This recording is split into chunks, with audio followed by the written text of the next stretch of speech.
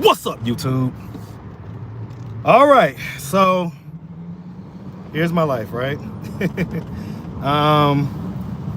So I am now, back working out at my apartments because going to the east side twice a day was just a lot, right? So I'm working out at my apartment. So I left my iPhone, in the house or whatnot, and worked out, came back, and I have a missed call, and I didn't recognize the number. So when I called the number back, the number was the security guard at Safe House. So I don't know if y'all remember when we was looking for EVITA, the security guard was really, really helpful. And he was like, hey, basically if I see her, I'll give you a call or whatnot. And so, hey, look what happened. Like, it's literally like a month and a half later, but he still has my number. And he just gave me a call, said, hey, that girl that y'all was looking for is up here right now.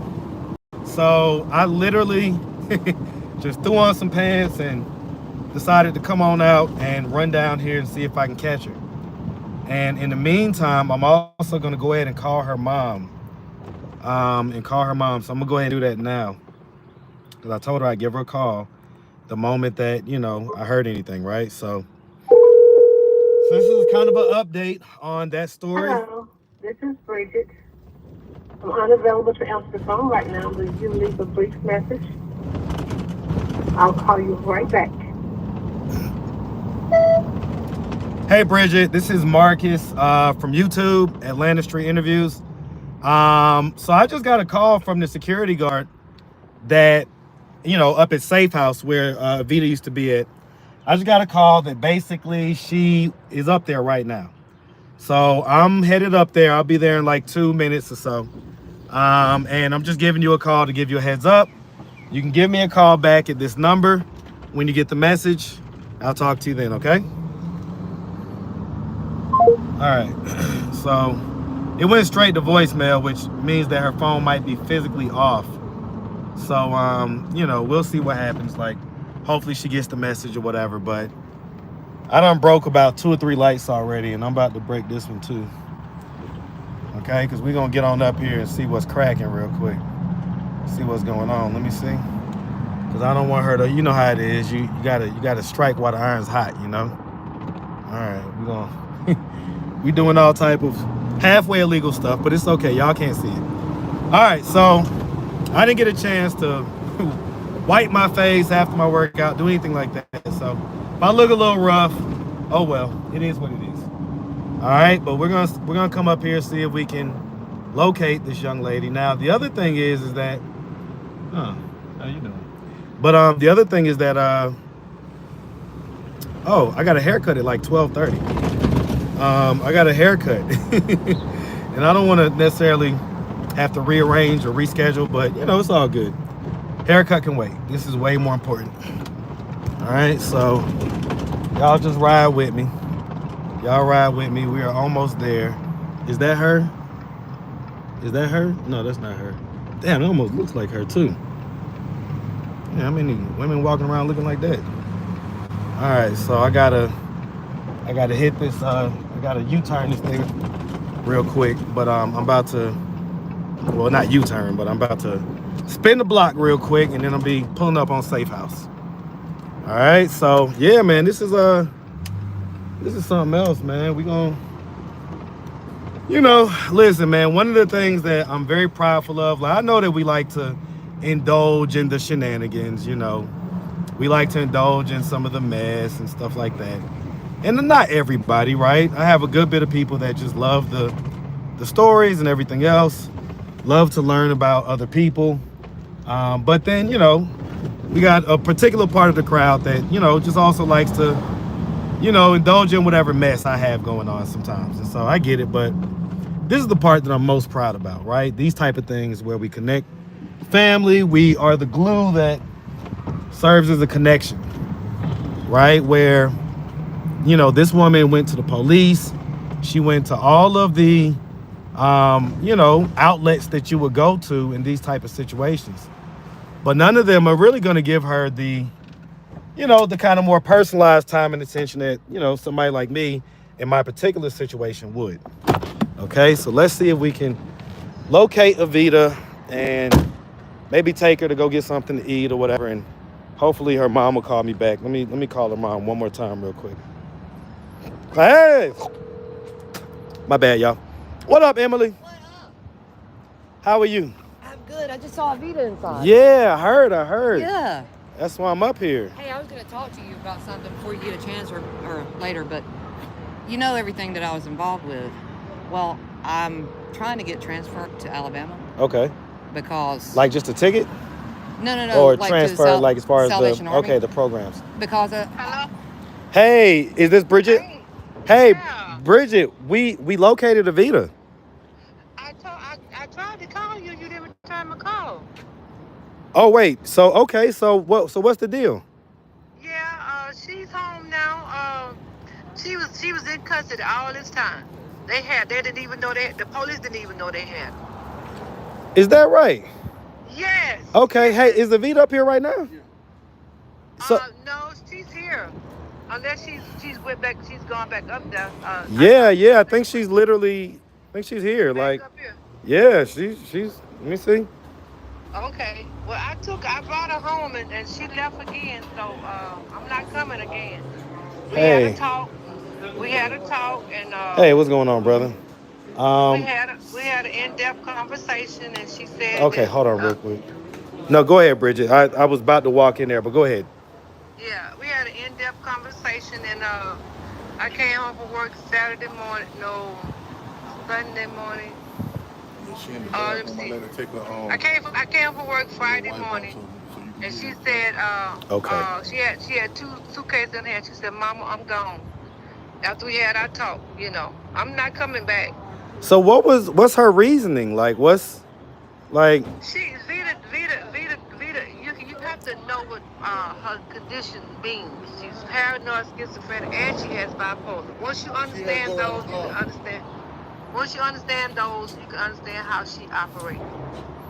The doctor said the part of her brain that says no does not work. So she thinks everything she's done is right. So after I had a long talk with her, I talked to her for about a week. We had a conversation, in-depth conversation. And she told me, she said, "Mama, I'm grown. I know what I'm doing. And I'll be all right." So I said, okay. The church celebrated her being back, and she left again. So I'm out of it. I'm through with it. I love her. I told her I love her. She said, "Don't say that, But I told her I love her, and I said, I'm here. I'll be here, but I'm not. I told her, I said, "Baby, I love you, but I'm not coming back. I'm 63 years old. I can't keep doing this. I can't keep doing this." So how long after we was looking for her did you locate her? I think I found Evita. I think I found Evita about 2-3 weeks ago. Okay, so it was And I still a good called little you. minute. Yeah, and I called you. Yeah, she just left this week. Last week. She just left last week. Okay, yeah, I may have missed the call. I'm sometimes I just get so busy. I miss all type of calls and communications. But wow. Yeah. Like the doctor told me, he said Evita is very sick, but she's very smart. He said he don't know how she made it this far. I said, by the grace of God. That's my stance. She knows she's very sick. She needs help, and I'm here. She knew her way back to Georgia. She knew her way back home. So you're saying that she was locked up the whole time? The whole time. And you went to all the different police stations and everything? I put that what's called that out on missing person, adult missing person on. I took it everywhere, and I said I did it on the 10th. She was arrested 3 days later, and the bolo didn't hit. That one of the officers said they dropped the something on you. They said they dropped the bomb on you or something. So to speak. Yeah. They said they dropped something. When they don't pay you no attention. Yeah, that's what it sounds like. Yeah. They didn't believe me or something. They just didn't think I was that serious about my daughter. So, but I was, I'm still here. You know, the church is still praying. I mean, we had a hallelujah. We tore the church up.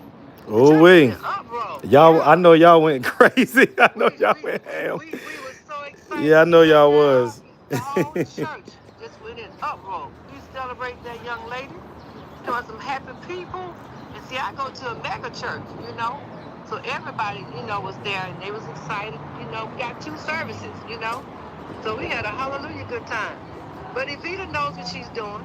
She knows what she's doing. I came there, I stayed for what, 2 or 3 months, you know. I Yeah, I found mean, her.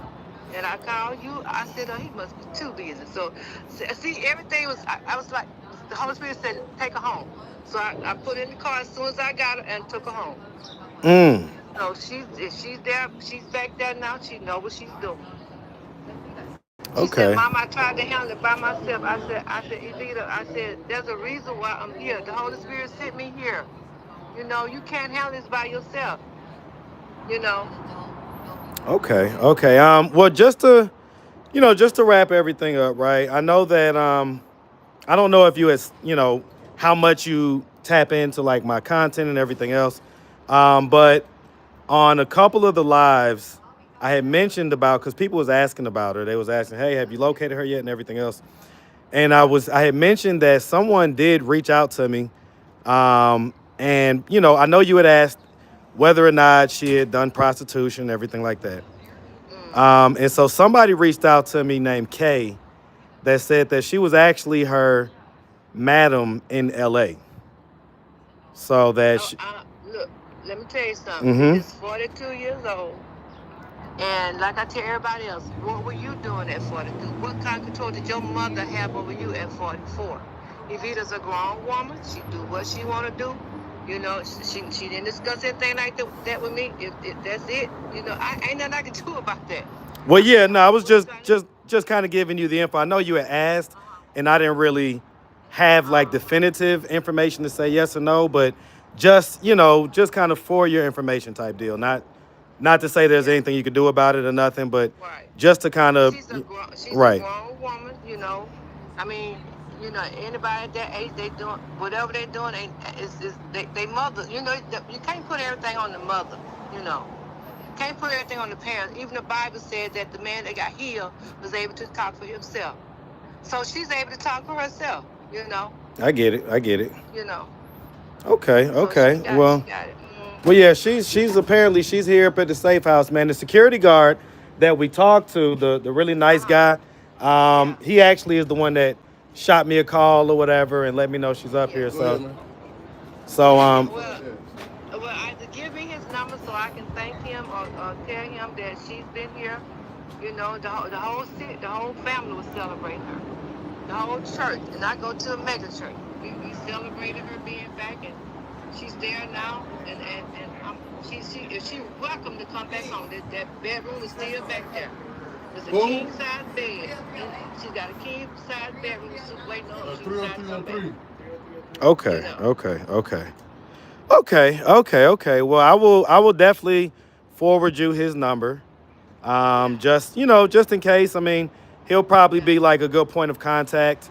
It seems Yeah. like she comes here when she knows that, she could just come here to get whatever resources, food, a little bit of Yeah. respite, bathroom, that type of stuff. So he's probably a good person to kind of be able to just tap in with every now and again and just make sure she's okay. Right. So Vita knows what she's doing. She's. I promise you, she'll have a job in about a week or 2, if not before. She's well organized. She's So well she, organized. okay. You know, Is she's that her got a right there? background in Okay. security. Okay. She's got a background in security and courier type work. She delivered packages for AgFest. She was making $305 a day. So with that kind of money, and she's working security, so she really don't have to be a madam or even if she was, that's beside the point. She's still my daughter, and I love her. Okay. So, All right. Well, listen, I guess I'm gonna see if I can talk to her real quick.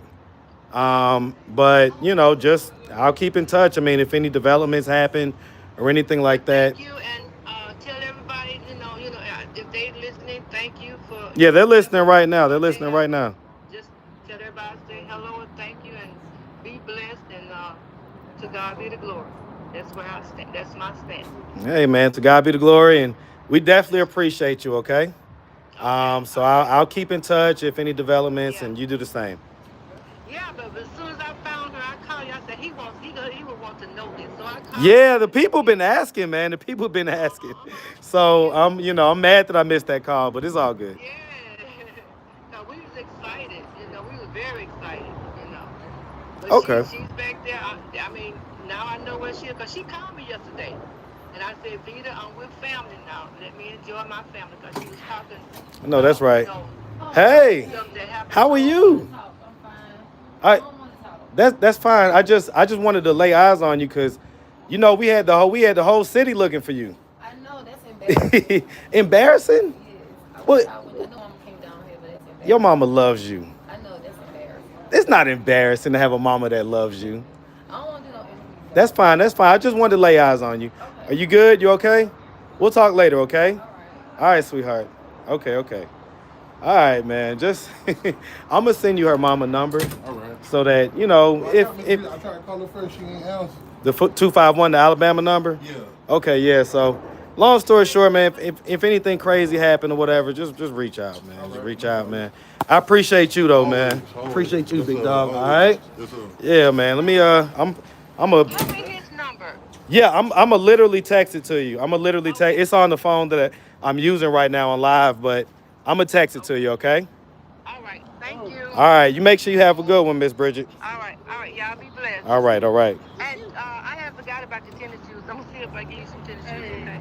Who you talking about? Me? Oh, don't worry about them shoes. I ain't worried about them shoes. You ain't gotta worry about that, okay? I did think about it. I'm gonna get him a pair of shoes. I just looked at those shoes the other day. I was like, I need to go ahead and throw those away. Yeah. It's all good. No, trust me, that was small price, okay? Okay. All right. Thank you for all you did. I appreciate it. Make sure you have a good one, all right? All right. Y'all be blessed. All right. Whew, all righty. All right. What y'all in here talking about, man? Okay. All righty. So let me. I mean, it's a nice enough day, but if I'm being on live, let me put this top up real quick. Put the top up. All right, y'all want to ride with me to go get a haircut since y'all talking junk?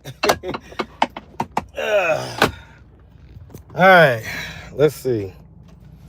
All right, y'all ride with me. Who want to ride with me? Put an R in the chat if you want to ride with your boy. All right, we gonna ride. Go holler at J-Rock. Since y'all saying I'm looking a little crazy, that's cool and all, but I'm about to be looking real fly in about an hour from now. Y'all know how black men haircuts work, right?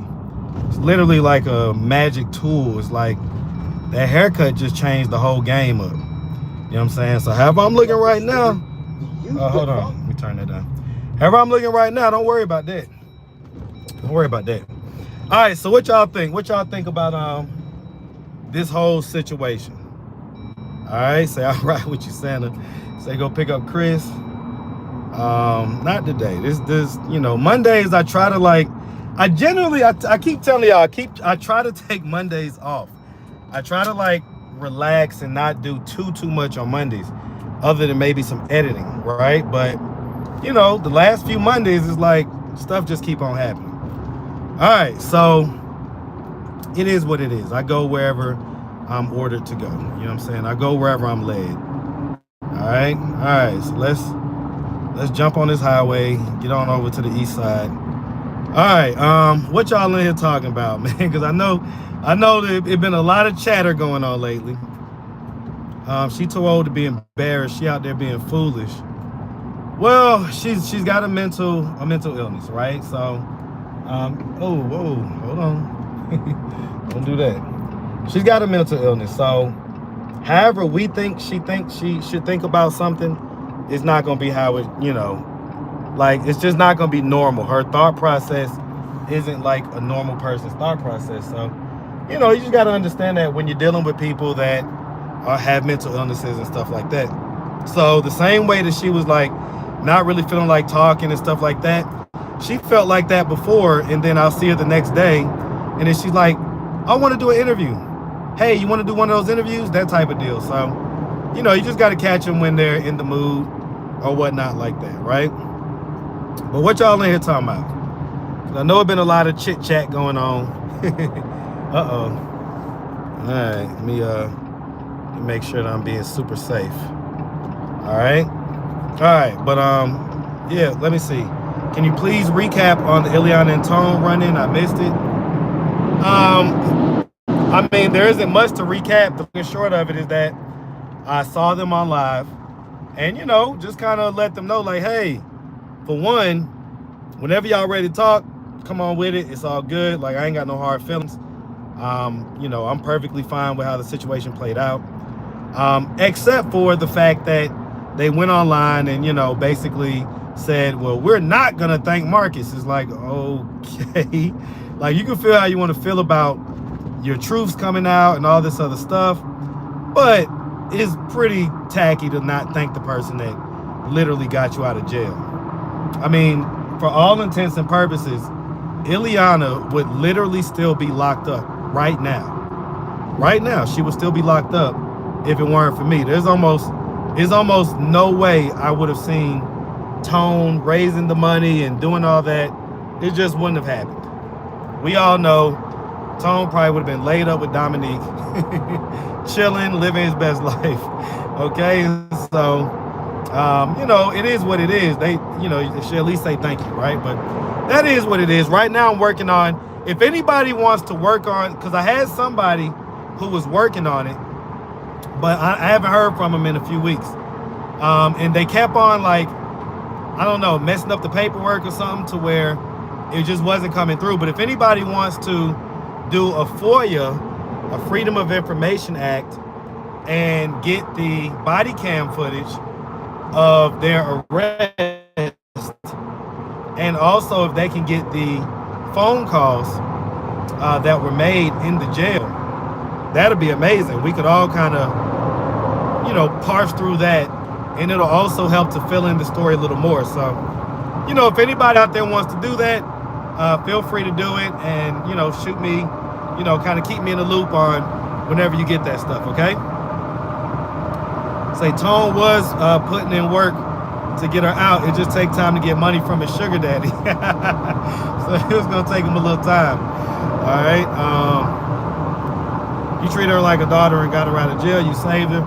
Yeah, I mean, well, that could be argued, right? Some people would say that being in jail may have been the best thing for her. You know, similar to Josiah's. So, you know, Josiah's was on a one-way ticket to a bad place, be it the grave, prison, this, that, or the third.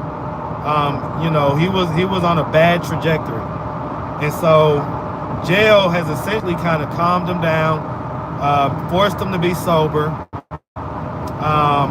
He's kind of super locked in with his relationship. So, you know, like a year in jail has probably done a lot more good for Josiah than it has bad. And, you know, some people can argue that with Ileana, maybe the same thing would have applied, you know. Maybe she would have had a chance to really kind of think about all this stuff, focus in on what's important, which should have been her son, and, you know, really doing everything it takes to be able to get back in her son's life. But, you know, that's not where things went, so we're just going to follow it and see how it goes. All right? And they eventually gave me a thank you, but it was because I said, well, hey, at the very least, y'all should say thank you. And that was in person. That was on the live. So that's pretty much what happened with that. But, you know, like I say, it's no biggie. We'll see kind of how that whole thing plays out. If it plays out, it's not a big deal to me. One thing about it, there's no shortage of different characters and things like that I run into doing what I do. So, you know, we're just gonna go with God's plan, whatever it is. All right. Let's see. This the 15-year-old that says life with Yoki. I doubt it. I doubt this is actually not Yoki. Right. So I doubt that this person that says life with Yoki is actually Naoki. right? We got some weird people online, man. People will literally make a whole profile and call it something with the person's name in it, and then be like, oh yeah, this is the 15-year-old. Okay, I doubt it. What do I do for a living, brother? You're watching it. This is what I do for a living. So I'm a full-time content creator, YouTuber. You know, this is what I do. All right. We know the Marcus. That's why I said leave her in there. Yeah, a lot of people did say that, but you know, I just kind of went with my gut at the time. What police department was involved? Fulton County. So Fulton County. So should be the either Fulton County Police Department or APD. So I think you would.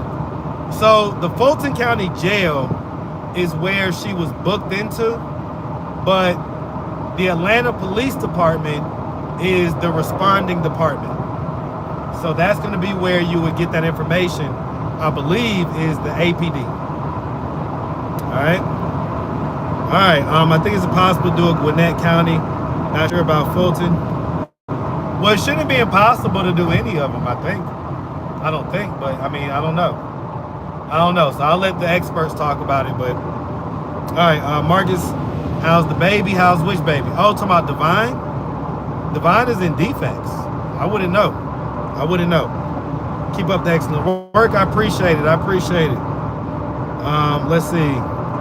Bilal going to jail would be the worst thing possible for him. Well, he's already went to jail. So Bilal is kind of the newest character on the channel. You know, the one that was kind of following Chris around and, you know, it's turned out, you know, is probably gay or whatever. So Bilal, who is from the islands, stabbed his older brother. So if you missed that interview, you gotta go back and check it out. But Bilal stabbed his older brother, so he did a little time in jail. And when he came out of jail, he was essentially ostracized by his family. And that's when he ended up out here at 5 Points. And out here at 5 Points is kind of the worst place for a young, impressionable kid because, you know, it's just a bunch of shit. It's a bunch of shit. It's a bunch of, you know, drugs and, you know, just sex with people that you probably shouldn't be having sex with. So that's kind of his deal. And we're going to just follow the situation and see where it goes. So that's the whole deal with him. You literally invited them to your house and threw a baby shower. Yeah, I know, that's crazy, right? Listen, man, if it's one thing that I've learned from this channel, it's that no good deed goes unpunished. No good deed goes unpunished. So when you do things for people or that may benefit people, right? Because it may also benefit me as well.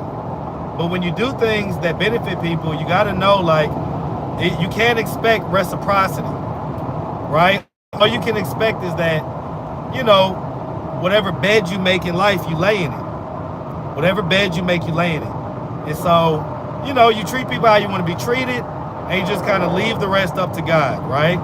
You don't try to dictate how people should respond to you or how they should feel about something that you did. Now, you know, like I say, the daddy in me is going to just be like, hey, you should make sure that you say thank you and be courteous to people when they do things for you.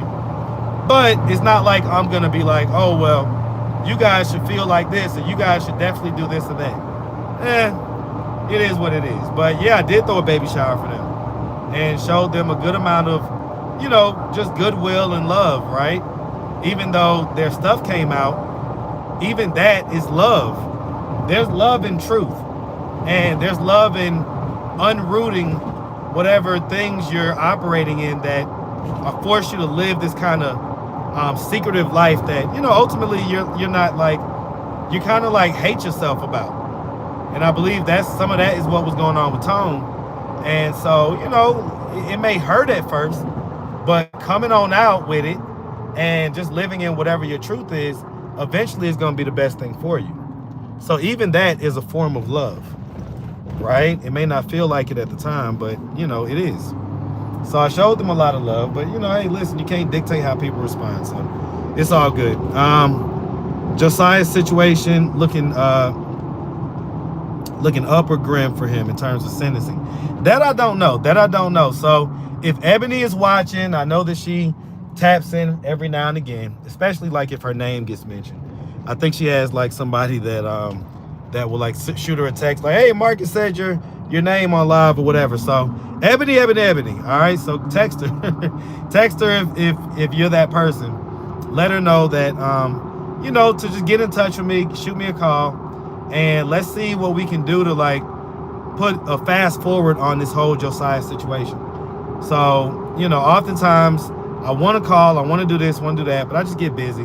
I have a lot on my plate, and I, you know, forget or I don't do it. So if Ebony can reach out to me, that'll kind of get the ball rolling. We can get the information to find out what we need to do to, you know, move Josiah's situation along. Okay, move it along. So what you do for a living, cause stop telling them people businesses. What the F, you could have did that. Stop lying on jail. All right, Lynch Street Success Mogul. Learn how to write. I'm not gonna try to you know, translate whatever nonsense you're talking about, okay? So let me scroll up. Oh, I missed the super chat. Hold on. Okay, Big Guns and Music with the $4.99. I love me a good $5 super chat. Let's see what he say. EA Zone 6, living in Indianapolis. Sending love to you, bro. Little bro Marcus in the chat. Hey, man, big shout out to Big Guns and Music. Middle finger with the 5-6. Hold on, y'all. I'm so sorry. Hold on.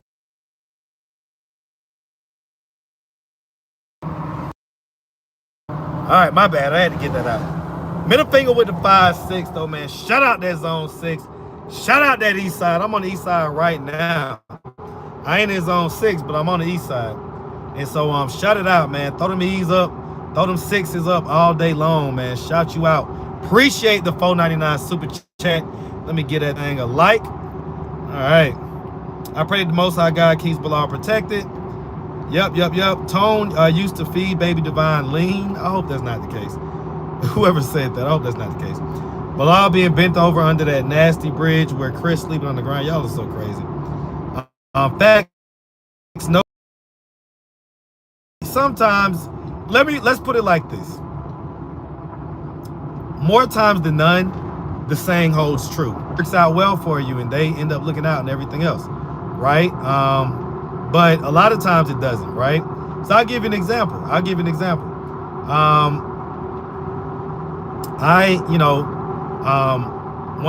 So me and ATV Vaughn, right?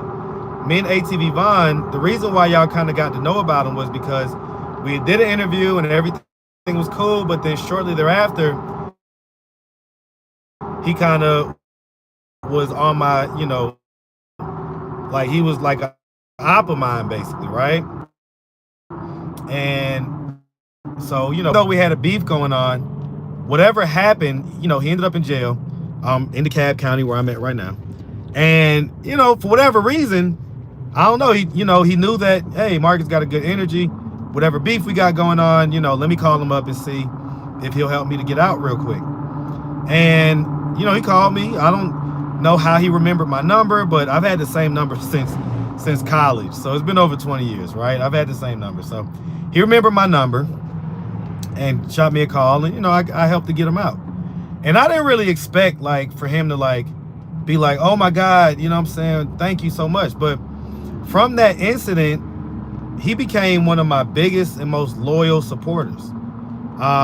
If anything was being said on the street about me, or if anybody like was trying to like pop some shit or whatever, he'll get buck on them, you know what I'm saying? He'll like shut that shit down real quick. And so they'll know like they can't talk that shit when he's around about Marcus, right? And I got several people that are like that. I got several people in the street where, you know what I'm saying, people are, oh, he this and that, or whatever.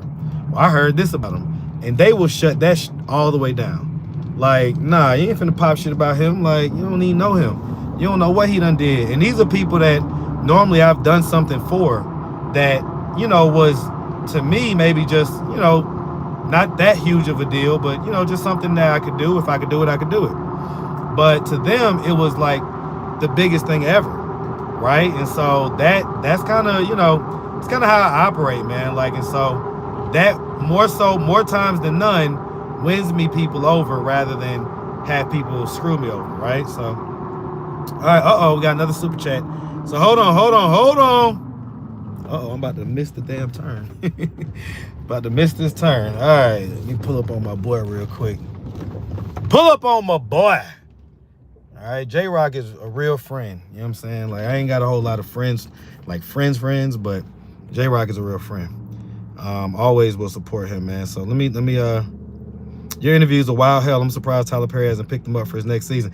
I don't know why ain't nobody reached out to. I'll be honest with you, man. Sometimes I be thinking about it. I'll be like, maybe it's just not meant for me to like be like super huge. You know what I'm saying? Like, I'm gonna stay in whatever lane God has for me.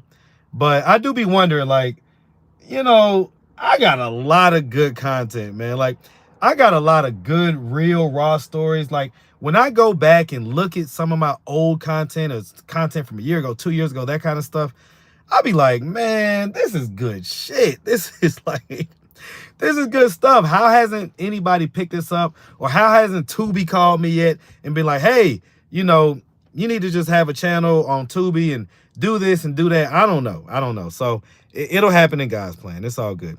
All right, but let me see this super chat. Okay, Jelly hit me with the $10 holler.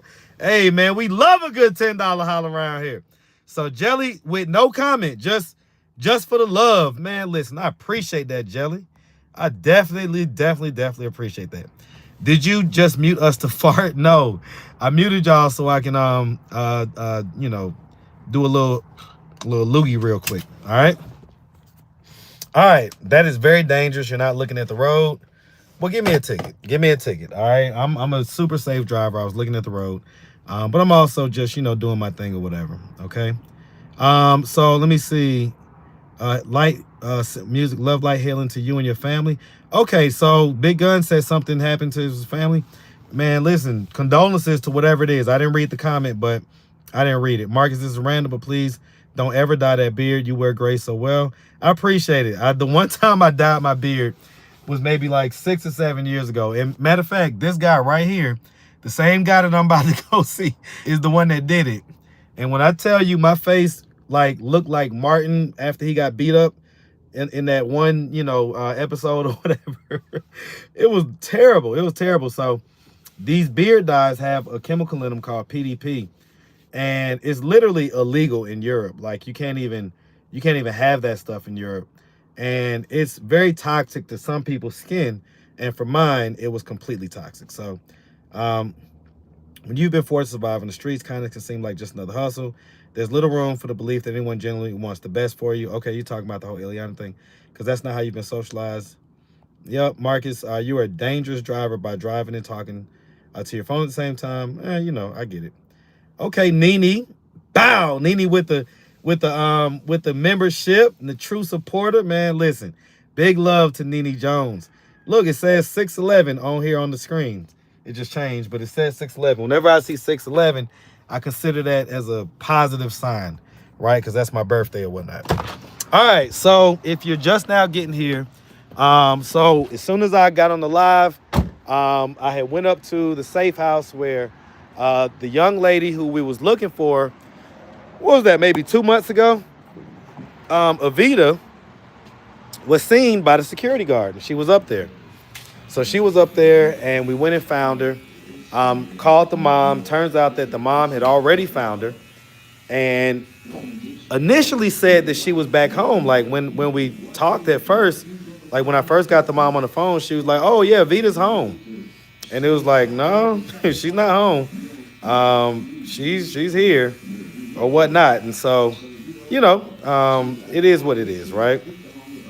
But so, yeah, we're going to kind of follow EVITA's story. And like I say, I'm sure at some point she'll be ready to talk and everything else like that. So, all right, let's see. I appreciate it. I appreciated Las Vegas interviews. Yeah, but yeah, here's the thing, right? As far as the beard and everything else, like someone said, I kind of like my gray beard, man. Like, it's kind of, it's you know what I'm saying? It's like, it's a little different. You say she's been posting on Facebook? Oh, you talking about the mom or EVITA? Talking about the mom or Vita? All right. So did you see her? Yeah, I saw her. I saw her. So if you wasn't here about 30 or so minutes ago, she was on the live and was basically saying, hey, I'm here. I don't really want to do an interview right now and nothing like that. But she was just, now I ain't gonna lie, she looked pretty bad.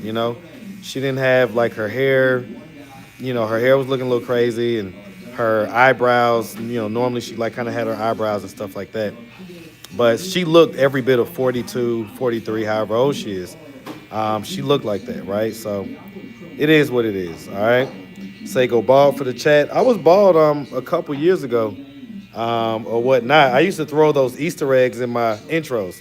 So when I call the Easter egg, guys, the Easter egg is like when I throw something in the intro that y'all may not notice, but it's just kind of like a little nugget. You know what I'm saying? Like, and it normally ties into like whatever, mess or whatever kind of gossip is going on or whatever like that. So there's an Easter egg right now in my newest intro, right? So if you look at the intro for, I believe, the stud video that I have up, that intro is nearly the same as the one I've been using, but it's like 2 seconds longer.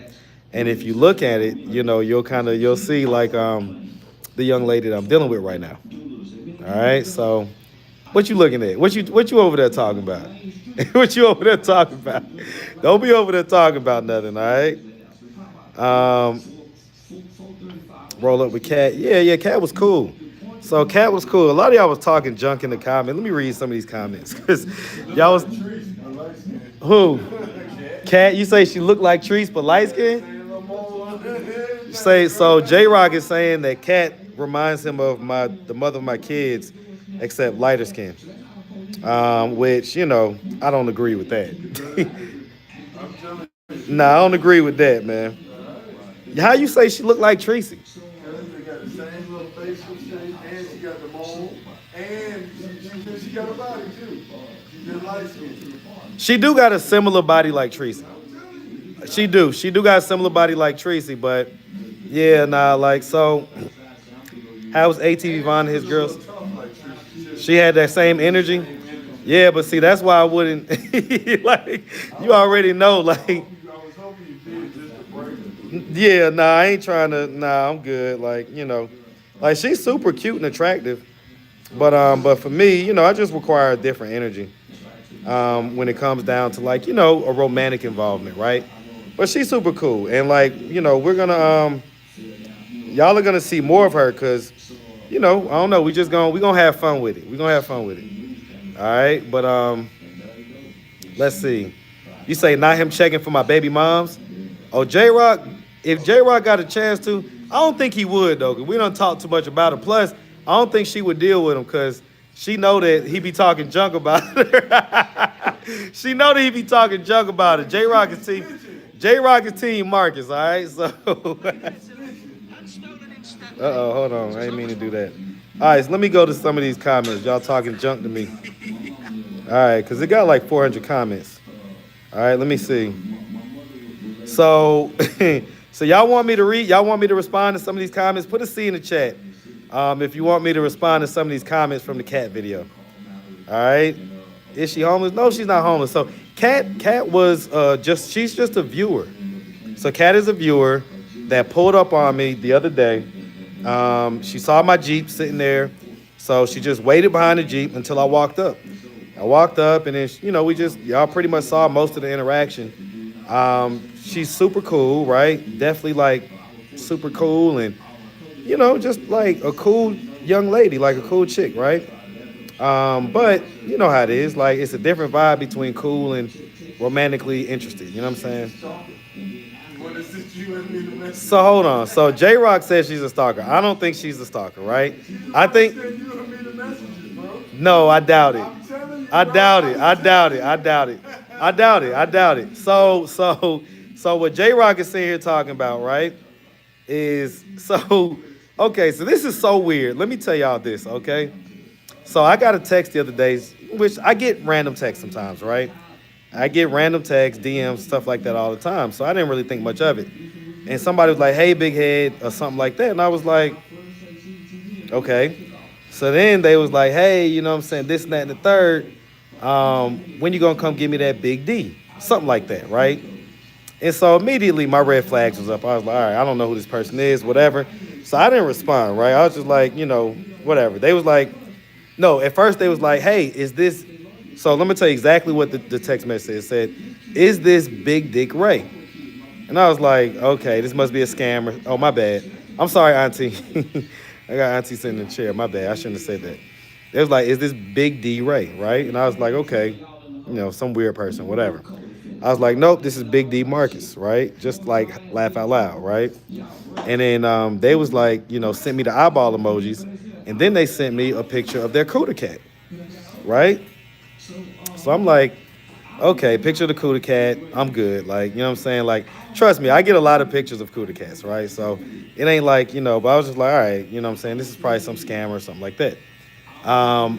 So then J-Rock, who I always see J-Rock here on the east side, like I hardly ever see him in the city, right? This J-Rock right here, y'all, okay? This J-Rock, this is my barber, this is my boy, this is my homie, all that stuff, right? So, so J-Rock randomly hits me up. Mind you now, we hardly ever get up in the city. So this was a rare event. J-Rock hit me up like, boy, I'm right up the street from your house, da-da-da-da-da. So I'm like, cool, I'm finna come and link up. You know, we're gonna take a shot real quick, right? So he was at this place called Beetle Cat to go get this expensive ass lobster roll because he rich, right? Lobster roll like $50, right? so y'all know he rich. So he went and got this $50 lobster roll, right? So, oh, shout out to AMZ KFB for the $5 super chat. Appreciate you, man. All right. And I think I missed a super chat earlier too. Let me see. I hate missing super chats because, oh no, I think it was a membership. Okay, I didn't miss a super chat. Jelly hit me with $10. All right, cool. So long story short, we sitting down, we done took the shot, so, and his lady done went to the bathroom. So now we, oh, she was sitting there. She was still sitting there. So he, you know, his lady right there, but it's like whatever. He's sitting there telling me like, hey man, I got this text. He trying to brag to me, right? He trying to brag to me. He like, yeah, man, you know, I'm popping. I got this text. Let me show you this text or whatever. So he thinking he doing something. He showed me the cooter cat. I'm sitting there looking. I'm like, Negro, I got that same exact cooter cat in my phone right now. And I literally put it out. I'm like, I am not joking. I pulled it out, show him the same exact messages. Okay? Showed him the same exact messages that he had with the same picture and everything. So whoever the weirdo is, and it might be one of the 700 people in chat right now, whoever the weirdo is that decided they was going to send us the same text, I don't even know how they got his number. Like, who do you know, J-Rock, that could have, like, sent me and you the same text? Who has your number? Nobody. Like, that is crazy. If they go into the past videos, they see that where they tone and everybody cut. Yeah. And so it could have been something like that. It could have been something like that, but that was so weird. Like, okay. I think it was Cat. So now you're going to have me having a beef with Cat because you sit here calling her a stalker and this and that and the third. So I don't endorse J-Rock's opinion, okay? I do not think it was Cat. I don't think, no, that wasn't the next day. So, no, I think it was the day before. Okay, it was Thursday that I went out with Kat. It was Thursday because I don't think the video went up till like, the initial video went up that same day because I had posted it before we went on the date. So that's how that all worked out, all right? All right, so, so that was a wild one. But anyway, okay, let me respond to some of these comments. Huh? Cat or Nia? You think Nia was the one that said Tone was trying to set us up? Okay, so let's respond. So I'm gonna do the top comments because these are the ones that got upvoted. All right, so okay, so good boy DLO says, or good boy D-Lo says, bro, you gotta take it slow, man. You're too thirsty. She's young and you come off as an old trick, my dog. Let shit be natural. Listen, for all y'all that said stuff like that, y'all must not get it. Like, for one thing, huh? Well, he say it ain't tricking if you got it. I ain't got it. Okay, and ain't one thing I'm not. I keep telling y'all. I know I joke around and stuff like that, but really anybody will tell you like I'm a cheap emmer effer. Okay, and you know I'll spend money on certain things, but I ain't just out here just tricking it off and stuff like that. That's not how it works. If anything, I trick off on my daughters. Okay, and so you know, hey, it is what it is. But that's not like that's not like the actual date that y'all would like. If you were with me on a date, that's not the actual date. You see that there was a period where we cut the camera and then we came back and the date was, you know, over, and you know, you saw how the energy was kind of a little bit shifted or whatever. So trust me when I tell you, I got it. I know how to. If anything, if anybody knows how to like deal with women, deal with people, have good banter, good conversation, know how to comport myself, it's me. Trust me when I tell you. And I ain't trying to like, you know, I ain't trying to brag or nothing like that. But the truth is, you know, I probably have a little bit better experiences with women than, you know, whoever good boy D-Lo is, right? And I ain't trying to brag or nothing, but that's just the truth, okay? All right, so the next one says, Hillary Dexter says, this woman doesn't really like you in that way. If anything, you're a joke to her. Well, I hear that, but she pulled up on me. I mean, what do you mean? Like, I didn't go out my way to, you know her, meet her, anything else. She put up on me. So that fact flies in the face of whatever it is you're talking about. She put up on me, and she, you know, ended up on a date with me. So I hear what you're saying, Hillary, but, you know, I like her. Marcus, she's out of your league, says Carla Poland. She said, I'm so out your league. Y'all don't know that song. That's an old, you gotta be in Atlanta for at least 10 or 15 years to know that song. But that's from FLY. I'm so out your league. I'm so out your league. I hustle nonstop. So much fatigue. Joe Montana plays. Bill Jackson rings. I'm so out your league. Y'all don't know nothing about that. That's some real ATL, you know what I'm saying?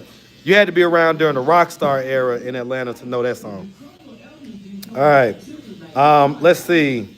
So, you know, I disagree, all right? She's not out my league. Okay, trust me when I tell you. Y'all don't know y'all don't know who I date. It's all good. Just know that she's not out my league.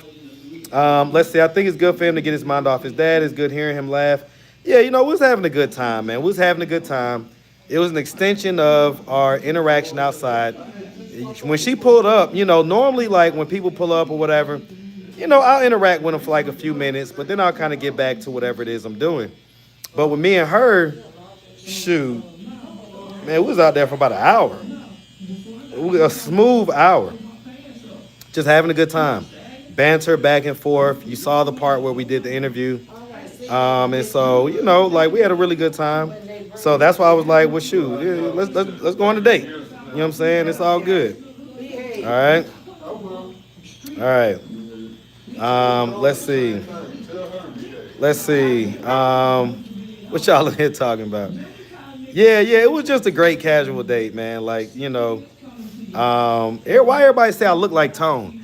J-Rock, you think I look like Tone? You say I'm dusty like Tone?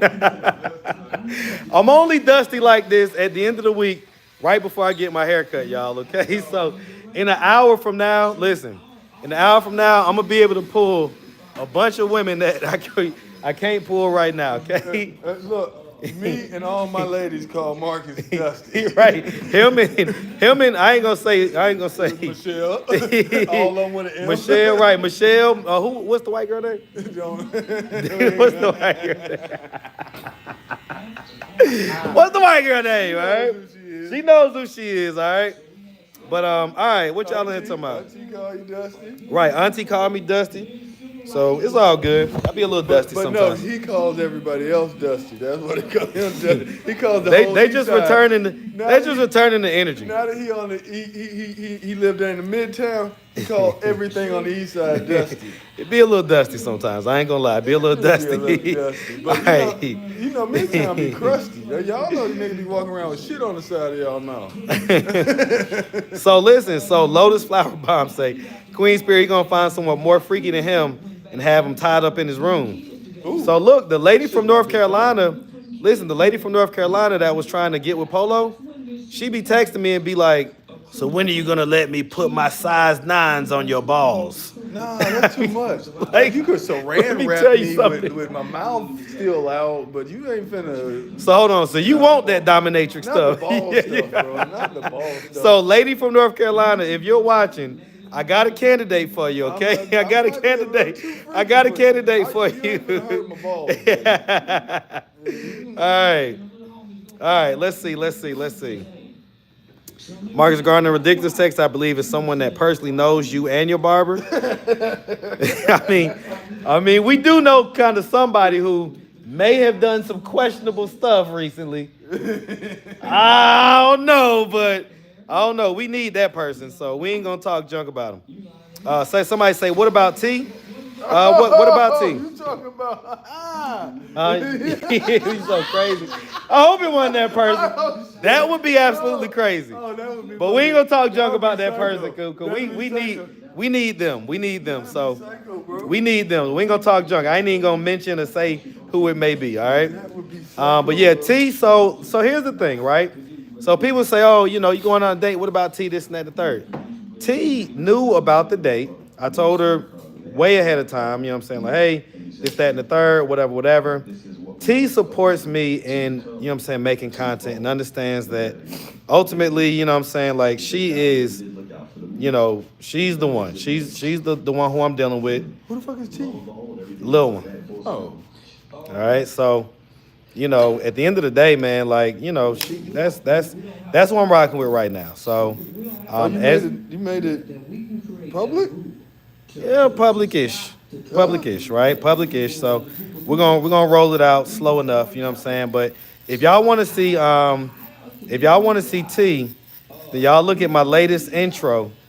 Y'all know I be having like them little, you know, 10, 12-second intros or whatever. And I extended the intro by 2 seconds. Not the one with your body on it. And now you put your face. Yes. Oh, I didn't see it. Okay, so that's the thing. It's an Easter egg, meaning So she just you gotta look. It's a quick little thing, but if you slow it down, you're gonna enjoy it. You're gonna love it. So Yep. But anyway, so you 12K anyway, bro. Just keep her on the team.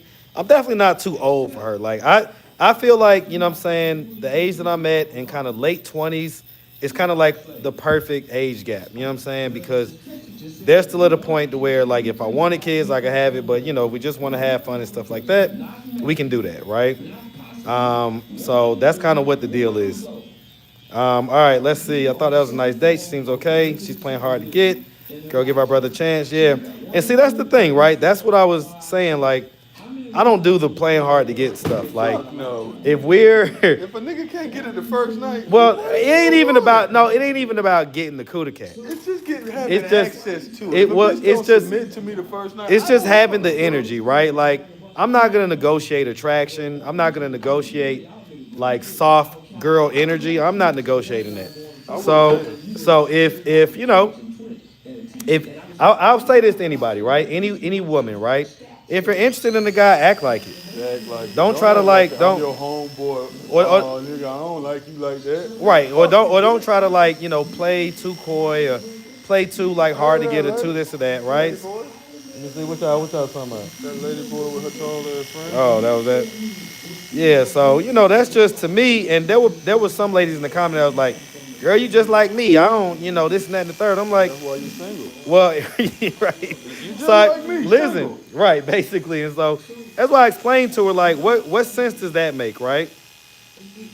Where imagine if I was saying, hey, you're not gonna get my masculine side until we go together, or you're not gonna get my masculine energy until we're, you know what I'm saying, like together, and you're my lady.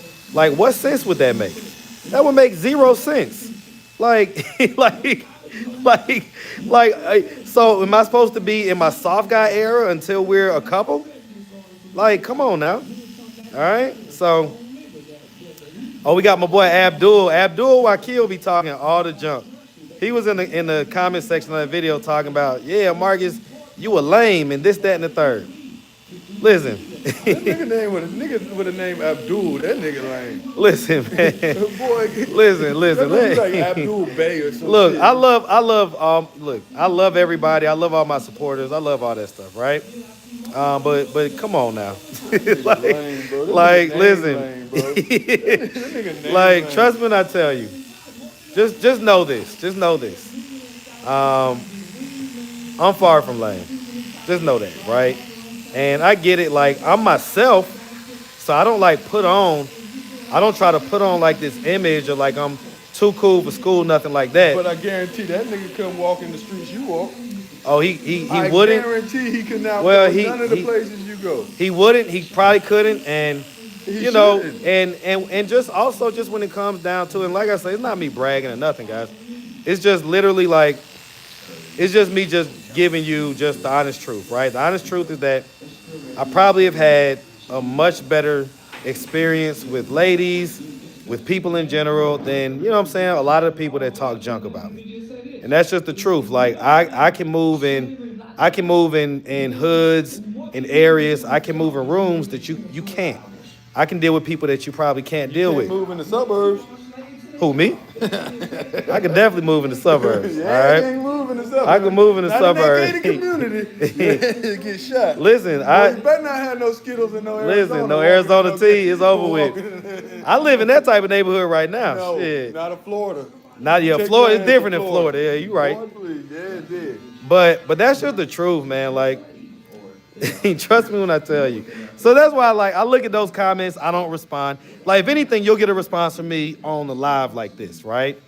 You'll get a response from me on the live, but it's definitely not gonna be like, I'm gonna respond to you in the comments and stuff. Like, dude, trust me when I tell you. Like, I'm pretty sure that I have a better experience with than you do. Why is the nigga even on your live? Like, why is he on your live? Well, it's okay. Look, it's all good. I want people on the live. I want to. But why does he have time to hate on a live? Like, That's okay. That's okay. Like that's bro, why what are you that's doing why we can clear this stuff up. You know what I'm What are you saying? doing with your life, my guy? That's why we can clear this stuff up. Hey man, you about to mess my life up with that joint. Shave beard so people don't think you granddaddy. I ain't gonna shave my beard, man. Like I love my beard at this point. Right? My beard, you know, for me, like, to me, I don't know. It just, like I said, it gives me a certain level of gravitas. Let my cheeks breathe. Bro, no Diddy, bro. Like say pause after some shit like that. Like this nigga said I need to let my cheeks breathe. Like, bro, like, go ahead on, man. Bro, I don't have to say no Diddy because I ain't gay, bro. Only niggas that are like bisexual need to We'll say no Diddy. Yeah, bro.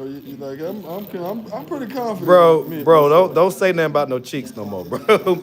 Don't say nothing about letting cheeks breathe, bro. You need to cut your jaws off. You need to cut the side of your face off. Okay, let me see. Hey man, blow your face out. You a blowfish. Pause. Bro can't say blowfish, man. God damn. Okay. What y'all in here talking about, man? So, but yeah, man. So, you know, it's all good, man. Like, I don't, you know, those comments is cool. But yeah, like, it was a fun date. It was a fun date, man. If y'all want to see another date with Kat, y'all put a K in the chat. Put a K in the chat. If y'all want to see another, like, fun time or whatever. Or if you want to go ahead and see T, like I say, there's two things. So one, depending on when I get off this live, because y'all know me, I mess around and do marathon lives, but I think I ain't gonna do one of it. I think I'm gonna chill and just, you know, eventually get off the live, right? Because I'm going to pick her up at a certain point or whatnot. We're actually supposed to work out later on, so, you know, I already did my workout earlier, but, you know, I'm gonna do a little workout with her too, so we might go live or put the camera time on that, something like that. But then, like I say, if you want to see her, say K Auntie. I know that's right, man. At the same time, let me get my 2-on-1 special going on. I think it can be done. Nah, but honestly, like I say, I so think it can be done. so here's the thing, and I told Kat this in person, and you know, some on camera, but definitely told her in person. You know what I'm saying? Like for me, I require, and I said this on the date, right? I require that whole like ego stroke and just all that stuff. Like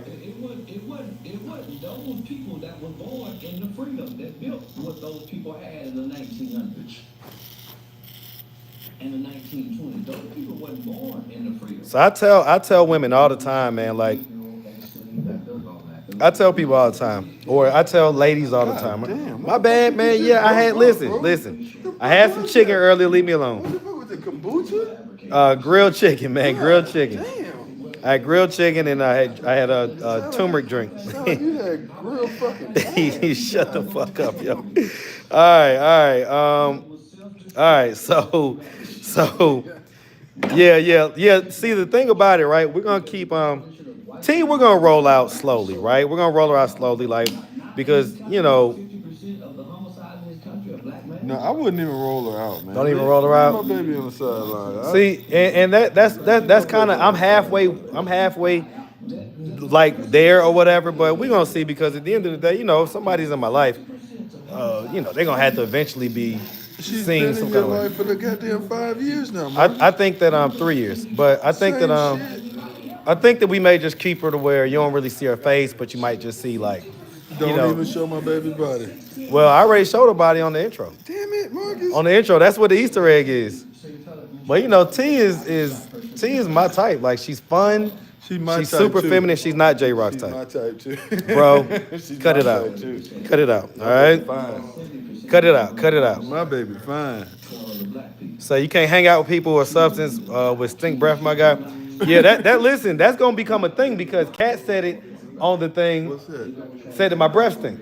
You smoke too much weed. No, don't do that. Don't do that. You- But that wasn't even the case. My breath didn't stink when she said it. Okay. He smoked She was literally he smoked trolling. A lot of herbs. So That she was nigga breath smell like herbs, first if of all, anything. watch it, all right? She was literally trolling, but then now with you saying something like that because I did burp, Oh. and the That burp was might what came have from your gut. the burp might have, you know what I'm saying, had some y'all know how grilled chicken could like kind of have a little stench or whatever, right? But my breath don't be stinking, y'all, okay? Don't let that be a narrative that starts to get formed, all right? All right, let me see what y'all talking about. So, not grilled ass. Listen, J-Rock be goddamn. J-Rock gonna keep me level-headed, okay? J-Rock gonna keep me level-headed. Keep her private so what y'all trying to build can have time to flourish authentically. So the foundation of our relationship is already in place. Yeah, a little bit. It's like a little bit hot. A little bit hot. But the foundation of what we got going on is already in place. So, that's good. But I get what you're saying. I'm for T staying private. Yeah, we'll probably keep it semi-private, right? So to the point to where, you won't necessarily be talking to her or nothing like that. She doesn't have social media for you to reach out to her or anything like that. But, you'll see her, you'll hear her, that type of stuff. You know what I'm saying? So, Marcus, you need some beard oil. Got the clippers sounding like shaving concrete. I hear that, copper. I hear that. Oh, look at the dog. See, he be trying to use the dog to get girls and stuff. J-Rock is a creep, y'all. All right, he got a dog just so he can go to the belt line and get non-melanated women. Okay, so that's literally his whole purpose in having that dog. Okay, like y'all be talking about I'm a creep. You gotta watch out for guys like him. Okay. All right, I'll read my comment, Marcus. What'd you say, Locked and Lovely? My bad. What'd you say? I missed it. Let me see. I missed it. Just if you don't mind, put it back in the chat. Just repeat it, because I missed it. I missed it, Locked and Lovely. Let's see. How do you feel about women calling you bro, nigga? Oh, man, that's yeah, that's like an automatic turnoff. Automatic turnoff, man. Like, me Mr. J, I don't want him. listen, that's an automatic turnoff. I'm gonna tell y'all something. T still calls me Mr. Marcus. Damn right. If they ain't put Mr. in front of my name. She still calls me Mr. Marcus. Now she knows me like hardly no other, but she still to this day calls me Mr. Marcus, or Papa. Or Lord. Or Just Lord. stop, I love okay? when they Just call me stop. Lord. Oh, Lord. Just stop. All right. I'm not in agreement with what he's talking about. Yes, you are. but I love that. I love that. You know what I'm saying? I love when I love that. Why haven't I settled down with T? So me and T went through just different periods, right? So, for a large period, I was still in my bachelor phase, and that was just something that it was what it was. Dad summer for 5 years straight. It wasn't a hot dad summer for 5 years straight. But 3 years straight. but I needed to get that out my system. You know what I'm saying? I was in a long-term relationship. I needed to get the bachelorhood out my system. For the most part, I did, right? Now, when I was ready to settle down with her, which was about a year ago from now, so this time last year, I was pretty much ready to like settle it on down. And at that point, she had a dude. She had got another dude. I was so fucking hurt. That nigga was hurt. Like, I was hurt, man. Oh, Like, man. I ain't gonna lie. I know. Like, we met up. You cried in the car. Shut up. You came here with puffy eyes. Shut up. All right? Talking about allergy Like, season. Nigga, no. wasn't even no pollen. Here's the thing. All right? I ain't gonna lie. I did cry. Okay? Shut up. I ain't gonna lie because, like, that hurt me, man. That had hurt me. Like, I was finally ready to settle down. Like, didn't even cry I was when finally, your ex shut got the up. I could care less about her getting the dude. I could care less. But T, I was so hurt, man, because T was my biggest supporter. Like, she was my biggest cheerleader. She was my biggest everything. So for her to, like, the thought of her, like, being, you know, with somebody else, up under somebody else, everything else, man, listen. Giving him everything you told her. Just stop. You're doing too much now, okay? You're doing too much, all right? You're doing too much, all right? but yeah, so that's what that was, man. That's what that was. You know what I'm saying? Somebody says, be serious, Marcus. You're not interested in having to settle down with a woman or any of these women. Be serious and keep it a buck. One thing about me, I keep it a buck. That gotta be Kim. Like, I super keep it a buck. So that was the whole reason why me and T didn't settle down at first, was because I kept it a buck with her. And I was like, look, I'm still, you know what I'm saying? I'm still in my phase, man. I'm still going to be dealing with different, you know, women and stuff like that. And, you know what I'm saying? Like, if you want to deal with me, it's probably going to be a while before, you know, I'm ready to settle down. And she understood that. And at times, it was like, hey, we're good. We're rocking heavy. And then at times, she wasn't feeling it. She wasn't feeling it. And so the last time when she wasn't feeling it, you know, just so happened this other dude ended up coming into her life. And so definitely not him. This other dude ended up coming into her life. And so when, you know, when I was ready to do something, she had a dude and she was, you know, trying to see what was up with him. So yeah, man, it was, whew, you talk about heartbroken. You talk about heartbroken. All right. When are you going on a date with a woman that makes $100K a year, since you can only get broke chicks? Abdul. Oh, again. Man. Is that Abdul? It's the same Abdul dude, right? Oh man. So that listen. nigga is hilarious. So listen. Stupidly broke and dumb and stupid. Why would he even Like, bring that up? you don't know who I date, Abdul. Like, I have been on many dates with six-figure women. And they coochie. Many no dates. good. Listen, many dates. They just too ugly. Now, and I will tell you the truth. Okay, I'll tell you the truth. It has nothing to do with income, but I'll say this. I have had better experiences overall with women that don't make six figures than I have with women that do make six figures. And it has nothing to do with like control or anything like that. Like, it's just about sometimes women that make six figures may have jobs that keep them occupied, you know what I'm saying? And they don't have the same amount of time to like pour into me or, you know, kind of reach out. I'm busy, they're busy. So if we're both busy and it's like, all right, well, nobody's really applying pressure or nothing like that, it is what it is. Sometimes it's just that, you know, the cootie cat just ain't that good. You know what I'm saying? Like, it's just never that good. It's just like I have much higher sexual chemistry with, you know what I'm saying, the chick that's just, you know, working at the restaurant place or whatever. Oh man, I don't even like him working. He's so stupid. He's so stupid. But What's going on? the point is that, like, you don't know who I date. Like, you can try to figure it out from YouTube or this or that, but you don't have a clue. And I've done all that. I've dated all type of six-figure women. You know, I've even dated a woman that I had to sign an NDA for. Okay, and I can't tell y'all like who it is or whatever. So, you know, just know that, like, you know, pipe it on down. I can't. Hit me Pipe up it on down. on my inbox. He ain't gonna tell you shit. Just hit me up. He ain't on gonna my tell you inbox. nothing. He ain't gonna tell you It's nothing. the great Mr. J. He ain't gonna tell you nothing. But AOL.com. he's not gonna tell you nothing. But just know this: You are completely wrong. Okay, completely I wrong. think he's completely stupid, bro. What is Okay. wrong with the guy? That's hilarious, bro. But Charleston White and the Dancer Project on the TV in the back, laughingly. Yeah. I Jay, like stupid stuff. hey man, we love good content here. You're so cute, Marcus. I appreciate that. Got to tell your females to drink more pineapple juice. Is that Abdul again? Nah, that's somebody else. To maintain optimal oral health, it's essential to visit your dentist biannually. So don't let J Rock trick y'all. I do not have stink breath, okay, guys? Like, He does. don't let that be a thing. No, Like, he doesn't. listen, I brush my teeth like 3 times a day, okay? Trust me when I tell you, I do not have stinking breath, He's okay? actually self-conscious about it. Like, trust me when I tell you, okay? Put that thing down. It is not getting him any girls. What you talking about? Babies burp, people belch. Y'all so crazy. Oh, you talking about the dog? Okay, so I must be way back. Oh, that dog be getting him some.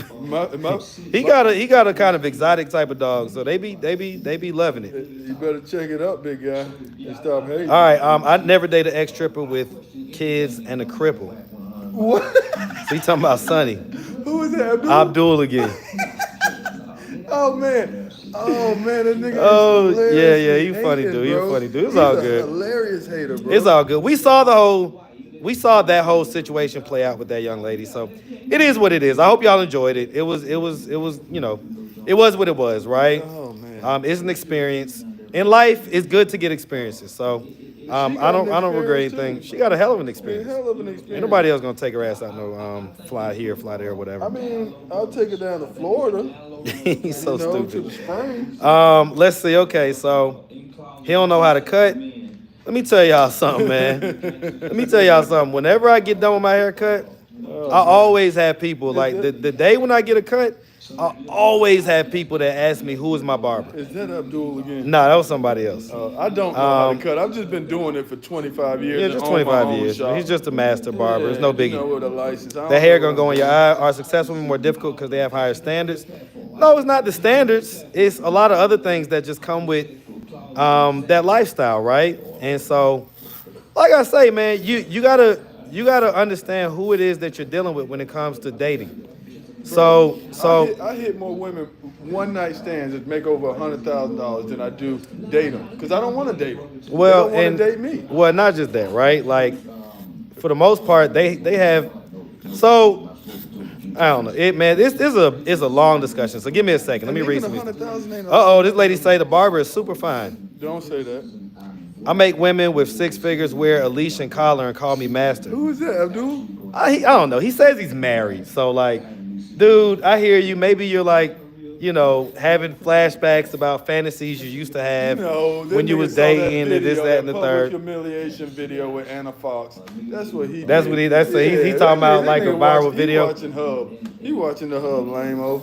So you watching? Oh, that's on Pornhub. Yeah, that nigga. Oh lame, yeah, bro. see, He's so I don't even lame, watch bro. Pornhub, so I don't know. Lame as hell, bro. Let's see. Don't explain to that fool. He's talking about so how it was cribbed. Yep. How you make things right with those women who said that you hurt them? You don't. I mean, listen, man. So mating and dating is a contact sport, guys. Mating and dating is a contact sport. Like, if it doesn't work out to where you end up married, then somebody got hurt in the process. You know what I'm saying? It's a falsity when people say, "Oh, it was a mutual, breakup." No, it was a little more on somebody's side than the other person, and so it's a contact sport. Somebody's gonna get hurt. That's how it works. All right. Somebody say, "Quit lying, Shamika. That barber ain't cute at all." That boy, that nigga, woo. All right, I never date. Okay, you talking about that? Okay, let me go back. What about the woman from the gym who was a physician? Yeah, like that's what I'm trying to tell y'all. Like, listen, trust me. So they're talking about you never met her, J-Rock, but the lady who bought me that outfit, Which outfit? that BMW outfit, the little jogging outfit. How you You know what I'm saying? So that's what I'm saying. Like they don't know. I thought you did that on your own because you were roasting me about my Man, cut it out. my Cut it clothes, out. and Cut it I out. was like, I'm colorblind. Cut it You out. like, That had you ain't never had a woman do this for you. You didn't tell me she bought you that kind of made my kids feel away because they was like, wait a minute now. Oh yeah. And then the mother of my kids, she brought it up like months later, like, well, you the one got people in the gym, da da da da da. And I'm like, Oh, she went to St. Jim? Yeah. She go to KD. Damn, you messy. I'm not messy. I ain't asked her for that. She bought that out the kindness of her heart. Well, you know what? When my lady buys me clothes, she buys my kids a whole new wardrobe too. So you ain't. Actually, she offered to take the girls out She shopping. should have. Well, that's what we was supposed to do it. Yeah. Like so she bought me a little outfit, and then Mookie's birthday was coming up, so she like offered like, hey, you know, school's about to start. Maybe we can go out and go get a few outfits. So, Damn right. and this is a lady that essentially is a millionaire. But she not 6 figures. No, she definitely makes 6 figures, but she 7 also is a millionaire. So she's a millionaire and she makes 6 You figures. don't have to prove that to Abdul. Well, I'm not having to prove it to anybody. Abdul Like Rahim Shabar. this is stuff that you know, this is stuff that from months ago. So you know, I don't have to talk about it, but I'll bring it up whenever it comes up. You like honeydew, bro? What you mean? Oh, talking about the fruit? Nah, I can't stand honeydew. It's like my least favorite fruit. Why you not reading my comment? What'd you say, Las Vegas interviews? Let me see. What did Las Vegas? Let me see. Let me see if I can find it real quick. If I don't find it, just put it back in the chat. Oh, Las Vegas interview says, what up with the barber? Okay, J-Rock. Who the hell is Las Vegas interviews? What you mean, man? Young lady, she a supporter. She does the same thing you do? I don't know if she does it like actively, but you know, 'Cause I've she been made a trying channel. I've been trying to come out to Vegas. Come out to Vegas? Yeah, one of my favorite places. All right, well, hey I man. don't want to come back when I get out there either. All right, well, hey, it might be the thing. It's the girl popping in the pink. Okay, so y'all went and saw the y'all went and saw the Easter egg that I got for y'all. So yeah, you can check that out. It's on my latest intro. Let's see. I think they're saying that you can get better. Well, what's better? See, y'all think that better means like a woman that looks, according to y'all, looks better. Now keep in mind that according to societal standards and according to our culture, right? We know that according to our culture, let's just keep it a buck. We know that light-skinned women gets more attention, gets deference. They get called pretty more often and this and that and the third.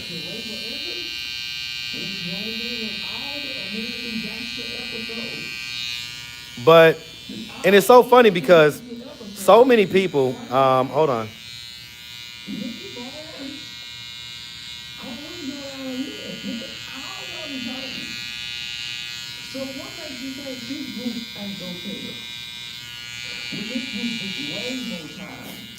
So the funny thing is that I get accused of being like a colorist sometimes.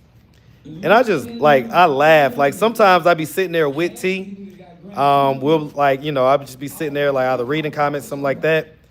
And it's so funny because we'll just sit there and laugh because if anybody knows my real dating history, they know that like I mess with dark-skinned women. Like that's my preference. And this is the only dark-skinned nigga I know that like dark-skinned women. Like love dark-skinned women. Black of the berry, sweeter the juice. Like that is 100% me. And it's not to say that I don't like lighter-skinned women or like I have anything against them or I don't find them attractive or anything like that. They be trashing big. Tell the truth. Trash bags. Well, I ain't gonna say that. I've had some. I've had some light skin. Cute to do that. I've had some light skin. I ain't gonna say that. I ain't gonna say that. Nope. I ain't gonna say that. Now J-Rock a freak, all right? J-Rock a freak. But here's the thing. I've definitely had some excellent light skin cootie cat. Like for real, excellent. So I'm not gonna say that, but yeah, dark skinned women do it for me. So when people say you can do better, it's like okay.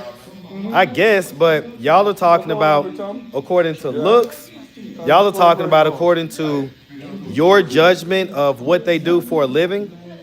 But here's what you don't get. To a guy like me, none of that matters.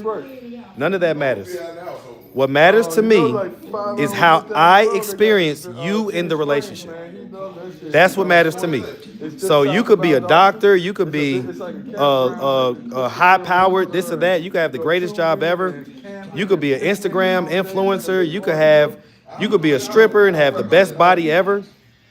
You could just be a pretty-ass girl that you know what I'm saying, like all the guys want and it's gonna look super good on my arm. You could be all that stuff. But if I don't experience you well in the relationship, none of that matters to me. Like, what good does it do me to have the finest woman ever, but like I don't get treated like a king, or I don't get effed the way I want to get? You know what I'm saying? Like the sex ain't banging the way I want it to be. Okay, and so the things that matter to me, like, again, like, trust me when I tell you, the things that matter to me, T is just heads and tails above most women. Most women. What matters to you? Don't do that. What matters Don't do to that, you? all right? Because we ain't going to get too crass on this live, okay? But just know this. The same way that there's some guys that, you know, some guys, they got 11 inches and they're super rare.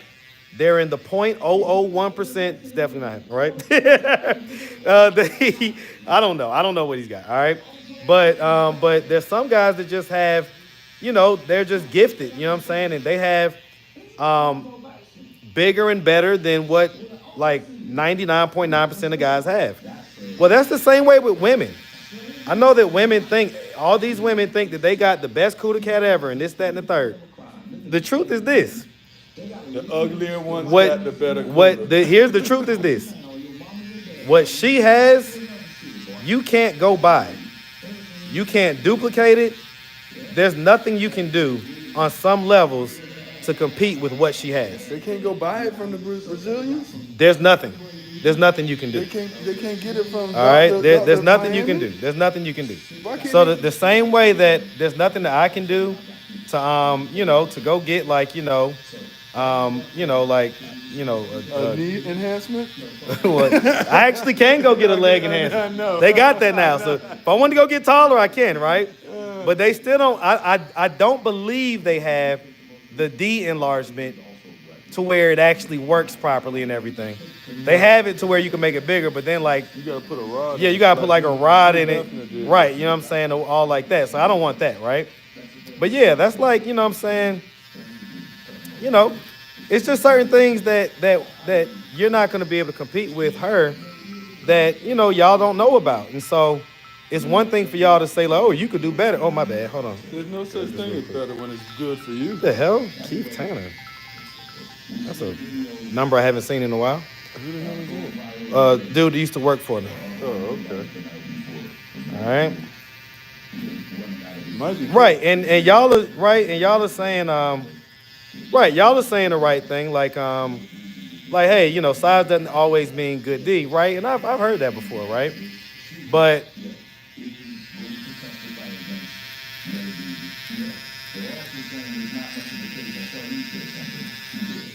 a good D with also a good size is going to be something that like just has an innate advantage over, you know what I'm saying, guys that don't have that combination. Well, you know, I heard And so it rings true the same with Cooter Cat. There's certain features that you're just not going to be able to duplicate, and it's like it's okay, like there's nothing really that can be done, and there's still things you can do to have like really good sex game, but there's certain things that you're just not going to be able to kind of quote unquote compete with.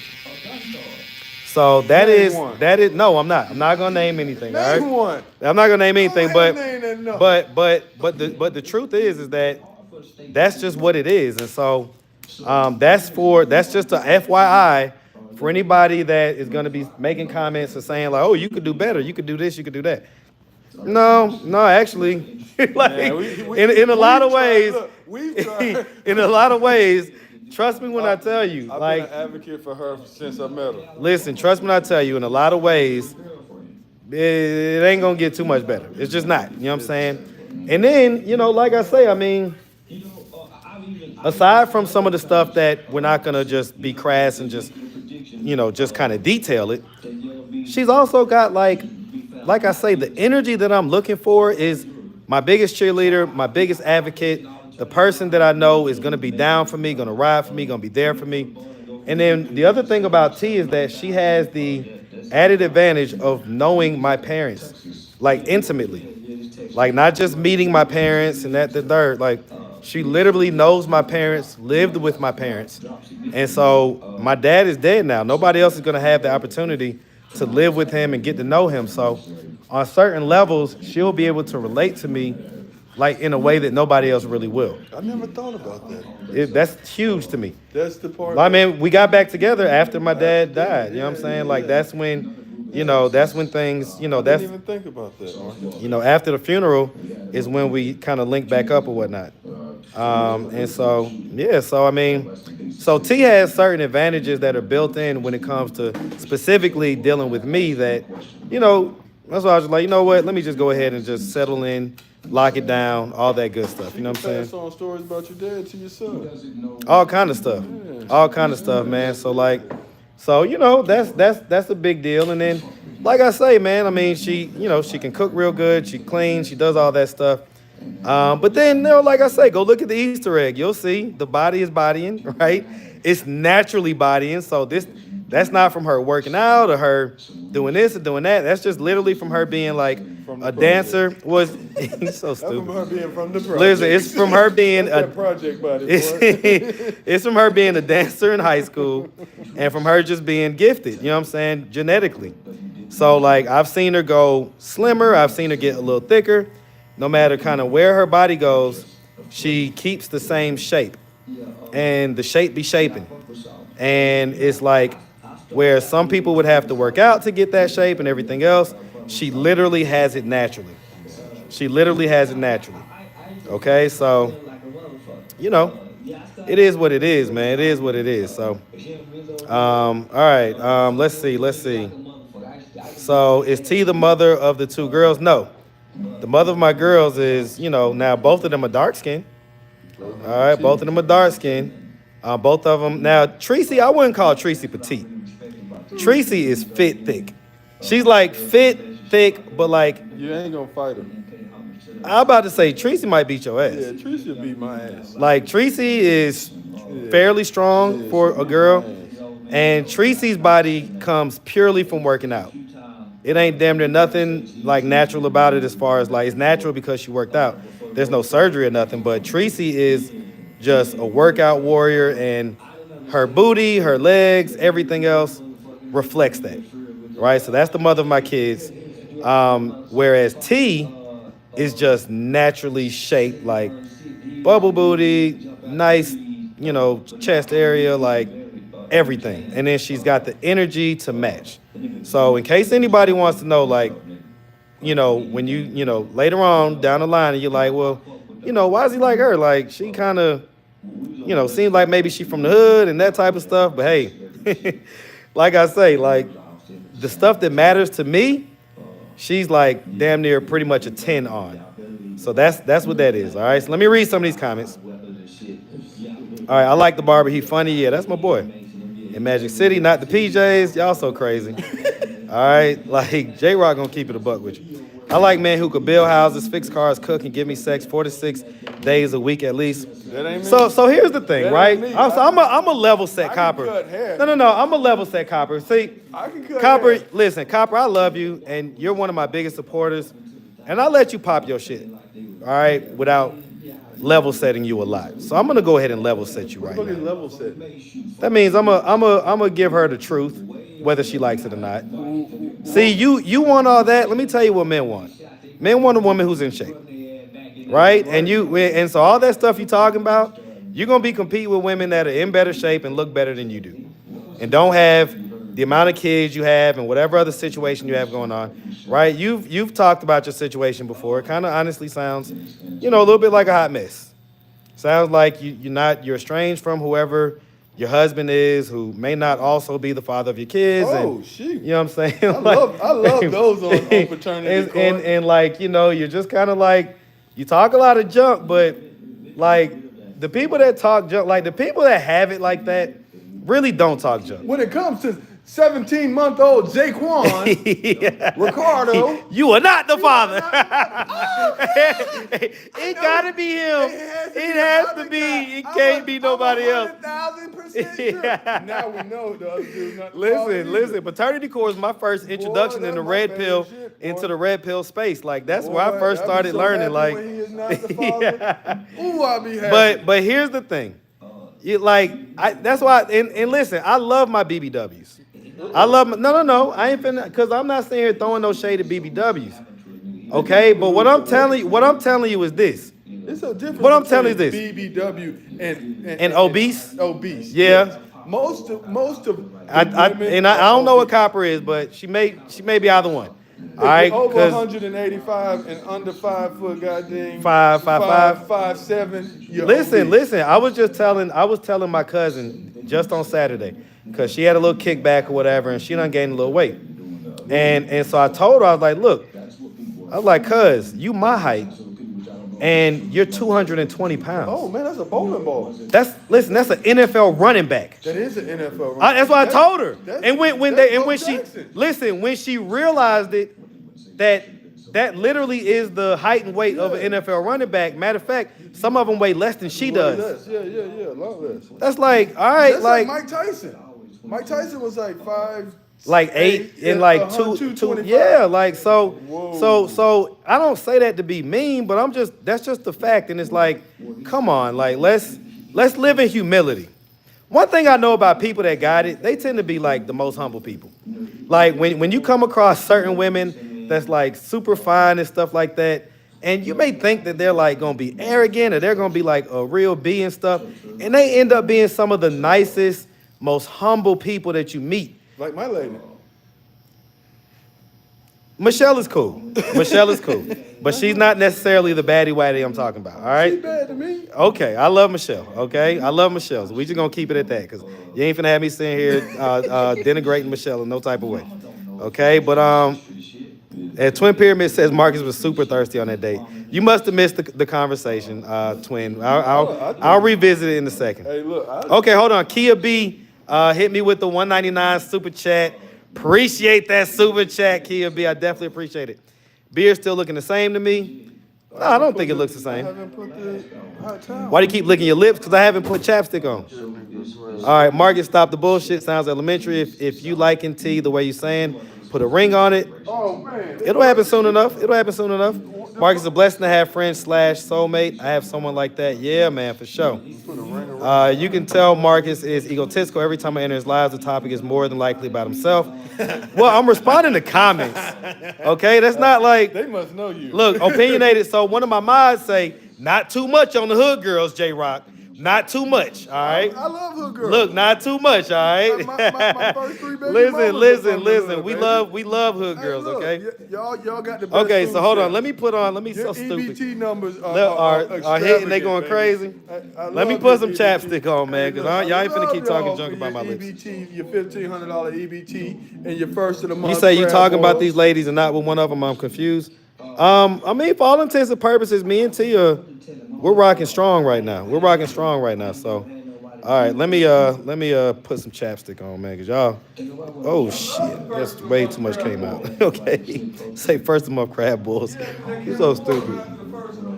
Okay, let me scroll up.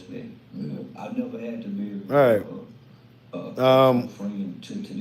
Let's see. Why you don't like hood girls? You lying? You don't like hood girls? Who, me? I'm with a hood girl right now.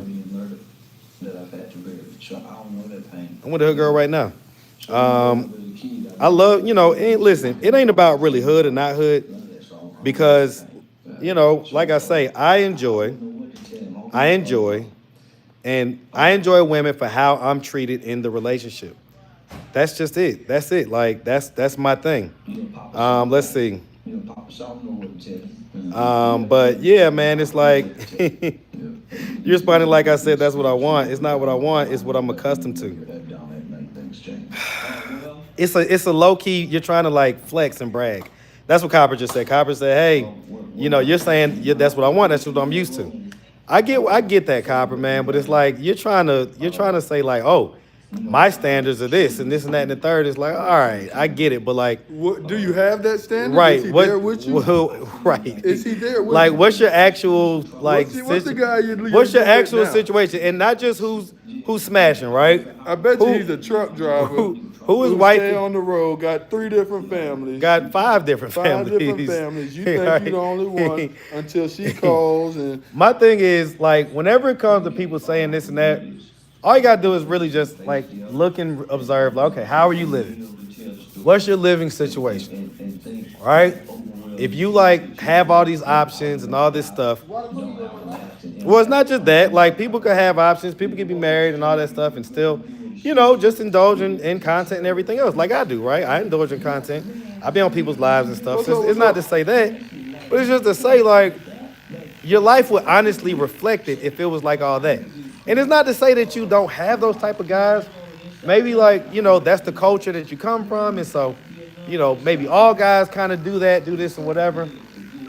But live in humility about it. boy, I ain't met a nigga that could build a house besides a Mexican. No, my dad could build Your houses. dad could build a house. The Right. thing is, have you seen him build a house since he was young? No, my dad literally built. I'm My sure. dad literally built half the house that my I'm mom sure, still lives in right I'm now. sure. That's, Like, he but literally guess built what? half the- He's half from the the house. islands, ain't he? Huh? He's from the islands, ain't He he? is. He's You from the ain't islands. finding American men knowing how Right. to build houses. You Right. gonna find a Mexican, a Caribbean. You gonna Right. find everything else but a Mexican black man. I get it. I mean, a American black man. Them niggas don't know how to build no house. I get it. I get it. We All can right. build you a shed. That shit might take us 3 weeks, but we can build the shed. He could put a shed together. Little YouTube videos. It'll take a couple YouTube videos. Now, low key, I can actually, you know, like, if I really, really needed to, I could build a room addition to a house, that type of stuff, right? Which, you know, if you could do that, you could possibly build a house, right?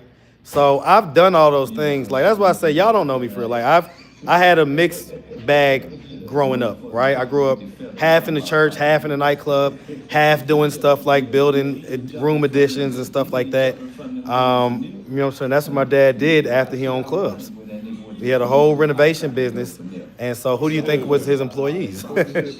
Okay, I guess, man, this part always. All right, man, this part always burns a little bit. Stop crying, bro. It's just the fungus dying.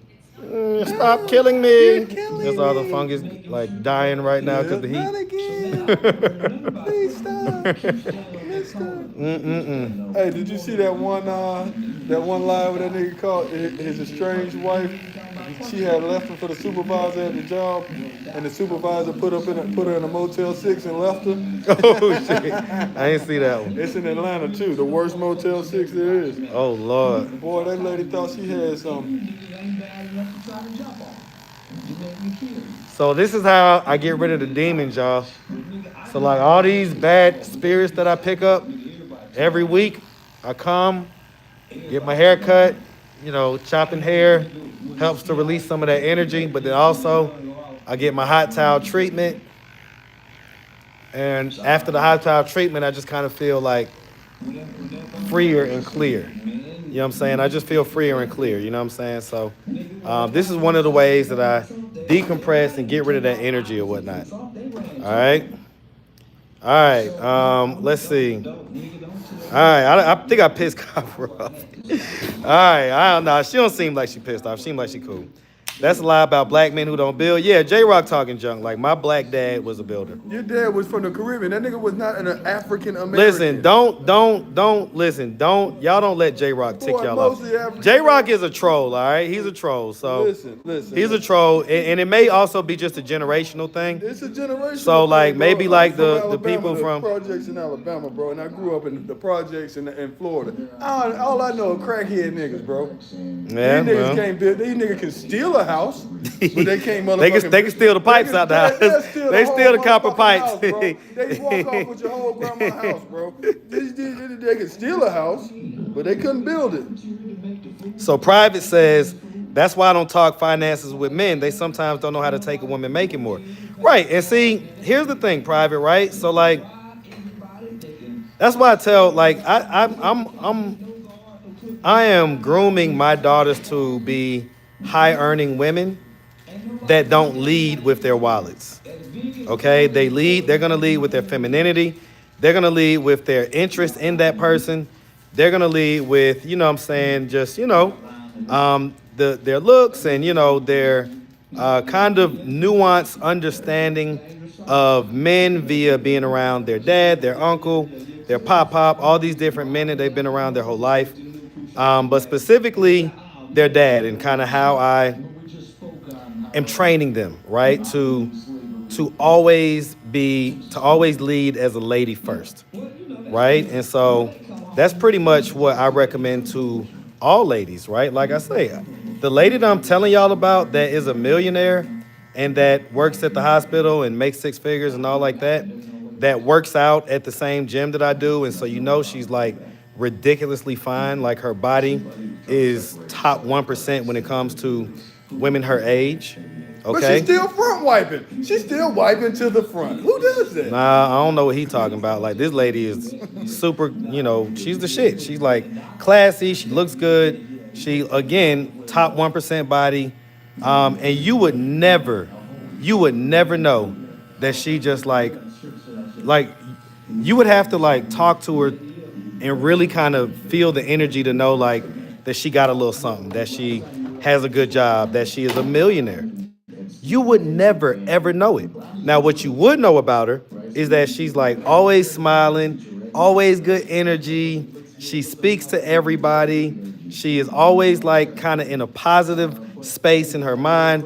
And even when the workouts are tough and, we talk junk about KD and stuff like that, it's still in good energy. Okay, that's what you're going to know about her. So, that's what I recommend for all ladies. Like, especially if you want a guy that's got some things going on about himself, is like, nobody wants to like compete, fight, or have this like unspoken competitive energy going on with their woman. And a lot of y'all, unfortunately, that's how y'all have come up. Like, especially some of y'all that y'all's talking about corporate and things like that. That's like, y'all carry the same energy that you have to have on the job. You carry that into your personal life, into your romantic life, and it's a turnoff. It's a turnoff. Nobody wants to deal with boss B energy in a relationship. I want to deal with a woman. I want to deal with a lady. I don't want to have to fight. I don't want to have to compete. Look at my man right here. How you doing, man? What up, bro? You good today? So I know you be doing your thing or whatnot. You married, man? Engaged. So you Engaged. So what do you think about what I'm saying? You an upperly mobile dude. You doing your thing. What do you think about what I'm saying as far as dealing with certain type of women and, like as far as like women who may like lead with their wallet or lead with their like kind of operate more in that boss energy, that somewhat masculine energy, right? What do you think about that? Let's see. I say you're gonna be challenged with it. It takes a certain kind of man to kind of put up with something like that. Let me not even say put up with something like that, but You said it right. You ain't got to rephrase yourself. It takes a woman who's financially stable that comes with, they come with their own bag, come with their own shit. I think it takes a certain type of guy to deal with that. Like my fiance she's not the breadwinner, but she can make enough money quicker than the career that I have. Right. So in the long run, I fully anticipate for her to be that type of person within our family. She's gonna be the breadwinner. But how does she treat you though? Like the man in the house. Right. So she doesn't treat you in that same energy. There's a healthy balance. Some of that I don't think is all women's fault. I think it is. There's some situations where women have been put in circumstances where they have to be. Yeah. Well. Here's the thing. Here's what happens. Where a guy hasn't provided, and so they feel like they pick those guys though. They pick them. They pick those guys. Pick them, and they keep picking here's them. the thing. Well, okay, a boss B almost no. They keep picking for sure. No, it is 100% the truth. A boss B more than almost anybody else will pick a guy that she can have a little something over, so that she can kind of have a little bit of control over him. She'll dress him up and just like him. He's an example. He's an example. His woman is what, 13 years older than him? 13 years older than him. picked him up when he was dusty. Okay, and moved moved him into her spot. She had a house and this, that, and the third in the suburbs. Nice bought him in and you know, he was able to drive nice cars, all that stuff or whatnot. And she exerts a little bit of control over him at times. When I was out with him, what was about 3 months ago, and we was out. It's like when the clock struck midnight. Oh, I had to go home. It was like Cinderella was calling, boy. Boy, that man pumpkin turned the Range Rover turned into a pumpkin. The clothes that he had on turned into like that man had to go home. We had to end the night, okay? And so that's how a lot of women operate. Like women that do make that six figures and stuff like that. I ain't gonna say all of them because, like I say, I've met women like the lady I'm talking about at the gym who has more money than what a lot of these women have, but still is completely in her feminine energy. But what happens often is women that have money want to control men. They want to control men. So that's why that's like, you'll find a lot of ladies that date inmates. Oh, yeah. That date inmates because they know that he can't get nowhere. He can't, like the competition is little to none, you know what I'm saying? And so, hell, two of them recently have been in the news for being unalived. For being unalived. Like two of them were unalived at the same prison on a conjugal visit. Conjugal visit. Same guy? No, two different guys, but still, it happened at the same prison, like 3 months apart. They must have been boyfriends. Are you messing with a girl? No. This was 3 months apart. So this is just two separate incidents. Okay. But yeah, like a lot of ladies want to, because that's how they grew up, right? So the generation that we're dealing with now grew up in mostly single women-led households. Yeah. So if they had a brother, what they saw was, and this has been proven. No. The mom tends to coddle the boy, right? The mom tends to coddle the boy, so they tend to come up a little softer, a little less masculine, a little more expecting women to like work and do this and do that, right? They want their baby boy. They want their woman. They expect their woman to do the same things they saw their single mom doing, which was essentially taking care of the household, running the household. Yeah. Okay, and then the women who see their single mom doing this know that they're gonna have to be tough and be the man of the house. So that's the energy that they operate in at a default level. That's just their default. A lot of them have to learn how to be softer and less masculine. And so, you know, what happens is they work to get to this place to where they've positioned themselves as six-figure women and stuff like that.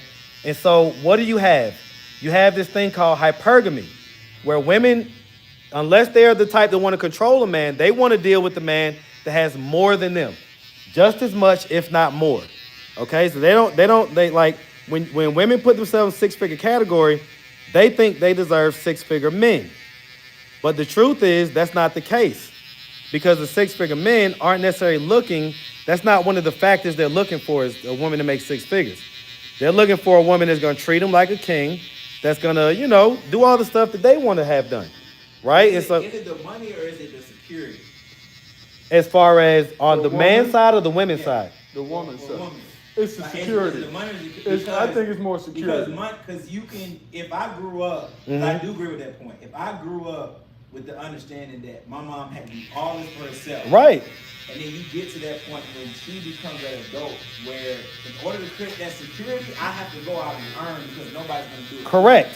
So is it just the idea of security? Because money doesn't always create money creates freedom. Right. But it always creates security. Right. So a woman can have six figures, but if she comes across a guy who can't provide security, that can't allow her to feel that feminine energy, right, step into that space and allow her to be soft. See, so I'm gonna tell you.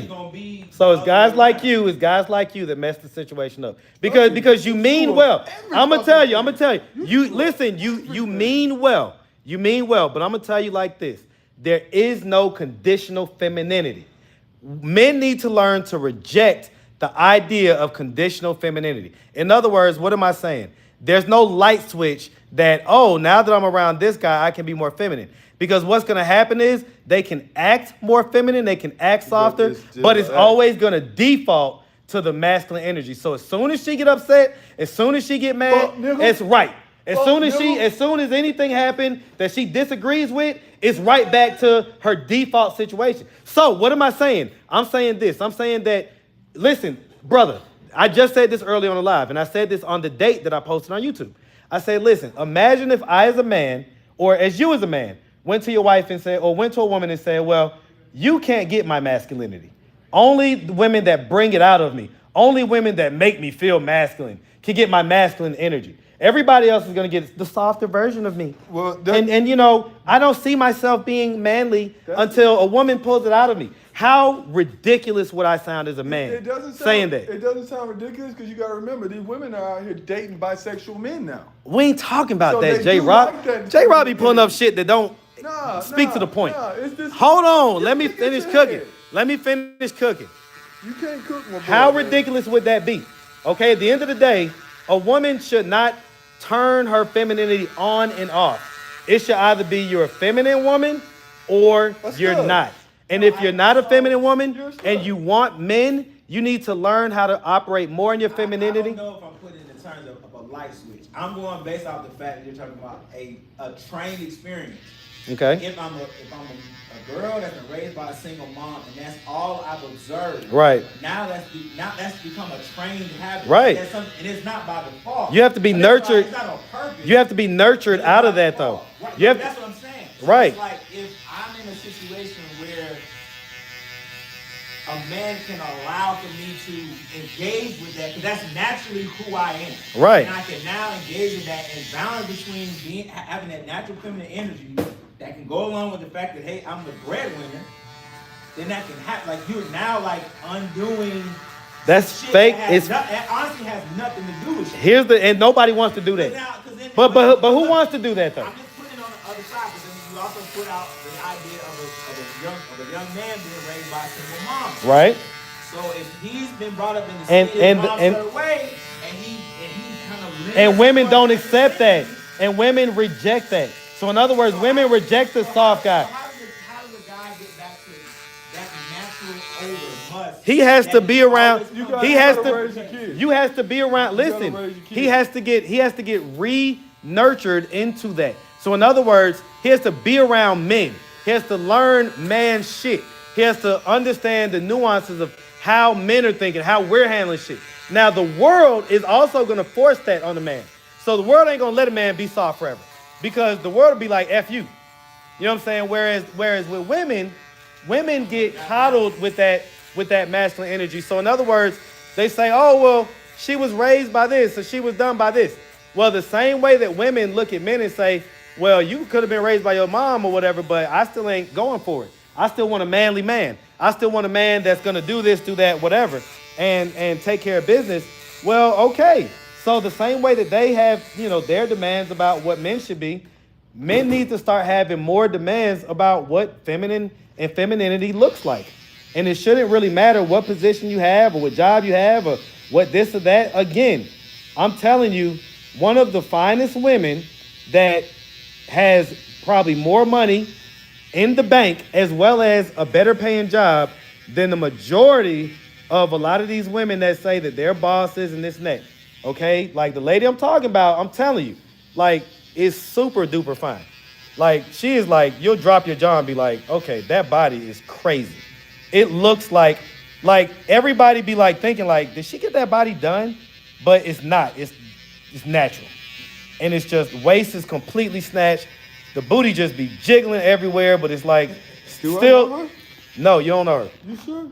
You ain't been to the gym in years. Can I meet so her? you never met her. Can I meet Okay, but here's the thing. She sound good for me. Here's how she I like became. being taken Listen, care of. here's how Can I she take became a you? millionaire. She became a millionaire because she was married to this super Salty. high-paying physician, this plastic surgeon, right? This plastic surgeon that like this dude was like out of this world. Like they like used to live in France and all type of stuff.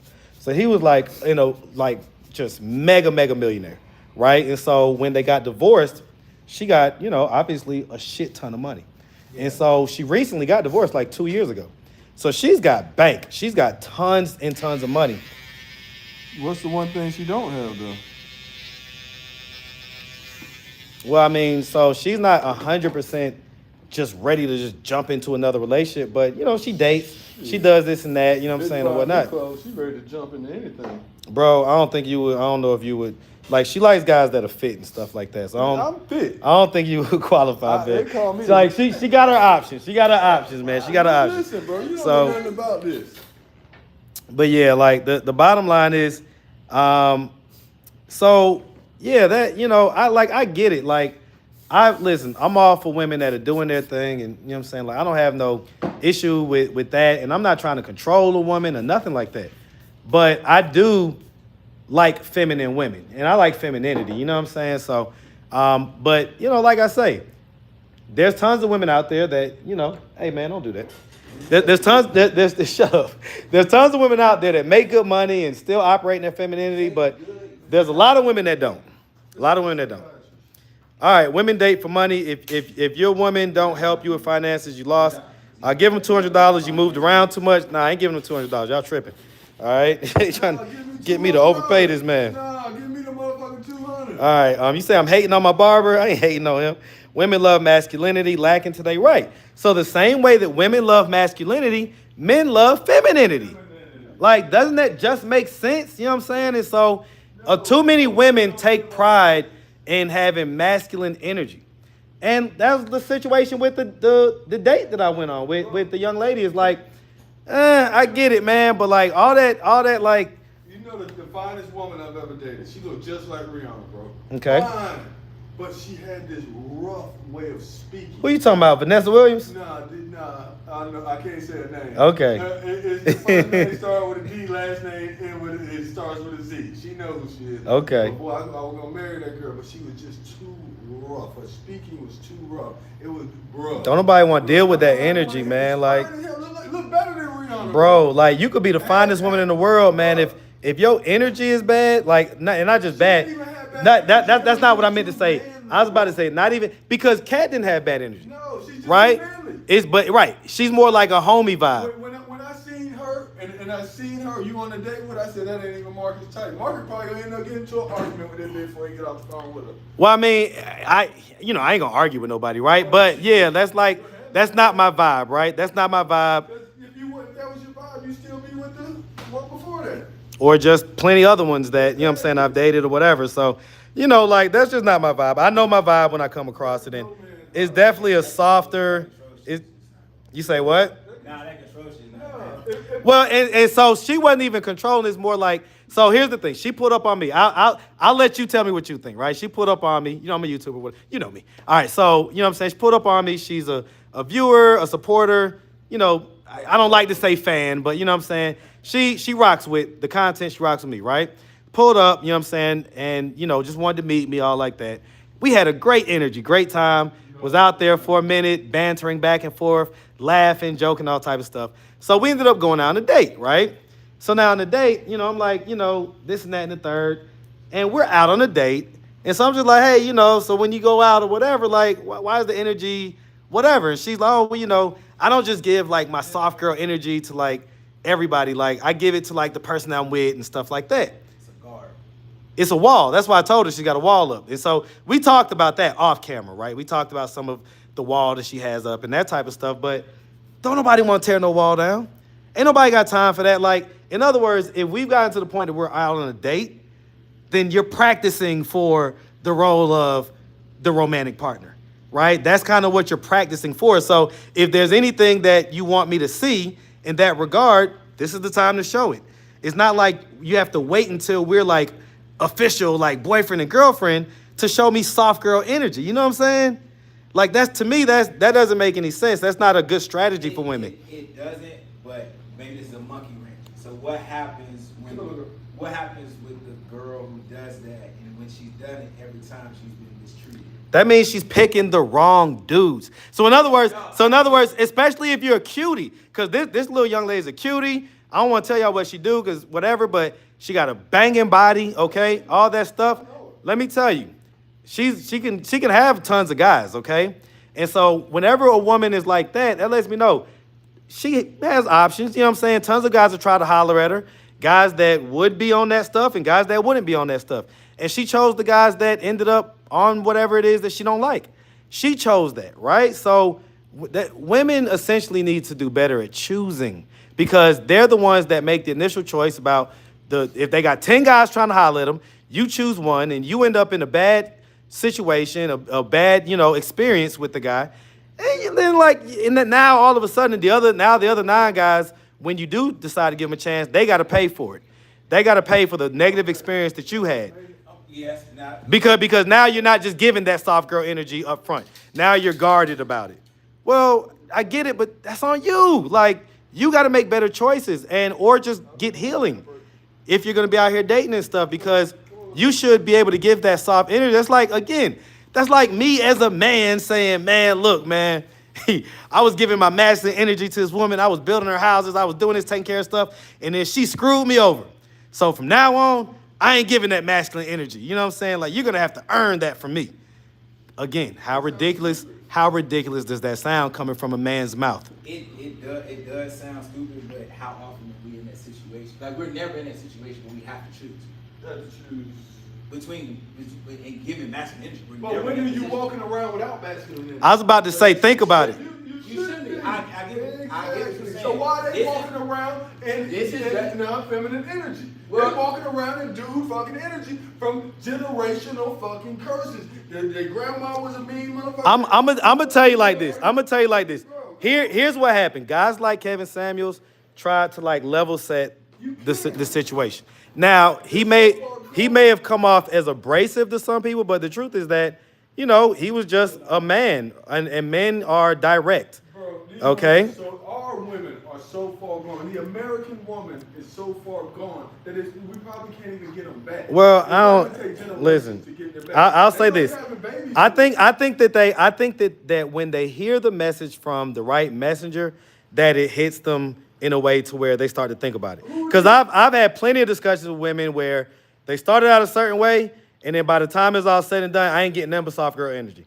Like, when they come around me, they soften up because they know, like, oh, Marcus, he don't like that. You know what I'm saying? I got to be a little softer with Marcus. You know what I'm saying? The only black man they had to look up to was Barack Obama. That's the only black man they seen that was an actual father. Well, that nigga was soft as shit, too. Yeah, I was about to say, you know what I'm saying? Michelle is super masculine. Exactly. Right? Nobody wants a Michelle Obama, okay? In case y'all didn't know, like, that's not what we want, okay? I can compare a black man to is their uncles, their daddies, and Obama. And guess what? The uncles and the daddies, they few and far between weren't crackheads, bro. I didn't meet a family until I moved up here, bro. A full family. Yeah. Like in Florida, there was no dad in no home. That nigga was smoking so much dope that he was buying it from his own kids, bro. So anybody that's saying black American women or whatever, I'm not saying that, right? So these are J-Rock's opinions. So these opinions belong to J-Rock. If it don't come out my mouth, I ain't endorse it, okay? Even the white women are fucked.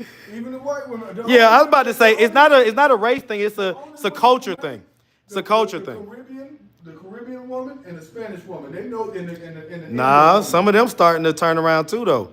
They starting to become like, it's the modern culture. It's the modern culture, man. It's the modern culture.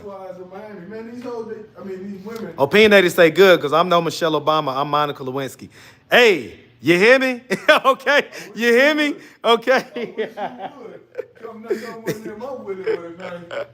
All right. Hey, look, man, I'm finna get up out of here. All right, I'll hit you probably when I get off the live. So don't be texting me talking about do the right thing. Hey, man, all right?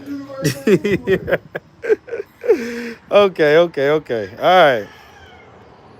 You say this is why the dating pool for black women suck? Why? Tell me why. Why does the dating pool for black women suck? Because according to statistics, the average black man is in the middle class, and the majority of us are single and childless.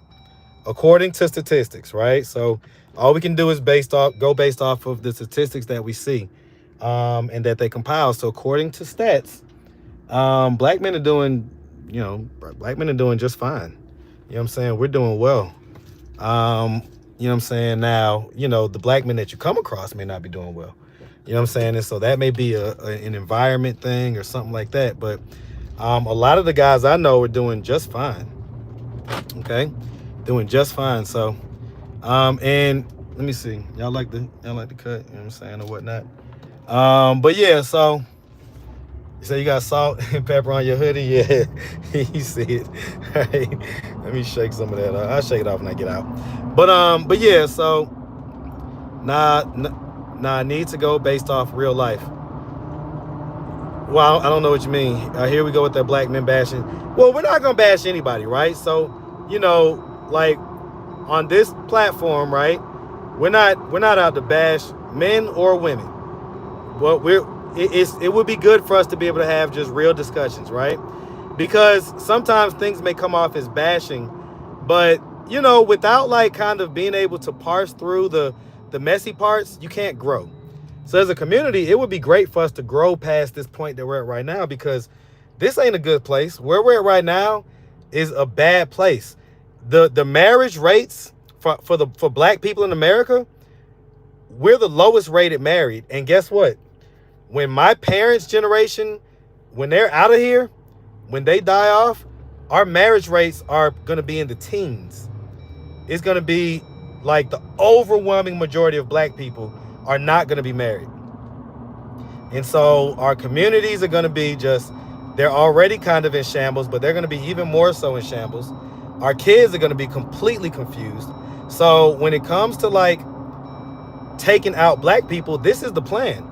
Their plan is already working. Like, you take out the family, you take the man out the house, you take out the family, you remove the institutions that held some level of moral, you know, integrity, like church and stuff like that. You remove people from those institutions, right? And once the family is gone, the community dies out, and then you just got like just people. And so that's what's happening, man. That's what's happening. You say, I agree, but it's more of the man's fault than the woman. No, I wouldn't say that. But, you know, I'm not going to go off into that. When black people understand the potency of marriage, will they then understand growth and power? And see, here's the thing, right? So I'm an advocate of marriage, but here's the truth. Like, the reason why I didn't marry the mother of my kids, the reason why I'm going to take a good little bit of time to get married is because of the laws surrounding marriage. So the laws surrounding marriage are just completely horrendous towards men. And I've seen enough anecdotal evidence. I've heard enough stories from people that I know, people I don't know, all type of stories, to where men get screwed in the end based off of that one legal document that dictates that when that marriage dissolves, that the court determines who gets what happens, who has custody of the kids, and all this different stuff. And so that to me is completely unattractive. Like, I don't want the court to have the power to tell me, you know, like, you know, what the custody situation is with my kids and all this different stuff. Like, and they can do that anyway, I get it, but it's even more so when you're talking about a divorce. And men are the ones that tend to get screwed over in divorce more times than not. So, all right. It's not about being married. It's about being faithful. No, it's about being married. It's definitely not about being faithful. I'll give you an example. In 1960, we were the highest rated married group in the country. So in 1960, black people were married at a rate of above 80%. Okay. And so, you know, obviously you still had, you know, Mr. Earl had another family down the street. You know what I'm saying? So cheating was definitely still going on back then. But what else was going on was intact communities, intact families, family reunions, respect for men, respect for, you know what I'm saying, the culture, respect for church, right? These were all things that were present back then.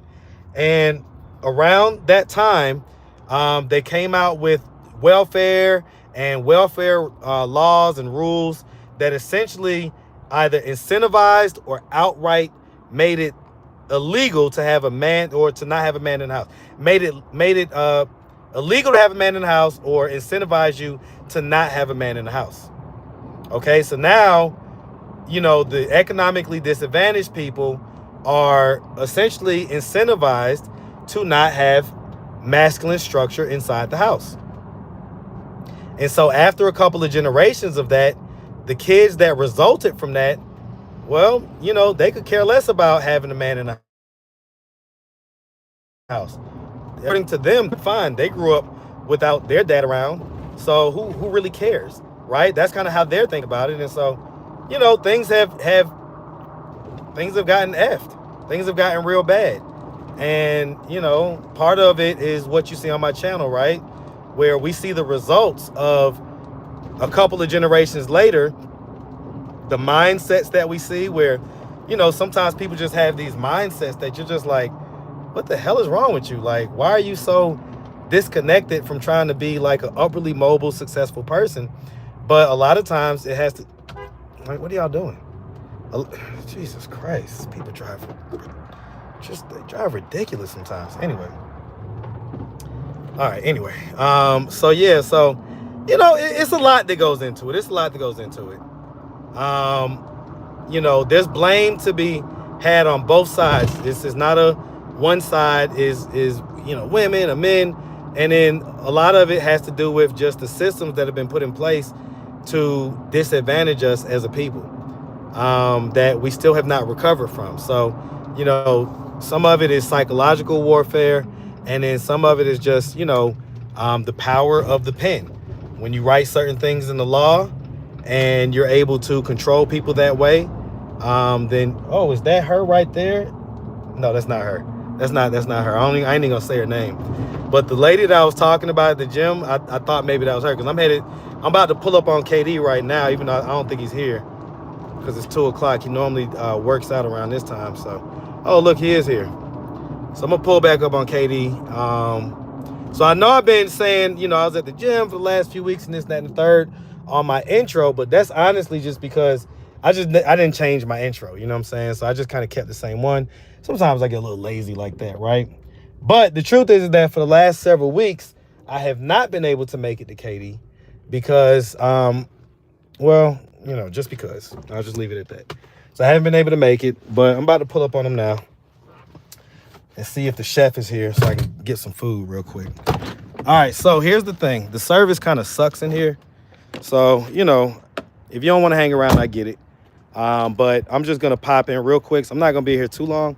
But if it starts buffering or whatever like that, my bad, okay? My bad. All right. All right. I missed a lot of comments. Okay, let me see. Oh, wipe the beard here. I know, right? Let me get this stuff off real quick. I appreciate y'all helping me out. Okay, so this ain't gonna take too long, y'all, but let me just let me see if the chef is in here real quick. All right.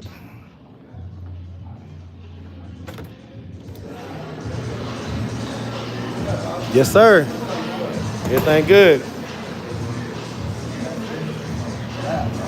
Yes, sir, man. Everything good. Working today? All right, well, come on. Let me get 2 plates. Some who? I'll take 1 trout, 1 salmon. Okay? 1 trout, 1 salmon. All right, so But that trout don't cook around like that, like the salmon. yeah, that's fine. That's fine. That's fine. However it cook. Let me flip my boy real quick. Yo. Everything cool? Boy, you go. Oh yeah. My boy. Okay.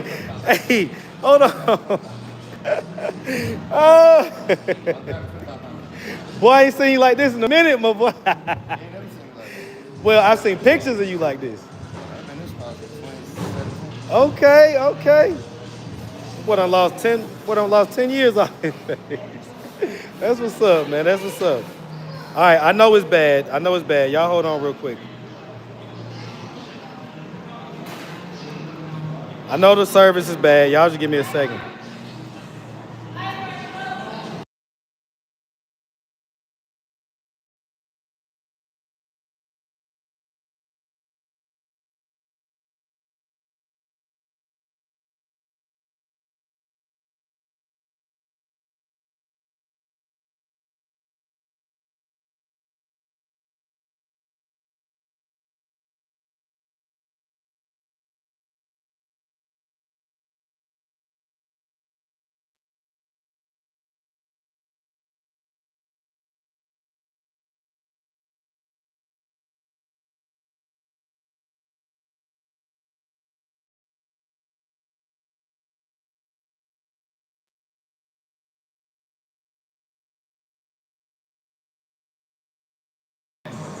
How did it go though?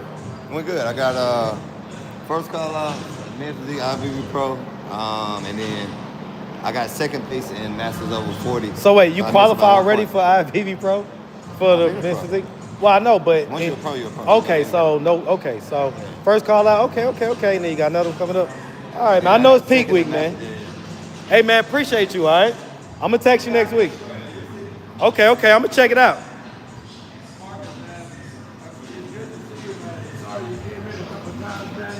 I wasn't here. Yeah. Cause you know I got your stuff on my intros, so for my channel or whatever.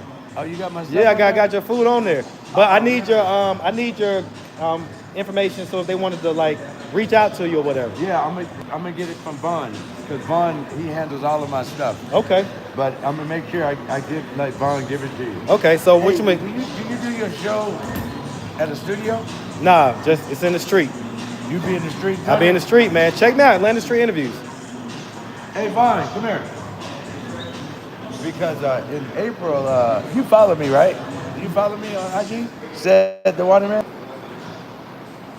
That's what I'm saying. Like I had never got that before. What's it called? on Just hold IG. on real quick. Said the Waterman. Uh-oh, my mom called me. Okay, I got a couple of all right, let me handle this real quick. What is it real quick, Sid? What's his social media? Matter of fact, you'll come outside real quick? All right. Know you got your little lady with you. I know, come on. Look at that, boy. She stole your whole face. You stole your daddy's face? Boy, she stole. Boy, you couldn't deny her if you ever tried to. Boy, I'm talking about twin for real. I'm talking about big twinning, man. That's how, is this your first? It's my second. Your second? So my first one was like that. Like literally stole my face. Like can't nobody ever tell her that we not we not related. All right, so what's hopefully the okay, hold on real quick, y'all. Hopefully the service is a little better. What's his socials? I said Yep. the Waterman, CED, The right there. all right, bet. All right, that way I can kind of put people on to him, man, because they be seeing the little plate and everything like that, man. But you know what I'm saying? Since at least people that's on the east side, you know what I'm saying? Oh yeah, for sure. We Yep. appreciate that for sure. Yeah, man. Look at that, boy. You look just like your daddy, boy. I'm talking about the whole face, man. That's what's up, bro. See on my face, my feet.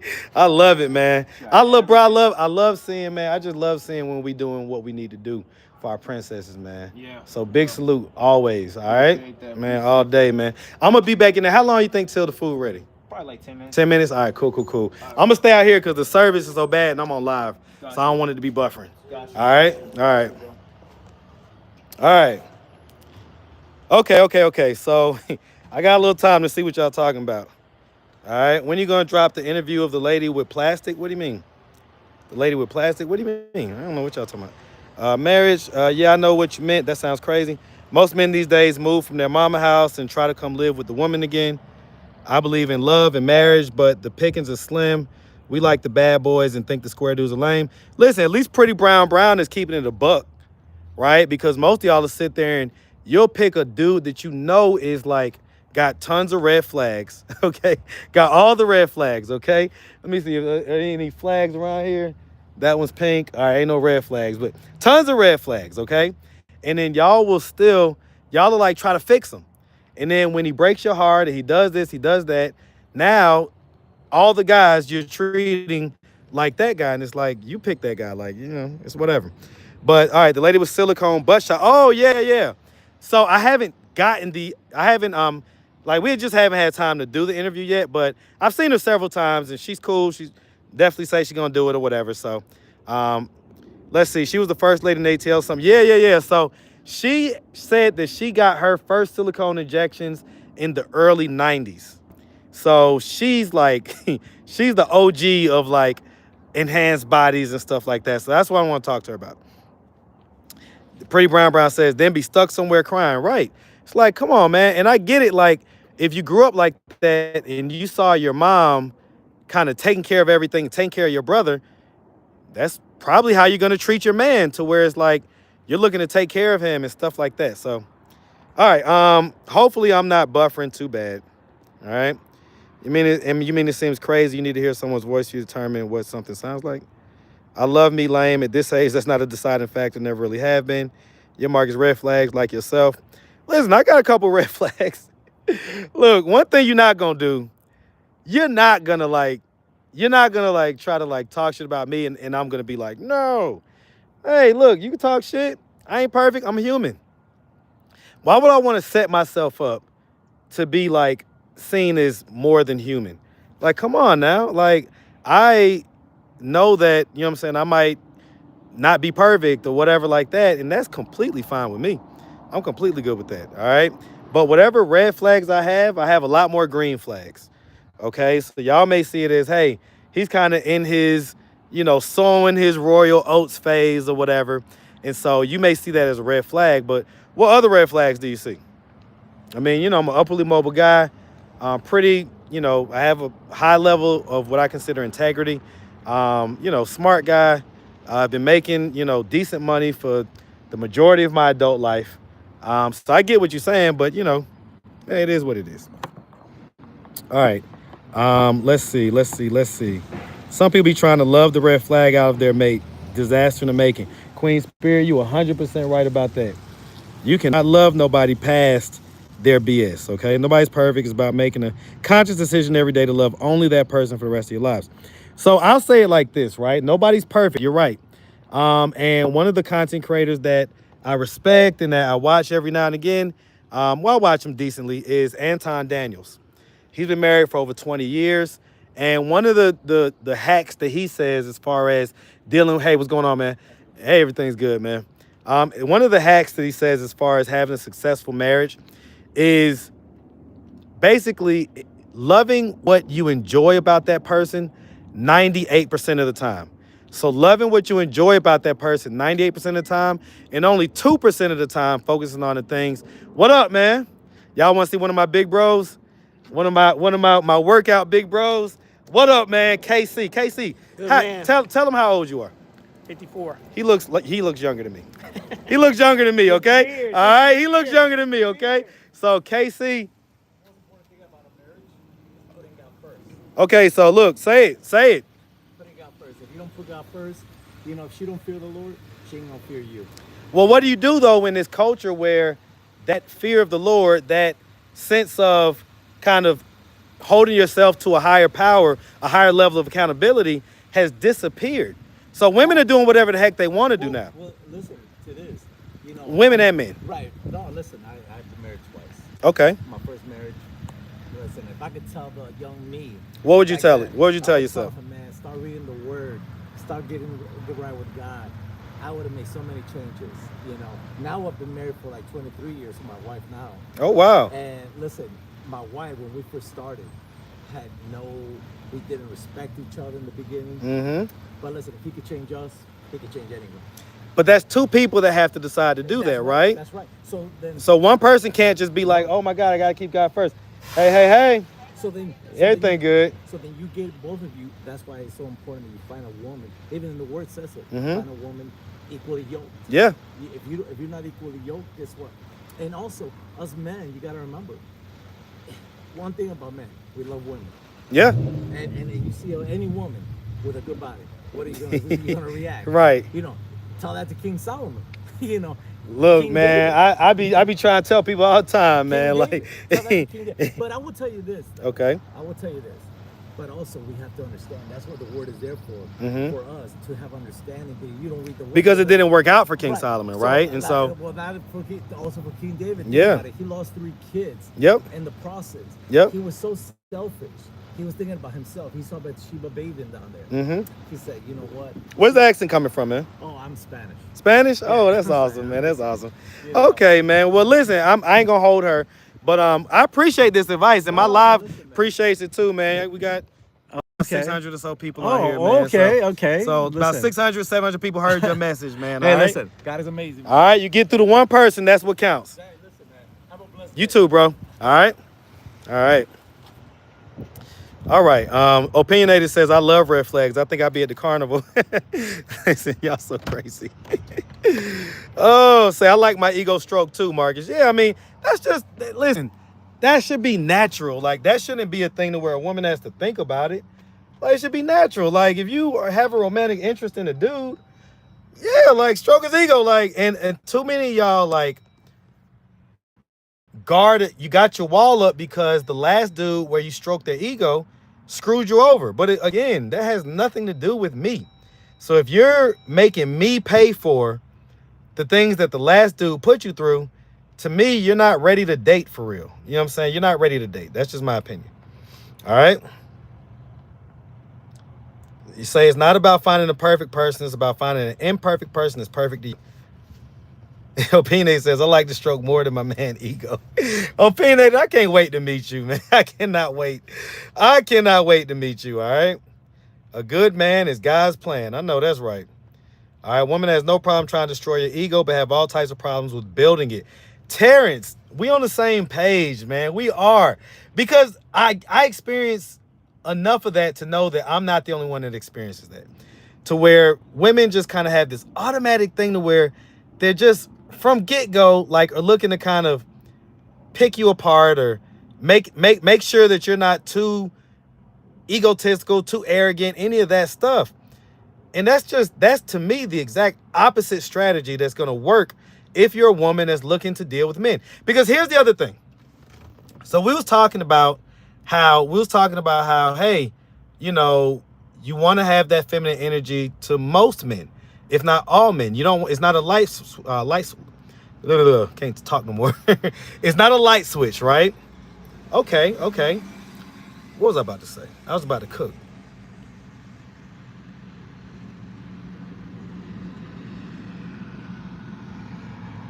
Literally just lost my thought process. It was just in my head. I was about to cook too, man. Damn it.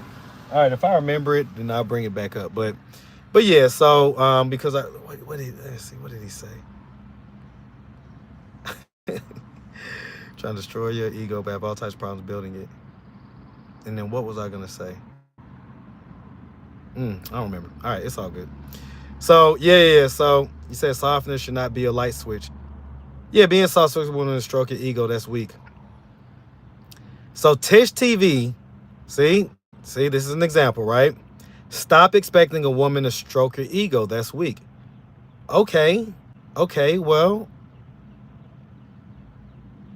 then what, like, what exactly, like, okay. This is where y'all mess up as women. First of all, you know, you may have your opinion on what you think is a man, what you think is weak, this, and that, and third. Men are the ones who can tell you what manhood is, what's weak, what's not weak, this, and that, and third. Okay? Having a woman that strokes or I guess you're saying needing a woman to stroke your ego is weak. I don't know about that. I'll say this. I'll say that. So, no, she didn't say needing. She said expecting a woman to stroke. She said, stop expecting a woman to stroke your ego. That's weak. I disagree with that. And like I say, I mean, that's fine. And if you're in a relationship, Tish TV, and, you know, you don't stroke your man's ego, I feel bad for him. Because there's plenty of women that will stroke your ego and will make you feel great. And I recommend that guys go where they're appreciated, not tolerated. That's anybody, not just guys. But in the context of what we're talking about now, because guys will compliment women and do this and do that with no problem. But women don't necessarily always have the same energy towards guys. So it's like, okay, like, again, if you're romantically interested in a person, this is your person, this is who you're dealing with. You ready? All right. Why would you not stroke their ego? And, like, I guess I would flip that question and say, Tish, what would be the point of not stroking his ego? Right? If you're dealing with somebody, or if you're interested in somebody, whatever it is, what would be the purpose? Like, what would you gain? How does it benefit you as a woman to not stroke the ego versus how does it benefit you as a woman to stroke his ego? That's what you have to ask. Like, what is the difference? Is there a difference? What is the result that you're looking for? What's the outcome? That's pretty much what you're dealing with, okay? So yeah, that's you know. All right, hold on real quick. All right. So hold on, y'all. Whoa. Whoa. That's Georgia trout. Woo-wee. I'm about to go ham on that. All right. That's the trout, and then what we got the other one? Oh, just the same. Put that thing on camera, man. Whoa. Chef going crazy, y'all. Yeah, that's what Man, we y'all do. better hit him up, man. Said the waterman on Instagram. Yeah. Okay? Pull up All on right. Y'all pull up, man. Y'all pull up, man. Okay, I honestly go for women who have the same percentage of love language as me. Yeah, like, let me tell y'all, man. Y'all could be tough and do all that stuff you want to, man. I'm trying to tell you. The best thing for you to do, if you like a guy, is to show him. You know what I'm saying? And to me, even like, so I'm the type of person that I even observe how you deal with other guys, right? So I'm not, hold on real quick. So I was telling Kat is like, you may think I appreciate you, man. The salmon up front gonna be extra piece. Oh, you about to going crazy. That boy going crazy. Look, Chef said he gonna hook you up, man. Yeah, because it's like my bowls are $15, but the trout is a little more expensive, and I don't want to give you one piece. Man, listen, I want to man. give you one full piece. One I whole, appreciate it. One whole. Well, that smells so you good want too. Hey, when you have this, you're not gonna want the salmon no more. Okay This then. girl told me today. She That was said like, Georgia trout going crazy. She said, I'm sorry, Okay, did you but- put the house sauce, soy sauce on there too? Yeah, throw that on there Go for ahead. me too. You know I like my soy. Y'all know I'm half Asian. In my mind I am. All right. Terrence say if you could bring someone down, you should be able to lift them up. Let us stroke when we want to. Don't expect it. Meanwhile, you think you're cuter than me. That's the guys that you deal with. Now, if you're talking about KD, right? KD, look, KD in his dieted down face, he might be cuter than you, okay? What up, man? Talk to my people, man. What's up, people? Yes, sir. He on peak week. Hey, look, so what? How do they watch it or whatever? Charlotte Pro? Okay, so he gonna send me the info for that. But KD is doing a show this weekend, so if y'all want to see KD in all his glory, with all his muscles out and everything else, then I'm gonna put it. I'm gonna either put it in this thing or I'm gonna put it on one of the intros. You know, I'm gonna, find a way to put it in my intro or whatever. Okay. Yeah, they always go crazy for KD anytime I put him on camera. If this place had better Wi-Fi or whatever, then I would just go live with all my workouts. But Hey, but you got Wi-Fi over here. huh? You have Wi-Fi. Where? Did they finally get it? Because they didn't used to have it. You can come up again. Like this. Oh, so you got like a thing or whatever? Yeah. Seriously? Yeah. So you come up again That was one of the main reasons why I wasn't coming for the past 2 weeks. because of the Wi-Fi. Right. Because I want to go live with my workouts on this new channel I created. All right, so okay, so I could connect to, so like for instance, let me see. So do you have like the thing or whatever? I can try it out right now to see like. All right. Hey, Ron.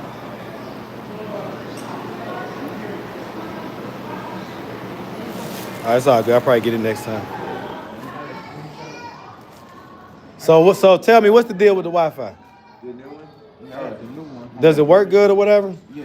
Okay, because I'll be live a lot of times and it be buffering in here, so I don't really be wanting to do it. Yeah.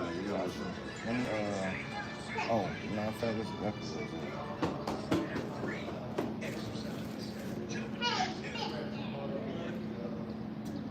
Okay, so it is the Ryoko thing. He was telling me about that. Yeah. Okay. I can send it to you. Send it to me, man. Send it to me. So you can go ahead and just. Connect whenever I come in. Okay, say less. Say less, because after he do this show, I'm back in. I'm going to let him get through his peak week.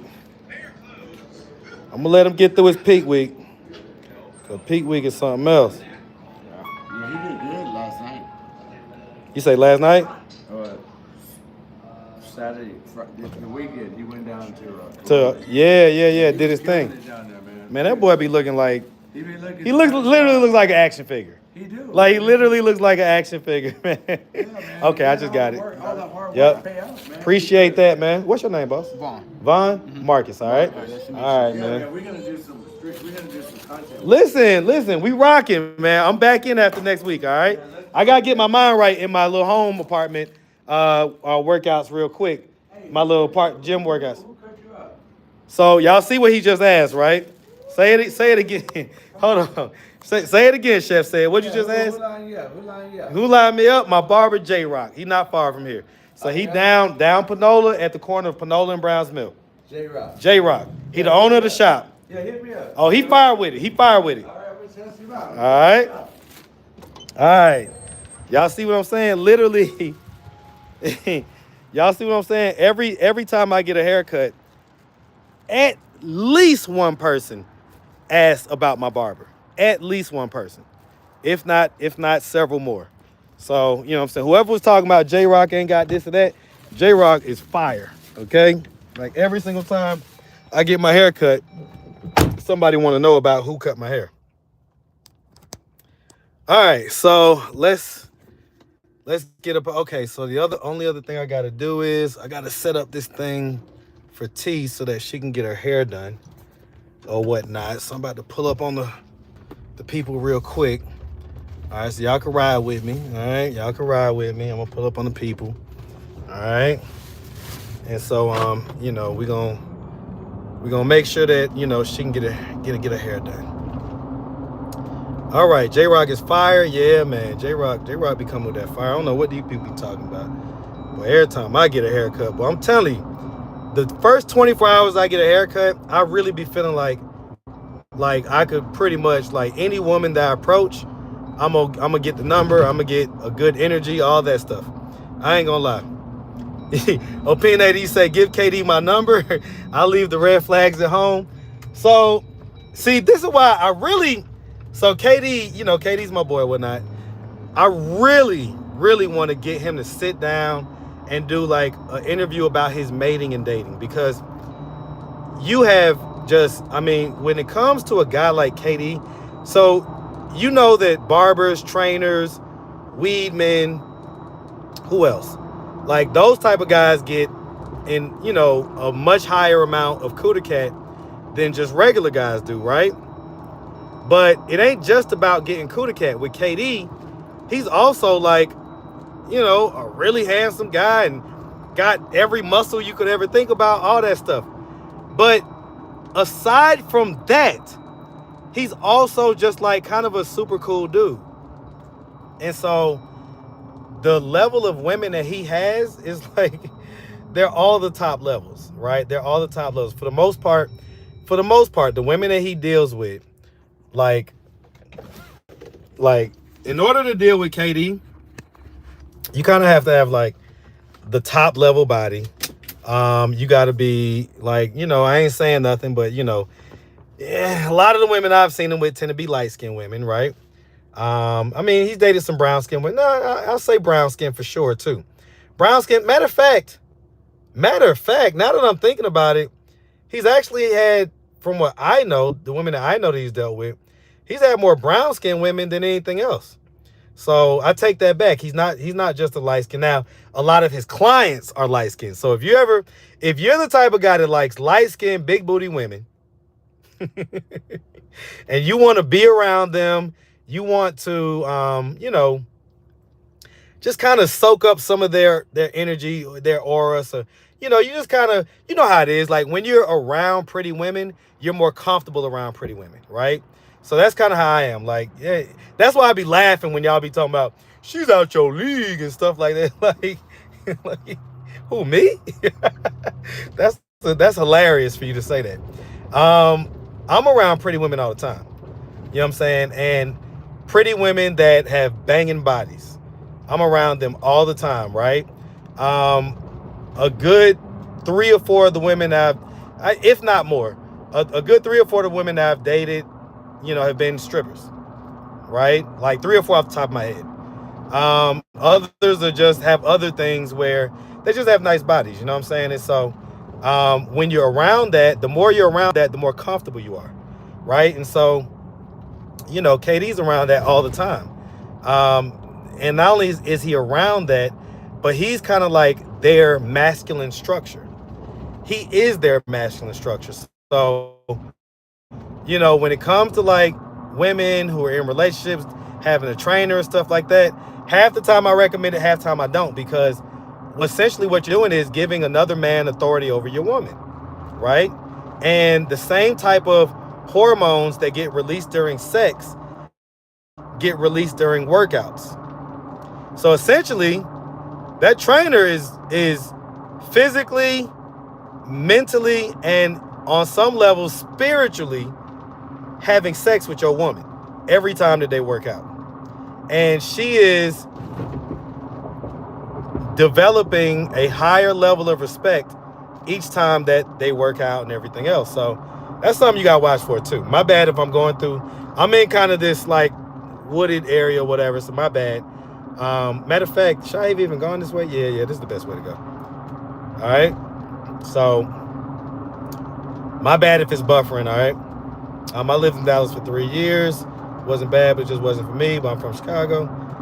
Opinionated News. Okay, yeah. So that was me just talking to Opinionated News and say, hey, I ain't saying that he wouldn't, but you got a lot of competition, right? So KD is like, you know, I mean, because he's again 6-figure guy. You know, obviously he's a handsome guy, tall enough, right? He's like 6 feet or 6'1" or something like that, maybe 6'2", something like that. So he's got all the stuff that the ladies are looking for. So you can imagine just like kind of the competition level, especially here in a city like Atlanta, but even like without Atlanta. Matter of fact, you know what? The last woman that I knew him to be with was actually dark skinned. The last woman that I knew him to be with was dark skinned. Now, she was a beast in the gym and had just some of the craziest like body features that you'll ever see. She was like a whole Instagram, you know, IG baddie and all that stuff. But yeah, he doesn't have a skin tone type, now that I think about it. All right. It's just that for whatever reason, a lot of light-skinned women tend to hire him for the training services and everything else. What'd you say? Read my comment about KD. What'd you say, Opinionated? Let me see. It should be easy to find. Copper, I'm not in competition with a soul. I am the prize. Capri, I'm not worried about next woman. I like what I like. KD is fine. My body's stacked. I might be a little darker to his liking, but the juices will be sweeter. No, that's what I was just saying about the I was incorrect about the skin tone, because the lady that he was with, like maybe, I don't know, 4 or 5 months ago or whatever, is like dark skin. Like she's not like brown, she's like dark skin. Matter of fact, I believe her ancestry is, you know, from Africa, like her family is African or whatever. But she's also super fine and just has like some of the, just like I say, just the most amazing aesthetics you'll ever see. Like she has that like Jessica Rabbit body almost, like it's crazy. Anyway, all right, let me put a little gas in the car and then we'll pull up on Glenwood and then we'll head back to the city. All right, so see, I need an interview. Hit me up, atlantastreetinterviews@gmail.com. Let's see. So most men like to get their ego stroked. Absolutely. In case nobody ever told you, right? In case nobody ever told you, most men, if not all men, like to get their ego stroked. Now, it's on you to choose the man whose ego you stroke. Because if you stroke a guy's ego and then things don't work out or whatever, that doesn't mean that it didn't work out because you stroked his ego. It didn't work out because you picked the wrong guy. That's how life works. Like, and you know, everybody's not gonna win. Be a gentleman. You're very welcome. You're very welcome. All right, so now you see how that worked, guys? She has a guy in the car, right? But I'm not gonna be less masculine because whatever, right? I'm gonna be masculine. I'm gonna be a man all the time. It's like I just, you know, opened the door for a lady or whatnot. Oh, let me get 30 on number 5. Right? Yeah, 30 on number 5, right? So yeah, so that, you know, that's a great example right there. Imagine if I'm walking in the store, this lady's behind me, and I'm like, oh, I'm not gonna hold the door open for her. Like, what sense would that make? Doesn't make any sense at all. Like, so when women say, oh, well, I'm not going to be soft for him, that's crazy to me. Like, you should just be feminine regardless. And it's not about being like super accommodating to every man, but it's about just being in your natural feminine energy, your natural feminine state. And I'm telling you, as a guy who has been out here dating for 3 years and just, having all kind of fun, doing what I do, whatever, and has many options, right? Because y'all know I don't like to brag or whatever. I'm not the type of person to brag. I live in humility. But, I probably have more options than the average guy out here. You know what I'm saying? And so I'm a person that has, options and everything. And I'm telling you, you're gonna do better by just.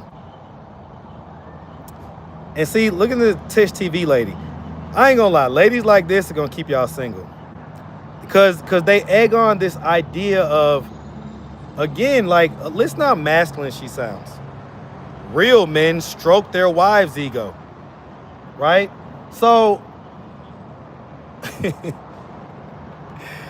again, imagine if I was sitting around saying real women do this and that. Like, look, I got my opinions about what I like.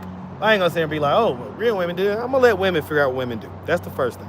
So that comes off a little masculine, right? When women are always like, real men do this and do that, that comes off abrasive and masculine. That's the first thing. The second thing is,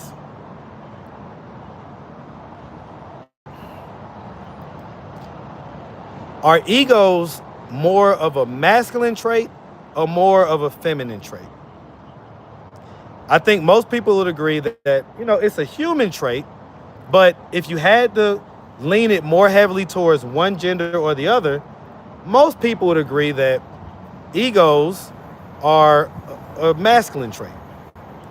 So imagine that this Tish TV lady says, well, men should stroke their woman's ego. Well, should a woman be having all this big ego and all this stuff? Is that like, should that be a thing? Is that like this feminine energy or whatever? Or is it not? Hold on real quick. T just texted me.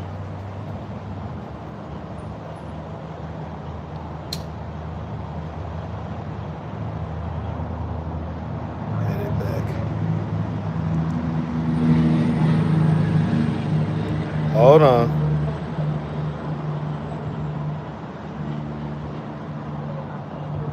Hold on, y'all. 320.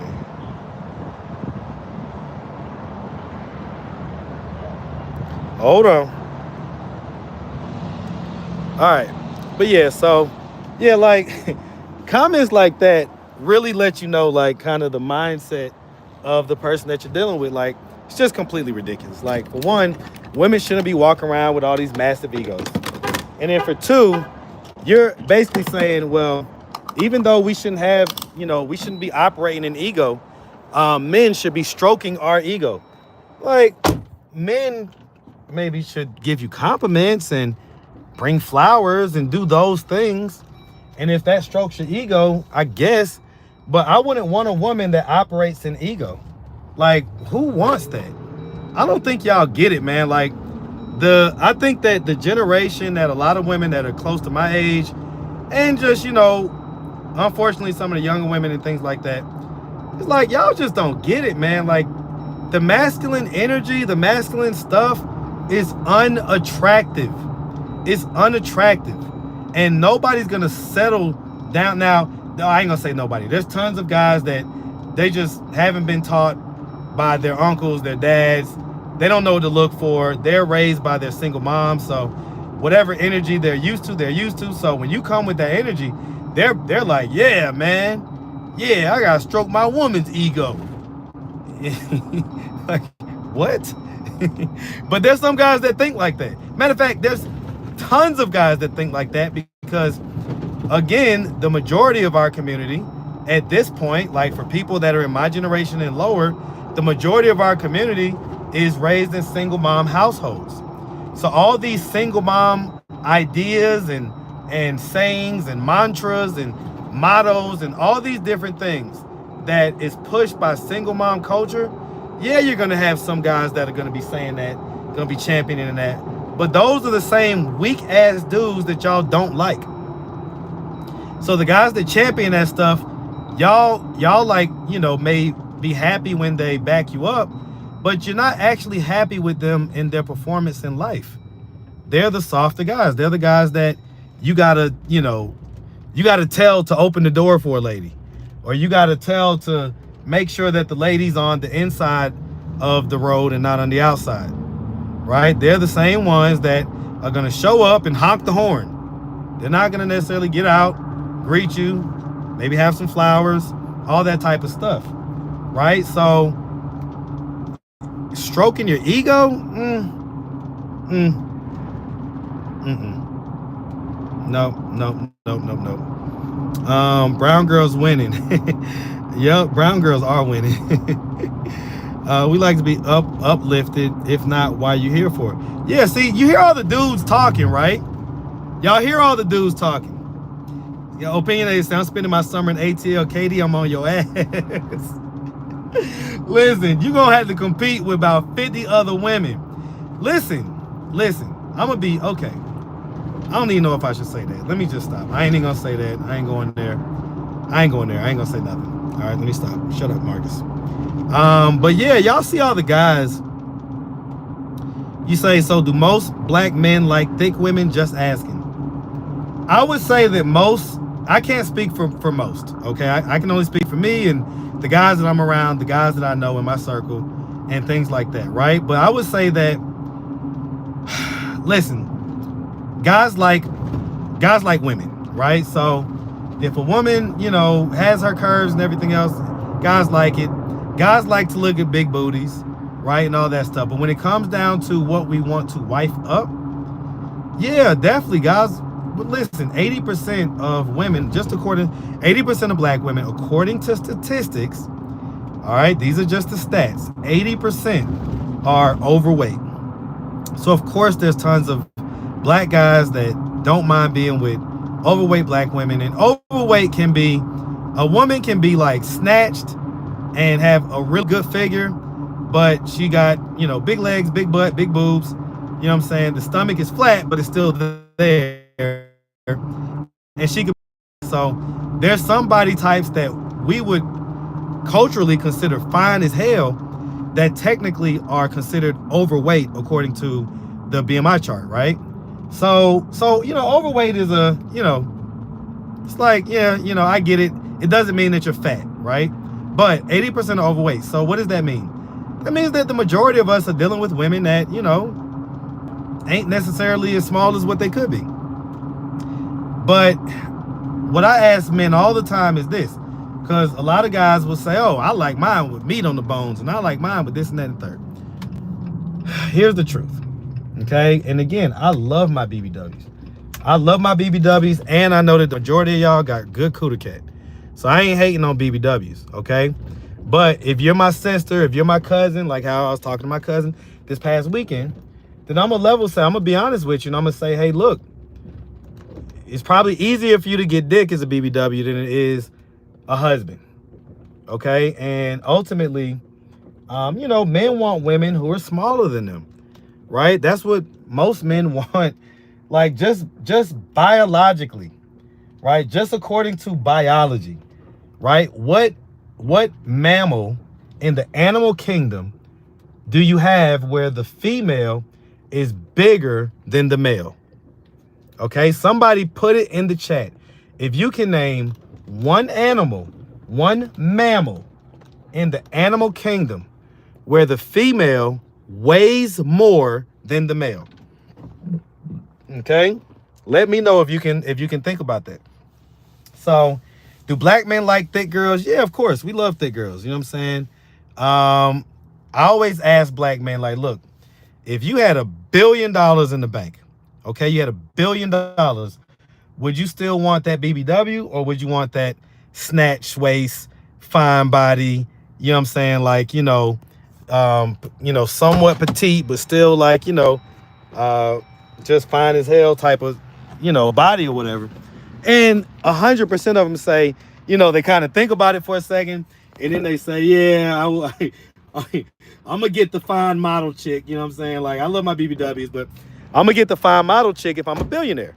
Like if I literally could have like any woman I want, yeah, I'm gonna have these fine chicks or whatever. So, you know, it is what it is, right? I hope that answered the question. All right, I'm a woman and a lot of females think they're thick. In all actuality, in my opinion, they're big. That's the truth. That's just, I mean, listen, it may not may not like it, but that's just the honest truth. Is that, you know, our culture has allowed big to become thick, and so it's like, all right, I get it, but all right, hold on real quick. Hey, how you doing? How are you? I'm doing good. I'm doing good. So listen, I got.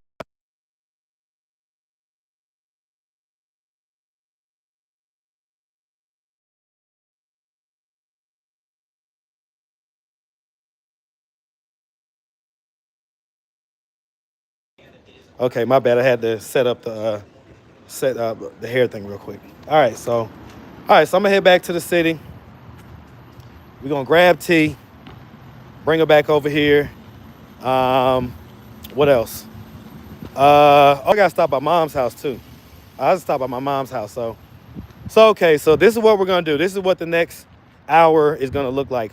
So I'm about to head back to the city, grab T. Then I'm going to bring her out here to the east side, and you know, let her get her hair done and whatnot like that.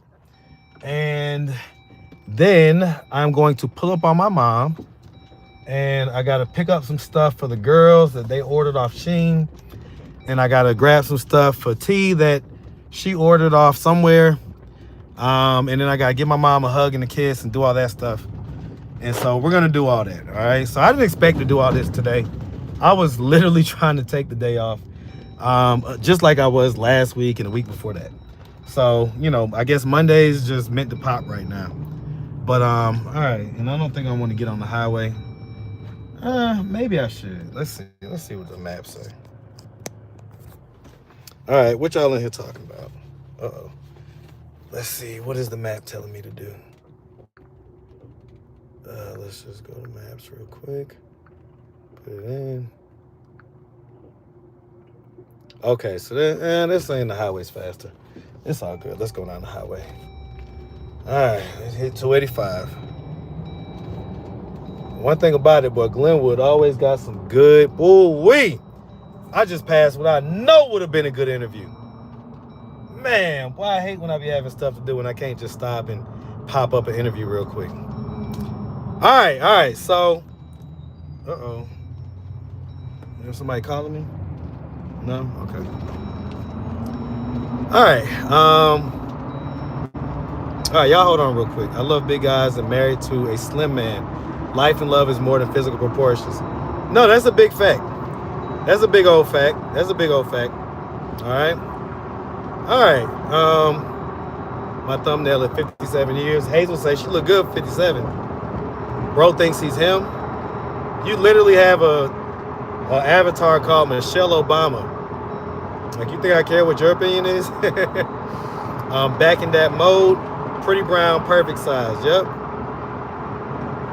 Hi, Michelle Obama. I love you, girl. What's up, Miss Obama? Okay. Yeah, we'll stay right here. All right, seatbelt. Yeah, I'm about to put the seatbelt on. My bad. To be honest, no, I just made 174. I believe that smaller women aren't into smaller men. Well, 174 at what height, right? At what height? And, you know, ultimately, man, me as a man, like I say, I've dealt with many women. Y'all know I'm a, you know, fairly short guy, right? And, you know, I got enough weight. Like, I'm not like a small guy as far as the weight, right? So I'm about 175 as far as the weight goes, right? And it fluctuates anywhere in between 170 and 180, right? Like when I'm eating a lot and working out and I'm jacked, you know what I'm saying? Not jacked like shredded, but when I'm like in my bulking phase and I'm eating a lot of food and working out, you know, I hit about 180. But, you know, other than that, you know, tend to be about 175. At my height, which is 5'5", The average woman in America, the average black woman, my bad. The average black woman in America is 5'4", 5'4" tall. The average weight for black women in America is 180 pounds. So essentially, the average, just according to the numbers, the average woman, the average black woman is 1 inch shorter than me, but 5 pounds heavier. And I'm a fairly heavy guy for 5'5". Most guys my height tend to be somewhere around 155, 160. Okay? So, the average guy my height is probably, let's say, 160. And the average woman that's the same height is 180. Okay? That's not that's just not natural, man. Like, it's not natural. There's nowhere else you can see in nature where the female of the species weighs more than the man. Okay? And plenty of slim men love BBWs. So I'm not sitting here don't take this as me denigrating BBWs, but it's just me telling the truth. It's me telling the truth, right? And that, hey, as a culture, we would probably do better, or women would probably have a little more options with men as far as wifing them up, because that's all we're talking about here. We're not talking about who can get attention in the form of getting dick. That's not what we're talking about, right? Because you could be slim and get some dick. You could be a BW and get some dick. Guys just love to have sex, so that's not really a good measurement. What's a good measurement is what guy will take you seriously. What guy will take you to, will basically walk you down the aisle and marry you, right? This is what really counts. So if all you're getting is dick offers, that's anybody can get that if you're a female for the most part. So, all right. Cobra says she's 5'6" and never been slim. Well, you were slim. You just wasn't slim, to the point to where you got out of elementary school slim, right? So when you was in the 2nd grade or whatever it was, you was slim. At some point, you had a, time where you overate or whatever, and you got thick and never lost the weight. But, trust me when I tell you, man, weight loss is just a math problem. So a lot of people say, oh, is this, is that, or I've never been small, or this, that, third. That's not true. And your bones are not any bigger than anybody else's bones, okay? So you're not big boned or nothing like that. It's just the culture and the diet. It's the culture, the diet, and the sedentary lifestyle that most people have these days. Most people have a lifestyle where they're not as active as people was 100 years ago. So 100 years ago, people had to walk, they had to do this, do that. There was no cars, there wasn't this and that. So if you wanted to move around, you had to put your 2 feet to the ground and do it. And in the process of doing that, you would be using muscles, you'd be burning calories. A lot of the convenience of the availability of foods is not as it wasn't as convenient back then. So you couldn't just go to the fridge and grab something to eat and go to the pantry and get some cookies out and this, that, and the third. So food was not as available and convenient back then as well. So, but those are functions of society. But it doesn't mean that you're just naturally doomed to being a big girl, So anyway, let's see. Also, a lot of people are not seeing a primary care doctor to hold them accountable for actual health issues. I agree with that, but then I kind of don't. I'll tell you why. I know a good bit of primary care health doctors or other doctors in general that are overweight.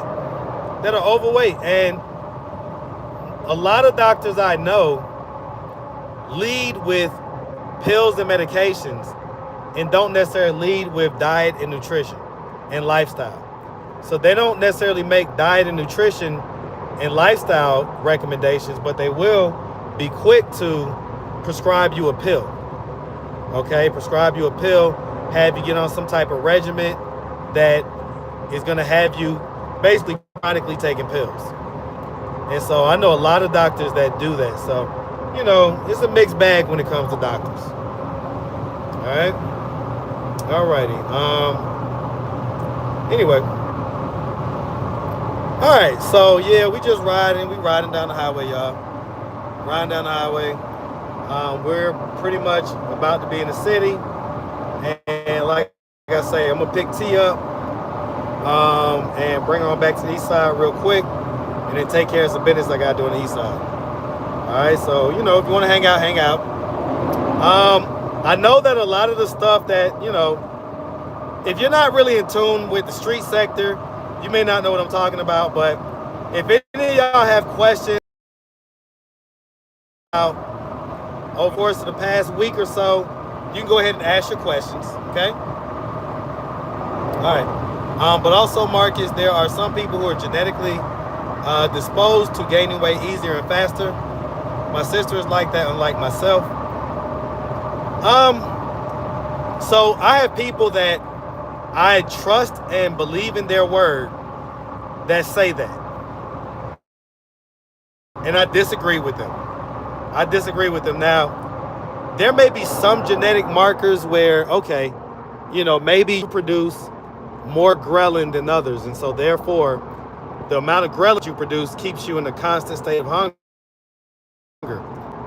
But more so than that, I just think that it boils down to what you eat, right? In other words, you can fill yourself up with a calorie-dense meal and you'll be full.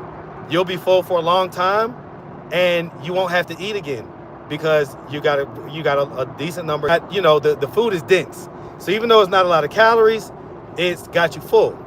Versus you could have foods that are super high in calories, but they're not dense foods. They're empty, a lot of empty calories. And so then what ends up happening is you're hungry like 20 minutes later, even though you just took in a shitload of calories, right? So there are certain foods that are like that. So it's on you as an adult to educate yourself, to find the information, especially with the proliferation of the internet. It's on you. You're an adult. You got to figure this thing out. The same way that us as men have to figure out how to make money, how to do this, how to do that, how to become the best versions of ourselves. Us as men and us as women, you know, have to basically figure out what is the right way to eat, what's the right type of diet, what type of foods work best for you and your blood type and your body style and your mood. That's on you. If you don't put in the work, the same way that, you know, like, so again, I was talking to my cousin the other day, right? She's a college educated woman and has a decent job and everything else. The same way that she put that work and that time into getting that degree, into getting that education, into learning that job, into excelling at the job and everything else, the same way that she put that time into that stuff, she needs to put time into learning how to eat, learning what to eat, learning how to exercise, all these different things. You don't get a pass just because, you know, your mama fed you a whole lot, so you became a big girl at a young age and you never was able to shed the weight. You don't get a pass. You're an adult. So you have to learn what to do and how to do it the same way that every other adult has to learn how to get past whatever deficiencies that they have going on. Okay, so that's just that's just my 2 cents on that. All right, let me pop this back over. All right. My doctor's always told me to eat more meals a day. Well, if you only eat one meal a day, but it's a really bad meal that doesn't have, dang, what is going on out here? Who is that? Oh, that's old girl. Let me see. That's old girl. Dang. Okay. And it's raining out here too, y'all. Ooh-wee, boy. I'll tell you what, boy. It be all good when they be outside and it be sunny and the temperatures be good and they be having fun. But boy, when it be raining, boy, you be like, damn, what is really going on? Like, hold on. Let me let this person go. I'm gonna let these, because I'm actually backing up anyway, because I gotta go this way. All right, let me do this. Let me go this way, because then I can ride past the free phone table and see if Ray out there, even though I doubt he is, but he might have popped his tent up. So we're gonna see. We're gonna pull up. We're gonna pull up, y'all. Yo, yo, yo. Smaller meals throughout the day instead of 3 large meals. Mark, just because I'm big don't mean I eat bad food. I've never been into junk food or fast food. Well, okay, so It depends on it, but see, here's the thing. It's not about what society considers quote unquote bad food. It's about, are you eating calorie dense food or not? So if you think, like, in other words, I know people that think that they're eating healthy because they eat a salad. But then on that salad, they put ham, which, you know, this is processed, cured ham, right? So, you know, anything that's processed and cured is going to tend to be, you know, it's not going to have like a lot of protein. It's going to have a lot of sodium in it, right? So things like ham, bacon, stuff like that, right? So they get a salad, they put a shitload of ham on it, bacon, a ton of ranch dressing, all type of other stuff, right? And they put all that stuff on there, and then they're like, okay, I'm eating a salad. It's like, I guess you're eating like a bunch of bullshit with a side of greens is what you're eating. And so you, let me see, let me see. All right, hold on. Hold on, y'all.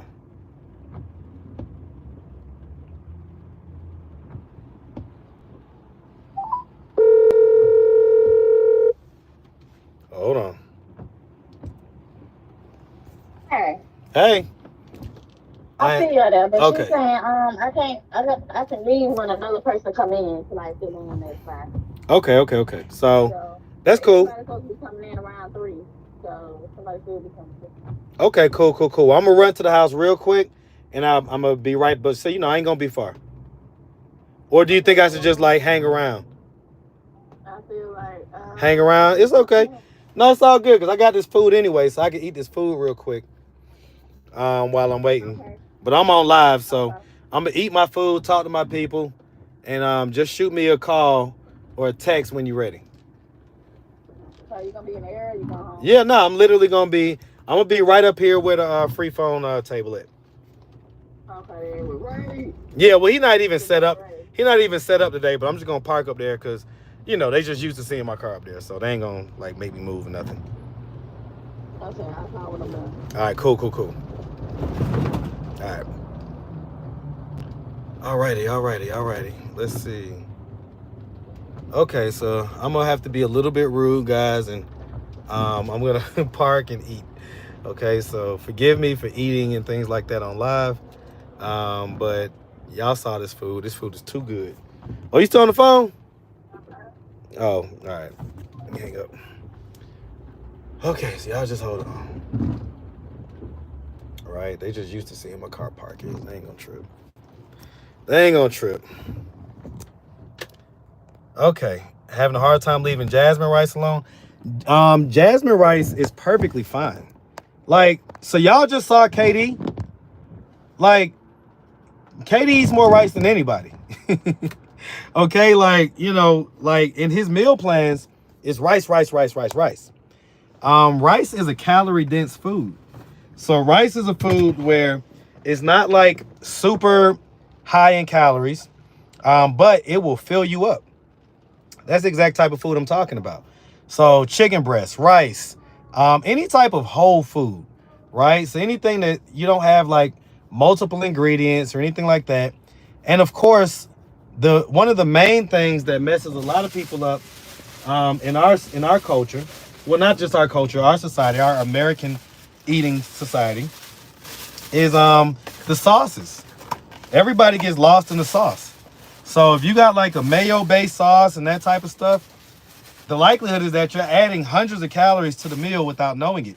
And these tend to be empty calories. All right, the meal I'm eating better be healthy. I already showed y'all the meal I'm eating. And it's basically, let me see, is this the salmon? This is salmon. All right, now I do add sauce to my stuff, but you know, it's not mayo-based sauce. So it's not like large calories or nothing. Okay.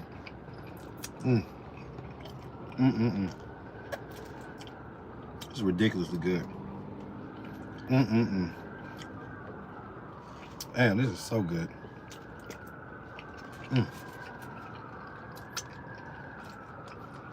Who was that? All right. All right. So this is what I'm eating, y'all. I'll turn to the salmon first, okay? Had to get into that salmon. So you see the amount of veggies. All right, tons of veggies. There's also a ton of rice, but the amount of veggies is about half and half with the rice. So these veggies are full of fiber, right? So that's going to help me to feel full. And it's also going to help to, just remove stuff out of my system. So, anything that, like fiber helps to, clear you out. You know what I'm saying? Clear your system out. Clear your body. You know what I'm saying? Because fiber is things that don't get digested. So the body takes the parts that it's going to use for fuel, for nutrients, for this, for that. And then the stuff that it can't digest comes out, and that's the fiber. So as it's coming out of your body, it's bringing other stuff with it, right? So that's kind of how fiber works. Okay. All right. So anybody that just so happens to be in the Metro Atlanta area, especially if you're on the east side, the guy that made this meal, is Chef Said. He is, it's $15 a plate.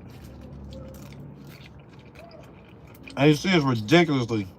First of all, it's all the stuff you need. None of his sauces are mayo based or anything like that. They're not cream based, mayo based, anything like that. And so they're good. And they're delicious. And they're not going to mess up your situation. Now, I don't know if you saw how much salmon this was. It's a decent amount. And he cooks it to order. So,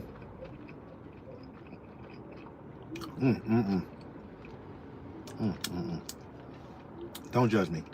He cooks it to order. So, for instance, I like my salmon pretty much rare, right? Medium rare to rare, right? So that's how he cooks it. And I love it. Like, y'all see me woofing this down right now. This food is delicious. Don't judge me. Oh, me. Oh, hungry, y'all. My bad.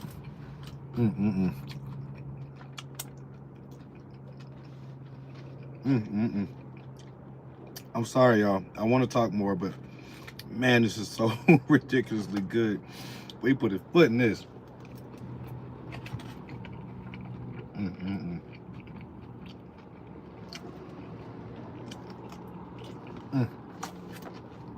Okay.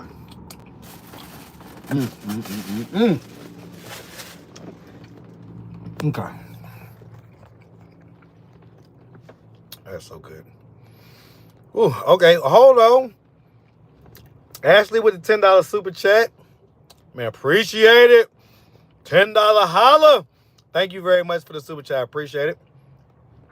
Don't judge you. Laugh like, okay, Mark, you're not judging, just staring in. See, it's easy to eat right. Oh, and dairy is horrible for you. I eat plant-based. Gut health is very important. T. Lene just dropped the bomb for y'all. Gut health. Gut health is of the utmost of importance, and for most people that are melanated, like myself, after a certain age, dairy just does not agree with your gut. It just does not. And so for me, that age was about 30. It was about 30 when I finally admitted it. It's probably somewhere in my mid-20s, because I used to eat ice cream and just, you didn't want to be in a room after that. Like, it was just ridiculous. So I've learned about not eating dairy and stuff like that, right? But yeah, it's all about that. You say, does my lady cook? T definitely cooks. T is an excellent cook. So the mother of my kids was an excellent cook, and T is an excellent cook. She knows exactly how I like my steaks done, and just she T be whipping it up. And it don't even be in boy shorts. You should be, for the most part, naked. Maybe a shirt on, you know what I'm saying? So T be whipping it up. But y'all can't see that part. All right, I haven't done a fast in like 2 years. I want to do one soon. Yeah, I just got done with the fast, what was it, last week? So I'm going to do another one next week. And then at the start of May, I'm going to go ahead and try to do my 4-day, 100-hour fast, right? So that's what I'm going to be looking to do. Don't apologize. That's how we all eat when we hungry. I know that's right. I love these gems that you're sharing. I appreciate it. Answer me, please, Marcus. What'd you say, Pretty Brown Brown? I think I just answered you, but let me see. You want to do one soon? Yeah. Yep. So I did. Yep. Not the whole hand and mouth. You saw it. Don't judge me. Marcus, are you left or right-handed? I'm right-handed. What's the address of the chef's restaurant? It's literally at the gym. So that's the other super cool thing that, some people don't like it because, every now and again you might smell some salmon or this or that while you're working out. But for the most part, they've got it set up to where, the little cooking area is kind of over here. And then, most of the people are working out like away from the cooking area. So, but yeah, like it's right there at the gym, right there at like inside the gym.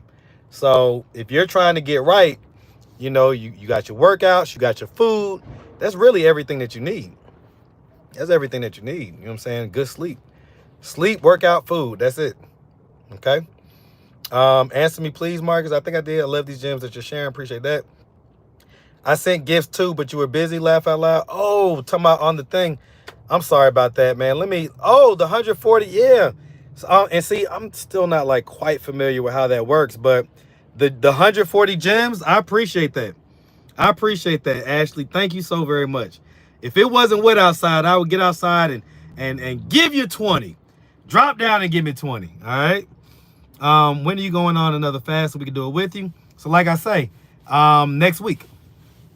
Next week, I'm going to do another 24. I might go 48 hours next week. So depending on how I'm feeling at the end of 24 hours, I might push it to 48. So what's today? Monday. So next week, spring break is over. I should be getting back in the gym. I think it's next week. So Leah, let's do it. If y'all want to do it, let's put an F in the chat. If you want to do a fast kind of together, we could like do it as a community. We could do it like, I'll announce it and we'll do it together the same day. So we can kind of encourage each other to not break the fast until it's time to break it. And then when we do break the fast, we got to break it easy. We don't want to break it with like, a double cheeseburger or nothing like that. We want to break it with like some chicken broth and maybe some, avocado and, just some things that are nice and smooth and easy. And then we'll have like another meal, kind of a few hours after we've broken the fast. Okay. All right. Let's see. I use country crock pot butter. Okay. Yep. So avoid that dairy. Are we going to see or meet T? You're going to hear her. You can see her right now. I keep telling y'all. So she's on the quote unquote Easter egg that I tend to put in my intros that most of y'all don't notice or see or whatever. But yeah, like she's in there. So I recently changed the intro, added 2 more seconds to it, and I'll let y'all see if y'all can see her, but she's in there. She's in the intro. All right. Queen Spirit says, after 40, my gut hated dairy. Listen, I'm talking about, I ain't gonna hold you. I'm talking about when I used to eat my Breyers ice cream at a certain point, because I used to love Breyers vanilla ice cream, right? Man, I used to eat the ice cream, man. It wouldn't take more than 5 minutes, boy. My stomach starts sounding like a marching band, like the drum line, like do do do do do do do do do do do, like do do do do do do do do do do. Like it's just not cool. So I had to give up dairy, even though I love ice cream, I love pizza, I love this, I love that. I still eat pizza every now and again, right? Because my stomach can handle like a little bit of dairy. But like if I overindulge and stuff like that, it's a wrap. It's over with. All right. Victorious keeps asking you a question about your food, bro. Let me see who is Victorious. Let me see. Victorious Marcus, what's the address? Yeah, so I answered that already. Fasting's very good for you. Yes, it is. It is. The female hippo is bigger than the male hippo. I'd have to look that up, but I don't believe you right off the top. Did Too Tall ever call you back? No, he didn't. No, he didn't. Someone asked about that early in the live too, so I hope that the people in the chat answered. But yeah, we did a paternity test.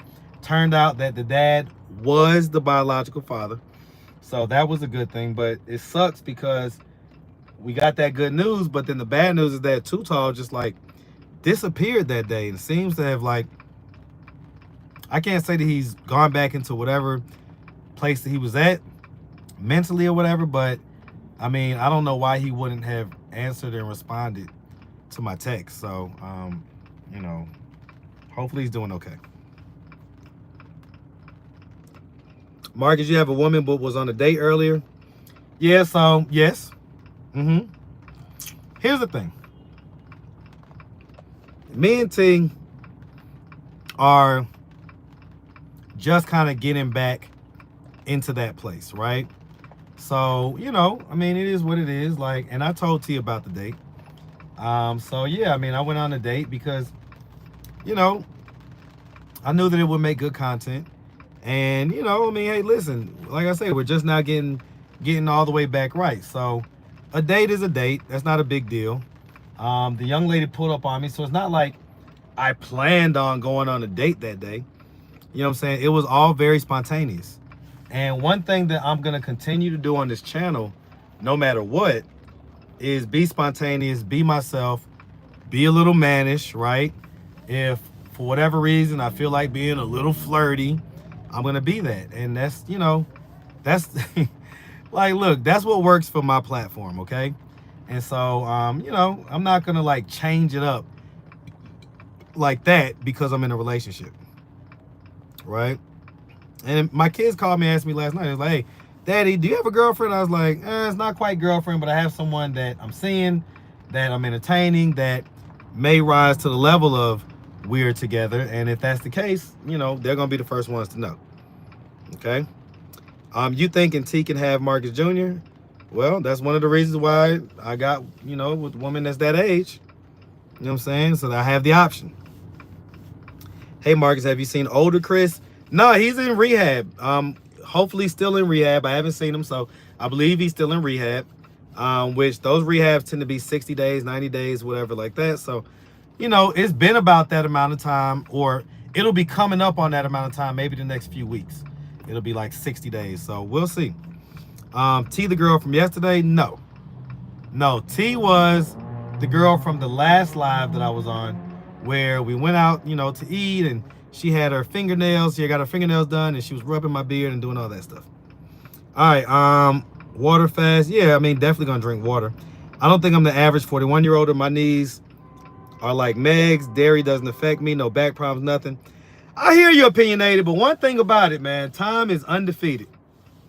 Time is undefeated. And so, however long your black ain't cracked, at some point it's gonna crack. That's just, oh, these people are idiots. I literally have my blinkers on. Like, I have my blinkers on, guys. Just go around. I want some crab and callaloo now. I know that's right. I'd like to join you on the fast. Okay, I'm gonna do a community post about it, but then I'm also gonna like mention it when it's time to do it. When we're gonna go live, and it'll probably be other stuff going on live, but that's one of the things I'll be talking about. I noticed the weight equipment. What do you mean, Terrence? Let's see. You won't be hungry after the fast, after the first day of fasting. Yes. Look at T. Lene. Look at T. Lene. Okay, I listen. Me and T. Lene, we could have like probably hour-long discussion about this stuff. But yeah, she just told y'all exactly how it works. So basically, after the first 24 hours, the first 24 hours are glycogen depletion. So in other words, carb depletion.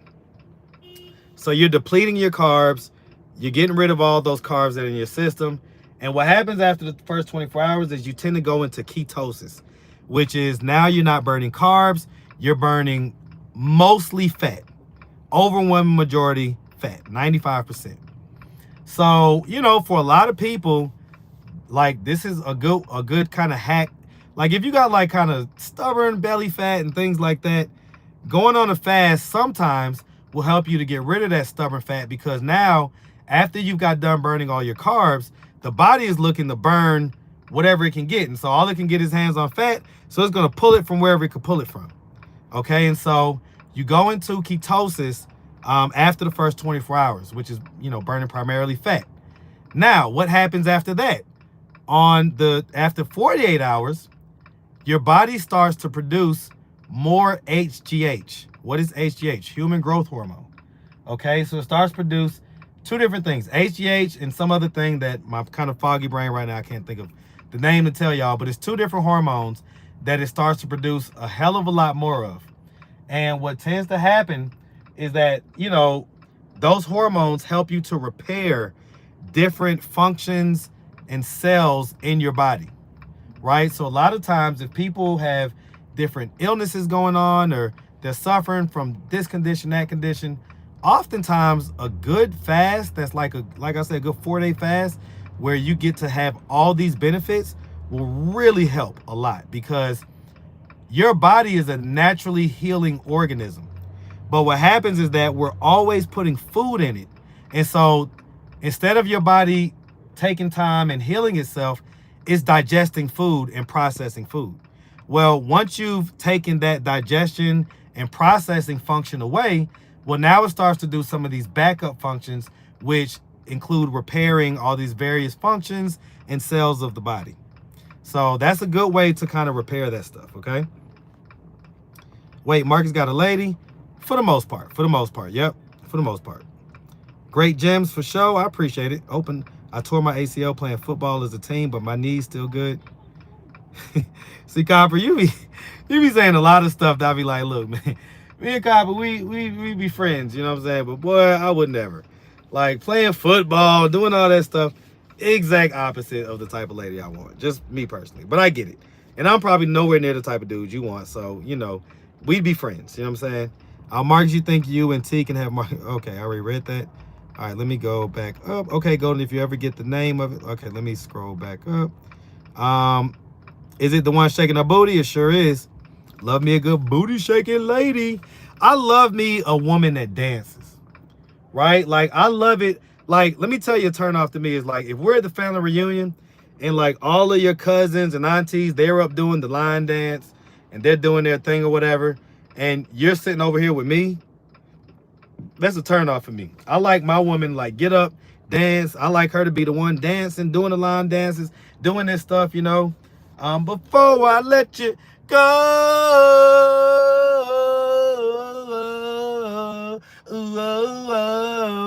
oh, never, ever, ever, ever, ever, ever, ever, ever. You know what I'm saying? Like, I like for my woman to be dancing, okay? And so, that's just, that's just a little nugget for anybody that just, who cares, you know what I'm saying? Like, who cares, you know what I'm saying? We're not trying to be with you, but still, you know what I'm saying? Other guys may feel the same way. It's like, I love that. I just like feminine stuff. And dancing to me is like a feminine thing to do, right? So if a woman's sitting around and all the other women are dancing, that's a turn off. All right. Yeshua, don't be sad, kid. Everyone's comments get read eventually. Oh, my bad. Listen, I've missed a lot of comments. So I just literally picked some random ones and start reading from there. So my bad. If you wrote some, you want me to read it, just retype it, okay? Hope you know my name is T. Las Vegas said, my name is T. I'm T, y'all. Let's see. Yep, see the one shaking her booty here. Bachelor, T is the girl in the pink in the intro, correct. Why are you hiding her, T? We're not hiding her, just slow rolling. It's no rush. It's no rush. The internet is something else. One thing about it, I can handle people talking shit about me all day long.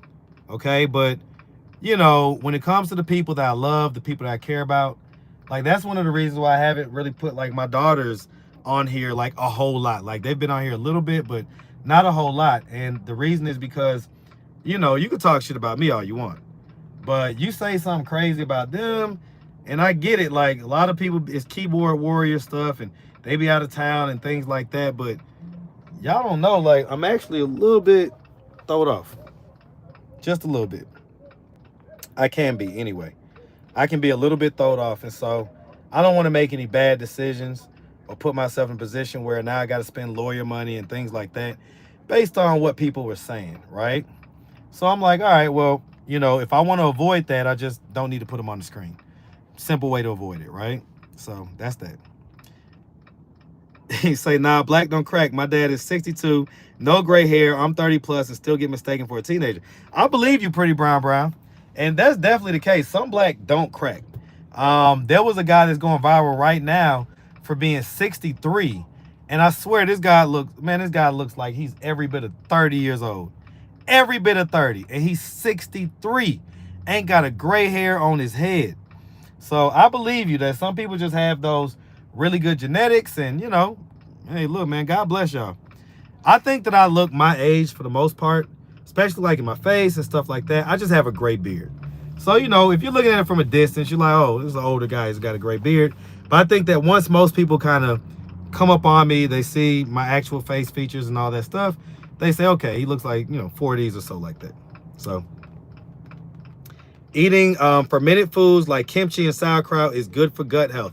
Cabbage, kimchi, sauerkraut. Let me tell you something. Queen dropping a gem on y'all. Okay, you eat that stuff so that you can have those good gut bacteria. You know what I'm saying? Because all bacteria is not bad. You need to have good bacteria. You're gonna have good and bad, but in trying to eliminate the bad, sometimes people also eliminate the good, and that'll help you get it. The half weight room in restaurant. Yes. You talking about yes. You talking about, well, it's not a halfway room. It's a full gym, right? It's a full gym. You do everything in that gym. But yeah, the little restaurant portion, yep, right there. Go to my doctor back home, told me which days in my phases is best to conceive a boy, and gave my husband things to eat and practice the day of. What's the book name? You don't remember? I'm about to say, tell me that, because I need a boy. I would have to Google the name of that book. Okay, y'all talking about that. Fasting, no water is the best way. Yeah, for sure. But it's water. You'll be all right. Are you still drinking water during your fast? On this last fast, to be honest with you, I didn't. But it wasn't by design. It's just because I just didn't. I just didn't end up drinking them. But I definitely drunk water on my fast, and that's perfectly fine to do. You're still not really processing food when you're drinking water. So that's the difference. If you ever, Golden, they're going back and forth. If you don't drink water, you're going to die, bro. Definitely if you don't drink water after like several days.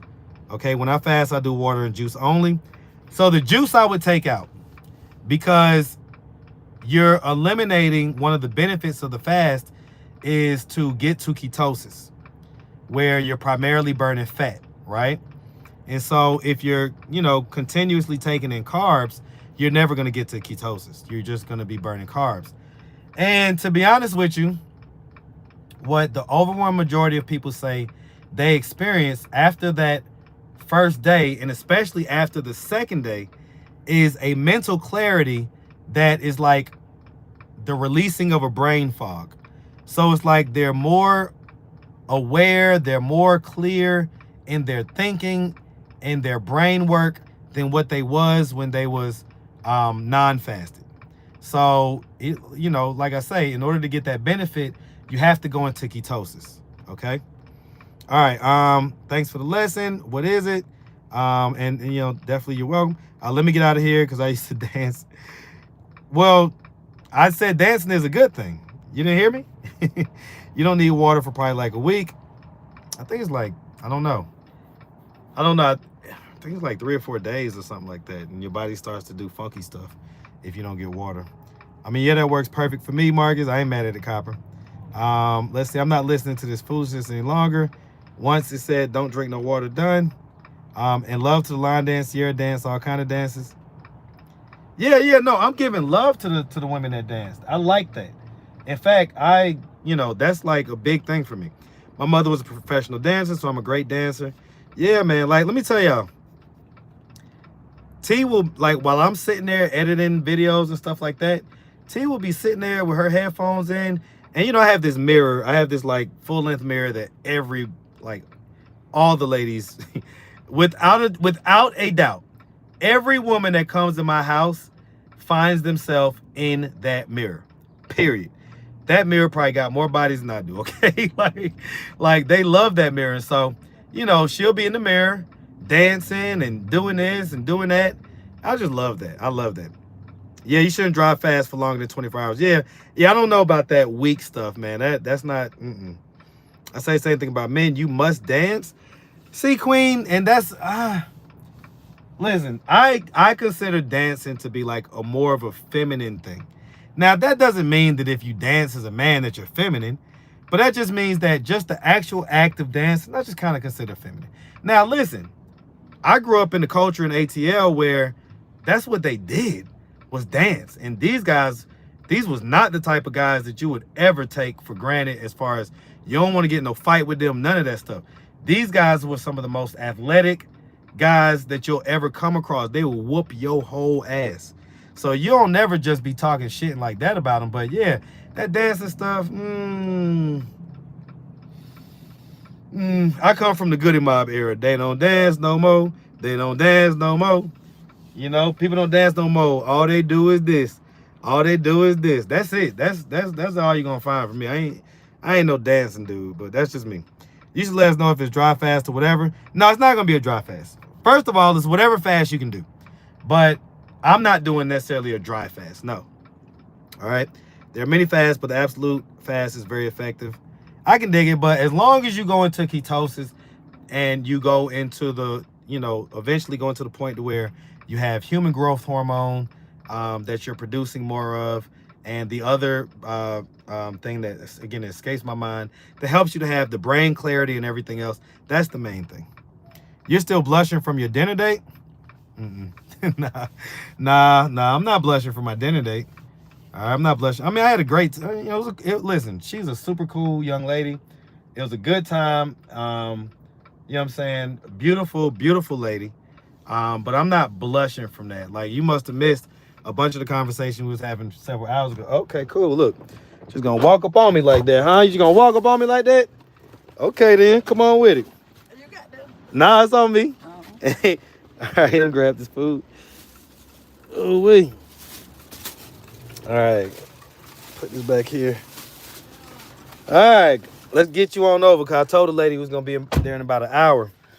All right, and so she said, you know, they close at 7, but, you know, I told her, I was like, well, hey, look, that just means you're going to have to work fast. Yeah. She laughed. She was like, ha ha.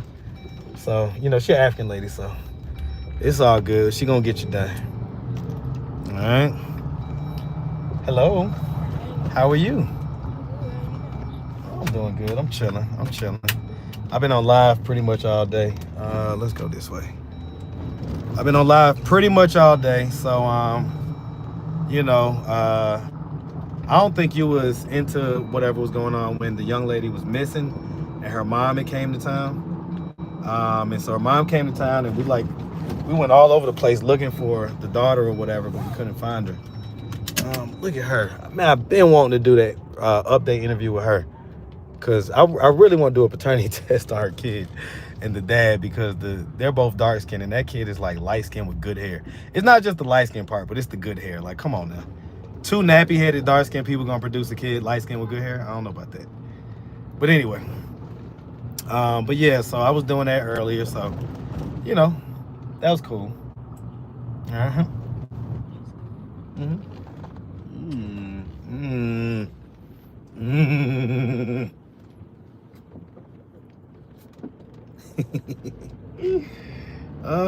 Anyway. All right, so anyway, all right, where y'all at? All right, let me catch up to these comments. Let me see. Okay, y'all know what I mean. Damn, look, good hair, all hair is good hair. Y'all know what I mean. Like, come on now, y'all know we black folks, and I get it. Like, we gotta kind of change the way we describe some of these things, but come on, y'all know what I mean, okay? What I mean is the finer course of hair that, you know, a lot of people in our community refer to as quote unquote good hair, right? So that's what I mean, okay? All right, let me see. Did I open the door for her? So she literally surprised me by walking up on the door. So y'all see I was still in the car. Or whatever. Obviously, it was going somewhere. If it was walking up to the car, I naturally open car doors. So you don't ever got to worry about that with me. All right? Okay. All right, hold on real quick, y'all.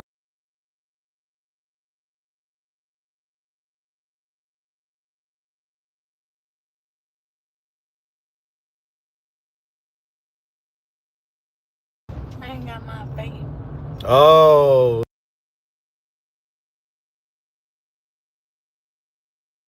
So, all right, do you want to stop? I was like, don't do Yeah. that. Well, do you want me to I mean, if we you, have time. okay, well, I'll just get you over there first so that y'all can get started and then I get it then, okay? All right, cool. Did they find the Vita? Yes, they did, Golden. Yes, they did. They found the Vita. Should I go this way? Yes, the light's green. So they found the Vita. Vita was found.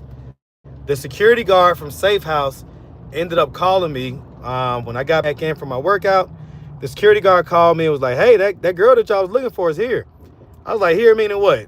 Like here? He was like, yeah, she's right here at Safe House. I was like, okay. So literally threw on my pants, came out, and she was there. I called the mom when I was on the way, and the mom was like, oh yeah, we found the Vita. And I was like, huh? Why you didn't call me? She was like, I called you. I did call you. You didn't pick up. So I was like, huh? But then the weird thing is the mom was like, yeah, we found the Vita. She's here. She's back home. And it's like, no, she's not. Like, she's here at the Safe House. Like, she's not back home at all. And so I don't know. Like, I guess she recently just left this weekend. So I guess it must have just happened this weekend or whatever, where she was just like, you know, she dipped back out and came back out to Atlanta. So, you know, I mean, you know, she was really happy to find her. The mom was. Apparently they had like this big celebration at church and say they was tearing the church down. Boy, they was hooping and hollering and going crazy because they found her, praising God and everything else. So it was a big deal in their community, you know. But ultimately, you know, EVITA is a 42-year-old woman, right? So it's not like there's a little girl. She makes whatever decision she makes. So that's what happened with EVITA. All right. Yep. All right. Okay. Let's see. Terrence, not too much on the ponytail. What y'all in here talking about? Okay. So Marcus is a true byproduct of ATL. I guess so. In what way, Copper? With the numb in the back. What y'all in here talking about? I've seen it happen before. My grandma is high yellow with good hair. I'm brown. Ex-husband dark. Youngest son kind of light skinned. I get it. I get what y'all saying, but let's be realistic. Like, if I showed you this couple, because they were both on my channel, but this was like damn near 3 years ago. So, you know, I could like, I'm telling y'all, like, since y'all talking to Joe, I'm gonna show y'all, like, these are two like really dark people, right? And it's not to say like, listen, my dad is dark skinned with quote unquote, I ain't gonna say good hair, but fine hair. You know what I'm saying? Like, my dad is dark skinned with a fine grade of hair. And his sister is light skinned and almost looks like she could be Mexican with super long hair.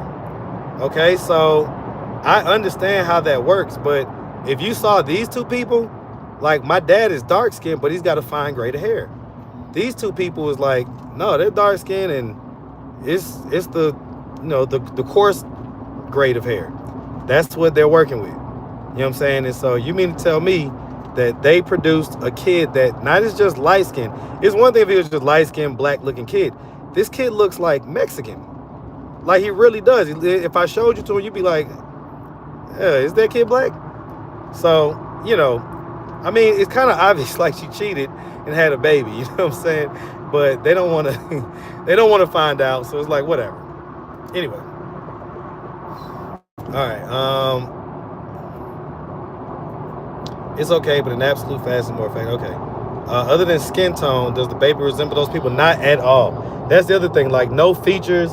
Like, the woman has like a bulbous type of nose. The guy has more, you know, African type features as well.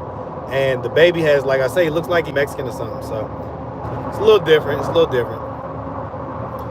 What? We got Too Tall. Not now. Not the 6'8" Too Tall. But we got the other Too Tall in the building. All right, got the other Too Tall in the building. Now, Too Tall, how you made a video talking shit? How you made a video talking shit?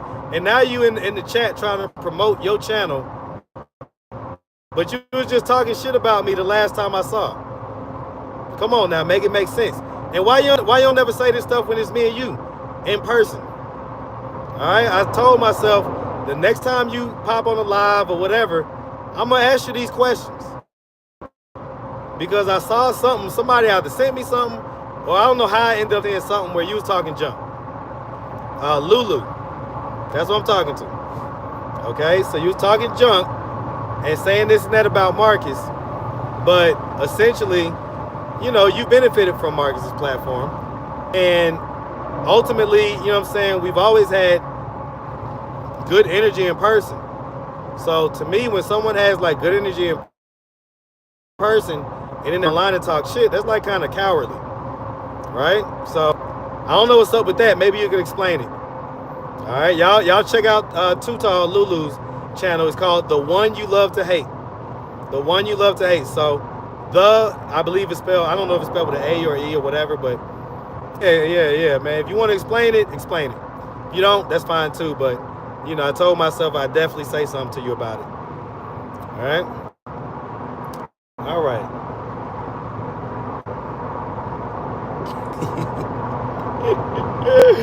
Okay, we almost there, baby. We almost there, all right? We almost there. Let me make sure I get you right. Yep. I'm going to get off at Glenwood. We're just going to take it all the way down, and maybe I'll stop at the store on the way. Oh, the gym was good. The gym was good because I went and saw KD afterwards too. So that's why I was when you had called me, I had just left from KD. So I didn't work out or nothing. I went and picked up the food, and I set up when I was gonna be going back in there. So because he's doing like bodybuilding shows right now, so he's in like peak week and everything else. So it ain't the best time to like really, you know what I'm saying, see him and all like that. But as soon as he's done with these shows, then we're gonna be on and popping. Do you like my haircut? You do? I was just telling the people how you're my biggest cheerleader, how you just are just someone that has just, you know what I'm saying, always kind of looking to put a smile on my face and be in Marcus's corner, and how those traits, along with your just natural femininity that just oozes out of everything that you do, are the reasons why I chose you and have chosen you and will continue to choose you. Yep. And your little dancing and stuff. Tell me more. Keep it going. And I just think you're beautiful, and I just be wanting to lick your skin to see if it's actually made of chocolate. Well, you let me know. I can tell you that it is. Yup. So,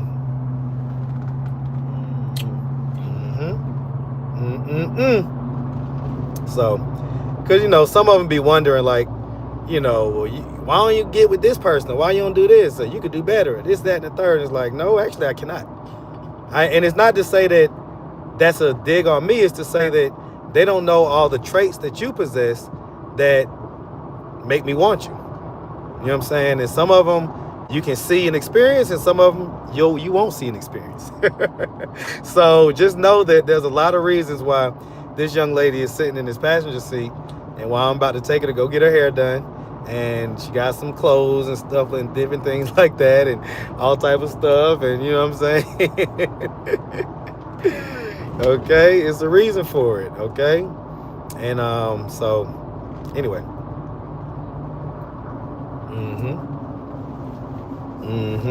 Yep. You ain't on here. A little bit, you was almost on there. And see, so like right now she's rubbing my arm, right? Which again, these are just the type of things I'm talking about. Just physical touch, right? So like my two love languages are words of affirmation, which she does all the time, and physical touch. So like just for no reason, just come and touch me. Just come and grab me, come and rub me, come and touch my shoulders, come and rub my arm, come and do this, come and do that.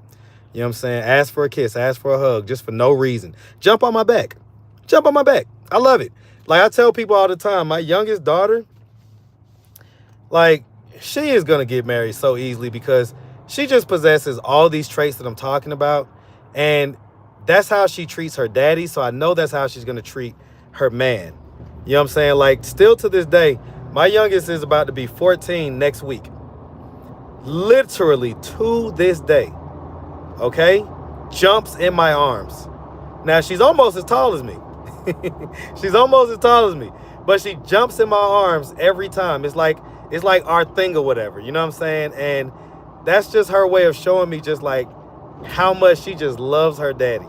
And it puts the biggest smile on my face. I love it. And it just makes us feel like loved and connected, right? But that's just kind of how my youngest is. Like her love language is physical touch. So she'll just be like, if me and her standing somewhere, she'll find her way to like be touching me somehow. Like our arms are touching or our legs are touching or something like that. She just is always someone that just kind of needs that, you know, that physical touch, reassurance type deal, right? So I enjoy women who have those traits because that's what makes me feel loved, right? So, you say a brown skin is a dark skin, ain't it? Nah. Brown skin and dark skin, two different things. So brown skin is, you know, browner, and then dark skin is darker, right? Did that make sense? Okay. Yeah, Terrence just said it perfect. Chocolate and caramel are not the same. So I'll just say that. All right. Have your kids met her? No. So, well, okay. Actually, technically they have, right? Technically they have, but it wasn't like they met her in this capacity. Okay. So they met her because I told y'all, you know, at one point she lived in my mom's house, right? So I told y'all that. And so, you know, obviously the kids, you know, that's their grandma. We used to go over there, you know, every week or just, you know, every so often or whatever. And so, yeah, they seen her. Now, you know, they didn't meet her in the capacity of, oh, this is daddy's lady, right? So they didn't meet her in that capacity yet. And I have not introduced anybody to my kids in that capacity. But my kids did just said this. My kids did just ask last night, did I have a girlfriend? And I told them I have someone that I'm dealing with. And when I'm ready to introduce them, that they're going to be introduced. So, yeah, it's as simple as that, you know? Lisa says clingy. I mean, if you want to describe it as that, I guess you can describe it that way, you know? I wouldn't say clingy because it's not clingy. It's like, you know, I still have space to do the stuff I need to do and do what I need to do, you know, work out, edit videos, do this, do that, do the third. But it's just random. It's like just randomly just come and touch my arm. You'll randomly come and rub my shoulders, randomly come and ask for a kiss or whatever. So I get it, but, you know, that's your opinion. Damn, I thought you was about to F with that pretty lady. Listen, first of all, I'm sitting right next to a pretty lady. That's the first thing. Second of all, I know you're talking about the young lady cat or whatever like that, but I already told y'all, like, listen, the most important thing to me when dealing with a woman romantically is how I experience that woman. How I experience her is like way more important than anything else. And so, you know, there's just certain traits and certain feminine energy that I like. And there's certain things that I, you know, tend to stay away from. And so, you know, like if any type of attraction has to be negotiated, if any type of, I got to tell you to, like, you know, be soft or, you know, stroke, do this, you know, whatever, right? Say something nice, this, that, the third. If it has to be anything like that, then, you know, that's not going to be a direction that I'm going to go in, right? So looks are like,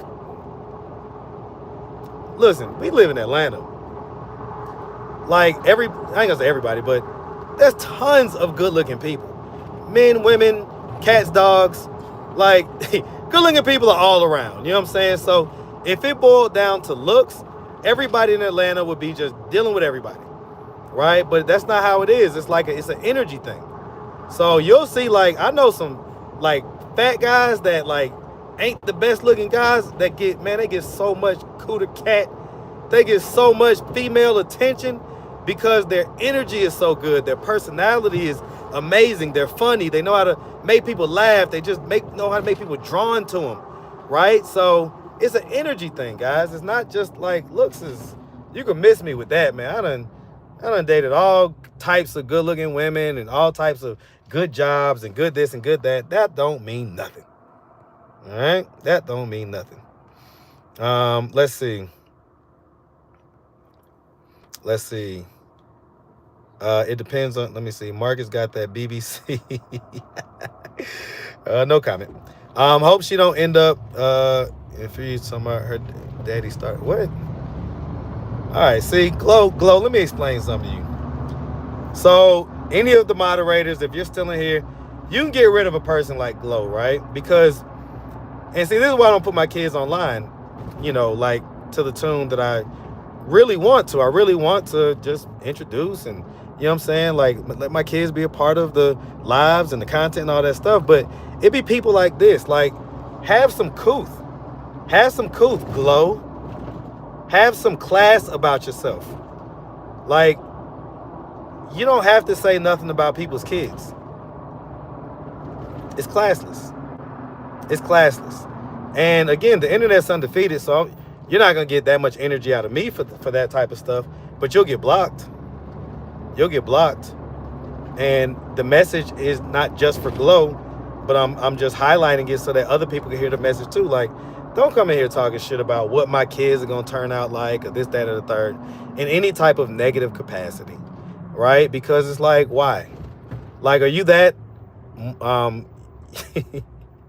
like, you're that hurt? You're that, like, sad and pain, you know, you got that much pain going on in your life that's how you feel like making yourself feel better? By talking shit about some guys that you may not like his questions, or you may not like this, so you feel like you're gonna talk shit about his girls. These are young black girls, probably just like you. So here you are, essentially, you know what I'm saying, talking some type of shit about the future of two young black princesses that you don't know personally, that the only reason you're talking shit is because you have some type of grievance with their dad. Get a life. Get a life. Yeah, get a life, Glow. All right. Let's see. Okay. Copper just touched my inside part. What you talking about? Oh, y'all talking. Opinionated, you so nasty. T will always be family. Always. Always. No matter what. So light-skinned people and brown-skinned, dark-skinned will probably both be considered dark. Maybe, but you know, I mean, listen, it is what it is. It's a spectrum, but you know, at a certain point, you stop being brown, and you know, to me, you're considered dark skinned. At a certain point, you're not dark skinned anymore. You're brown skinned, right? So I get it. But is your mom aware that you and T are an item? She has been aware.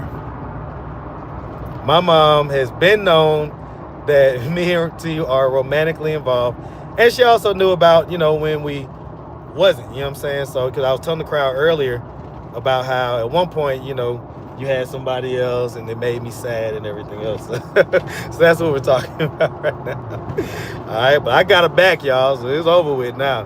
All right, I be telling her all the time, if I got to caveman her and put her on my shoulder, put her on my shoulder and make her come with me. All right, if I got to do it, I got to do it. All right.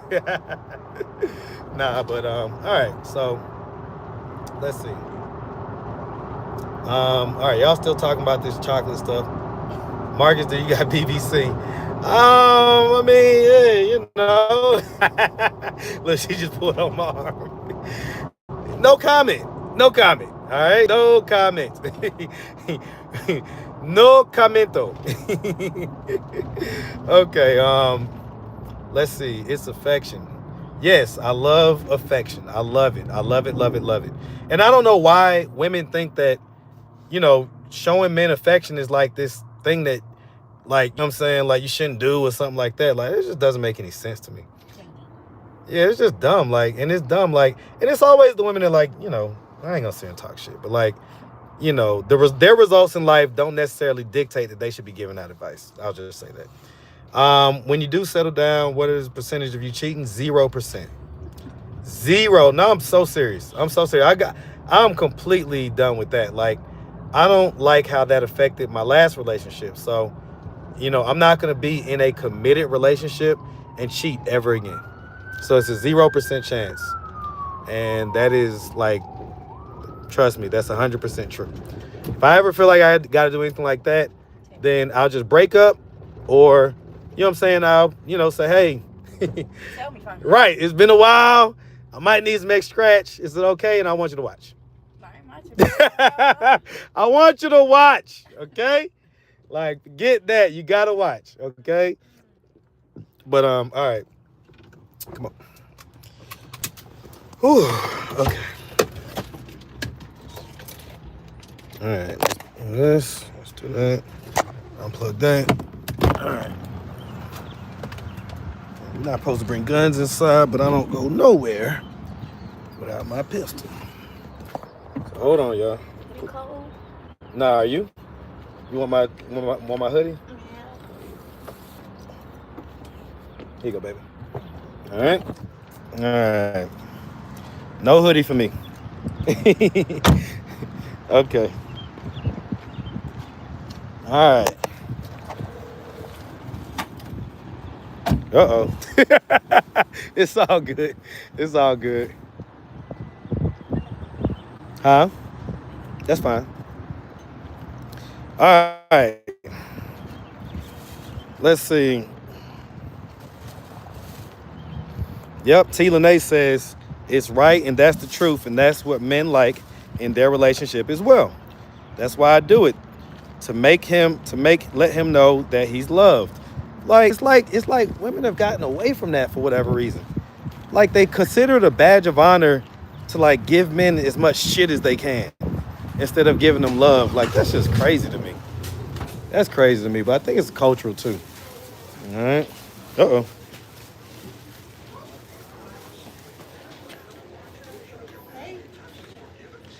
All right, so y'all figure out whatever y'all doing and everything else. All right. Don't be trying, little. I know how you be doing. Don't try to put that extra 20 on it. I know how you be doing. No. All right. I'm gonna let y'all handle it and just let me know what it is when I get back, okay? All right. Yeah, I'm gonna go grab one for you. Matter of fact, hold on real quick.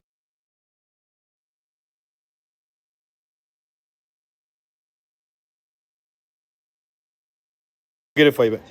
All right, so y'all hold on real quick. What y'all in here talking about? I'm way back in the comments. All right, y'all hold on real quick. I done took my hoodie off and everything. Excuse me.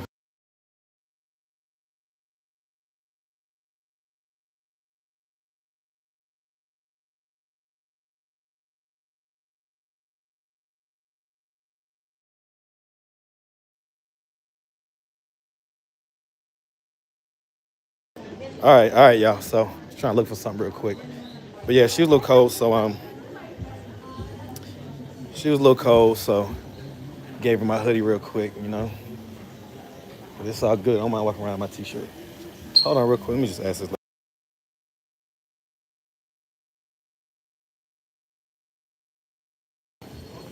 All right, so it's cool. Let me go run to the gas station real quick. All right. Let's see. What y'all in here talking about? I'm gonna run to the store real quick, okay? I'll be right back. All right. Okay. All right. Let me go grab this. What y'all in here talking about? Cheating and trying to live two lives is chaotic. Yeah. Now that I'm a much more mature man than I was. Obviously, when when I was in my 20s and even in my 30s, you know what I'm saying? Like, there's a different level at 40. So there's, a lot of things that I've learned about life and things like that, which is why I took the time and, made sure that, I sold my royal oats, to be honest with you, because let's be, like for some of y'all, right, that have been paying attention and everything else like that, I've known T and have been dealing with her on and off on a romantic level for 3 years now. But I used to tell her all the time, like, listen, just being honest, like, I'm just not there yet. And you are amazing. You're damn near perfect for me in all these different ways. But I'm not going to be great to you if I don't kind of get all this out my system. Because I was in a relationship for a while. And so, look, man, I don't know about y'all. I don't know about every guy, but, the way my libido is set up and everything else, man, like, I just had to get it out. Like, I don't want to be walking around wondering like, dang, I wonder what that cootie cat hitting like. I wonder what that cootie cat hitting like. Well, I done hit a lot of different cootie cats, that all type of different body styles and types and everything else. So I ain't got to worry about what no cootie cat is hitting like at this point. Okay, I've had like just way more than I need. Okay, and so you know, I'm not tripping. Like that's why I say like I'm not at that place anymore where I would ever even consider cheating, because for one, and like I say, without trying to get too crass and everything like that, 99% of women just don't have what she has. It's just, that's just the bottom line. They don't have it. So that alone is like, why would I want to trade in something that's less than for something that's more? Y'all hold on.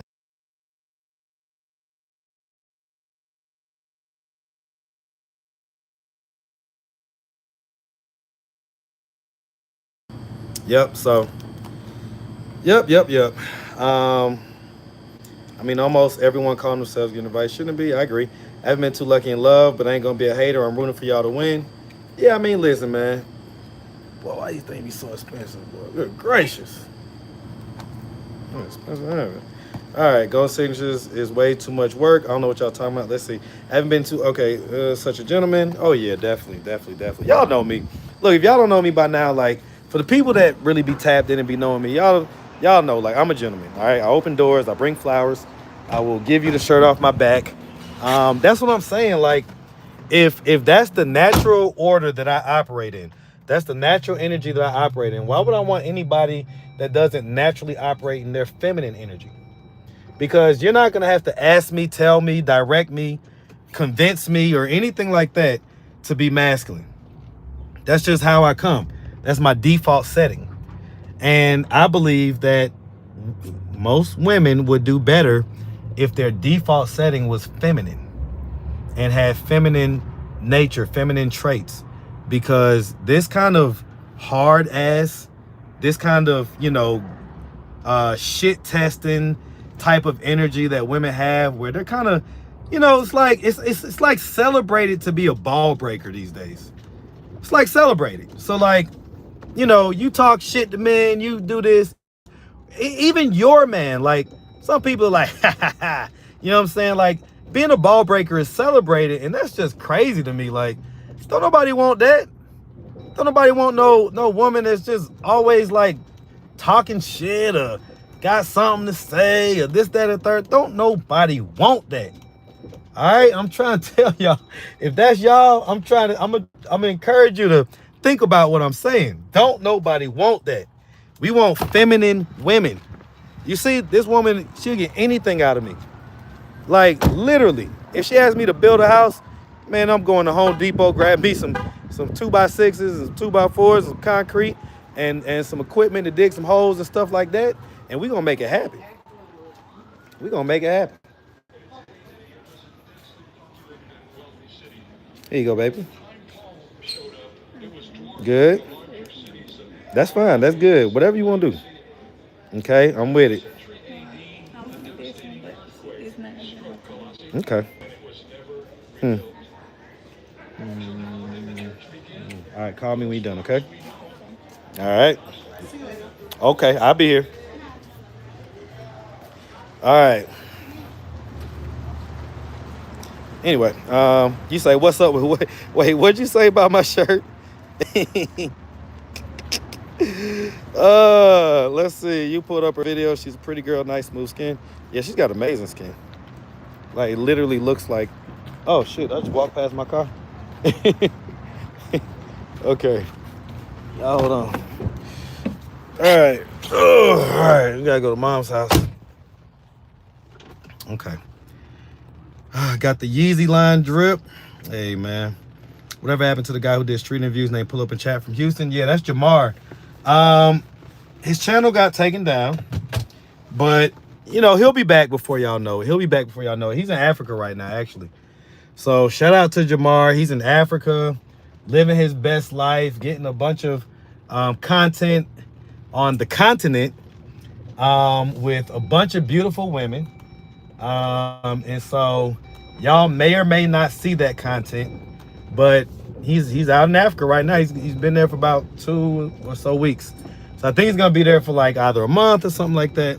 and then he's coming back to the States. And, you know, when he comes back to the States, he's going to decide, like, kind of how he feels, you know, whatever. Because they had kind of really, man, they had really kind of, man, they had got him, man. That deflated his balloon, man, when they did that.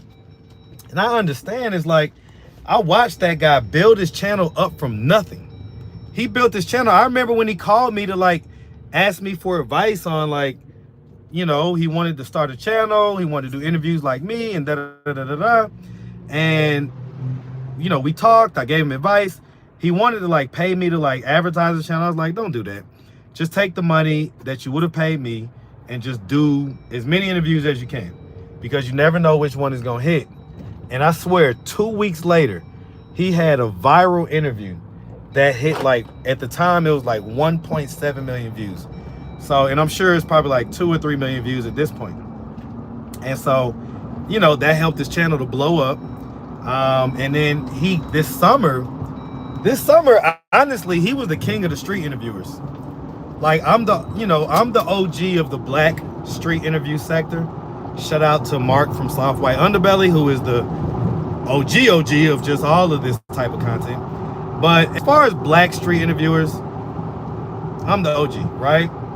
But Jamar, I ain't gonna lie, pull up in chat, boy, they was doing some crazy numbers this summer. And I mean, at one point he was legit getting 100,000 views per video. Like, it was going crazy. I was just like, damn. Like, maybe I just need to start interviewing half-naked pretty girls, because it was working for him. And so he was doing excellently. And he was I think he was at like 90-something thousand subscribers. So he was just about to get his play button when they clipped his channel. Man, so I can imagine how he feels, where he's like, all right, well, I ain't just in no rush to just jump back and get another channel and do all this stuff for YouTube, because, you know, that sucks. Like, that boy done put in major work and major time and went through all type of stuff to build that platform, only for him to wake up one day to an email saying that essentially your platform is gone. All right, so that's crazy, man. All right, got the Hunchback of Notre Dame shirt on. What y'all talking junk about my shirt for? Ain't nothing wrong with my shirt. Ain't nothing wrong with my shirt. All right, maybe a little wrinkly and stuff. All right. Let's see. Quick question, Marcus in chat. What is y'all's take on poly relationships? I mean, it's not for me. It's not for me. It's not for me, man. I'm an intense lover. So I like to be all into whoever it is that I'm with. And I don't want whoever I'm with to be opened up to anybody else. You know what I'm saying? So that's not my thing. And, you know, woman, man, it doesn't matter. Like, I'm good. I don't want to do no poly relationships. I'm African American. Y'all really need Jesus, not the Mexican guy who sell tacos. Alrighty, that must be a troll or whatever. Marcus, you're making my workday go smoother by watching you. Well, I appreciate that, Michelle Wins. Listen, if you need your day to go by fast, just pop in on Marcus's live. Now, they be random. Ain't no telling when they gonna happen, but one thing about it, boy, that boy gonna talk, he gonna chit chat, and he gonna be on there for hours. Okay, even though he don't want to be. I do not be trying to be on here for hours, but once I get going and I'm going, and hey, it is what it is. All right, it is what it is. So y'all get to ride with me, and, you know, throughout my day, and, you know, running errands and doing this and doing that. So that's what we do. Which, me personally, right? Like, I don't know how many lives, like, you know, I watch a lot of YouTube, right? But most lives that people do are not like out and about and moving around and doing this and that. So I think this is kind of, I ain't gonna say it's just straight up unique, but there's a uniqueness to it, right? Because, you know, y'all get to just kind of come with me instead of me like sitting in my apartment and just, you know, talking to the screen. So you get to kind of be here with me during my day, hear the people in the background, all that stuff. So I think that that's a little bit cool. So hopefully I'm entertaining you guys. All right. Let's see. Get me a Pepsi interviewer. It's perfect for my blood type. What does that mean? What does that mean? I hope you don't mean the actual soda. Okay, so I don't know what that means, but a Pepsi interviewer. It's over my head. Somebody gonna have to explain what the joke is. All right. All right, let's see. Y'all know you're talking about shirt, Terrence. Looks like someone gave you that shirt off their big bag. So what y'all trying to say? The shirt look loose. I got a loosey goosey shirt. All right, I'm gonna stand back. I'm gonna do a Kendra cam when I get to the house. Okay, I'm gonna do a Kendra cam. I'm right up the street from my mom's house, so I'm gonna do a Kendra cam and show y'all. Like I don't think I got it off a big. It's a small shirt actually. This shirt is small, like it's tiny. So, but you'll see. You'll see. All right, so we in the neighborhood I grew up in right now.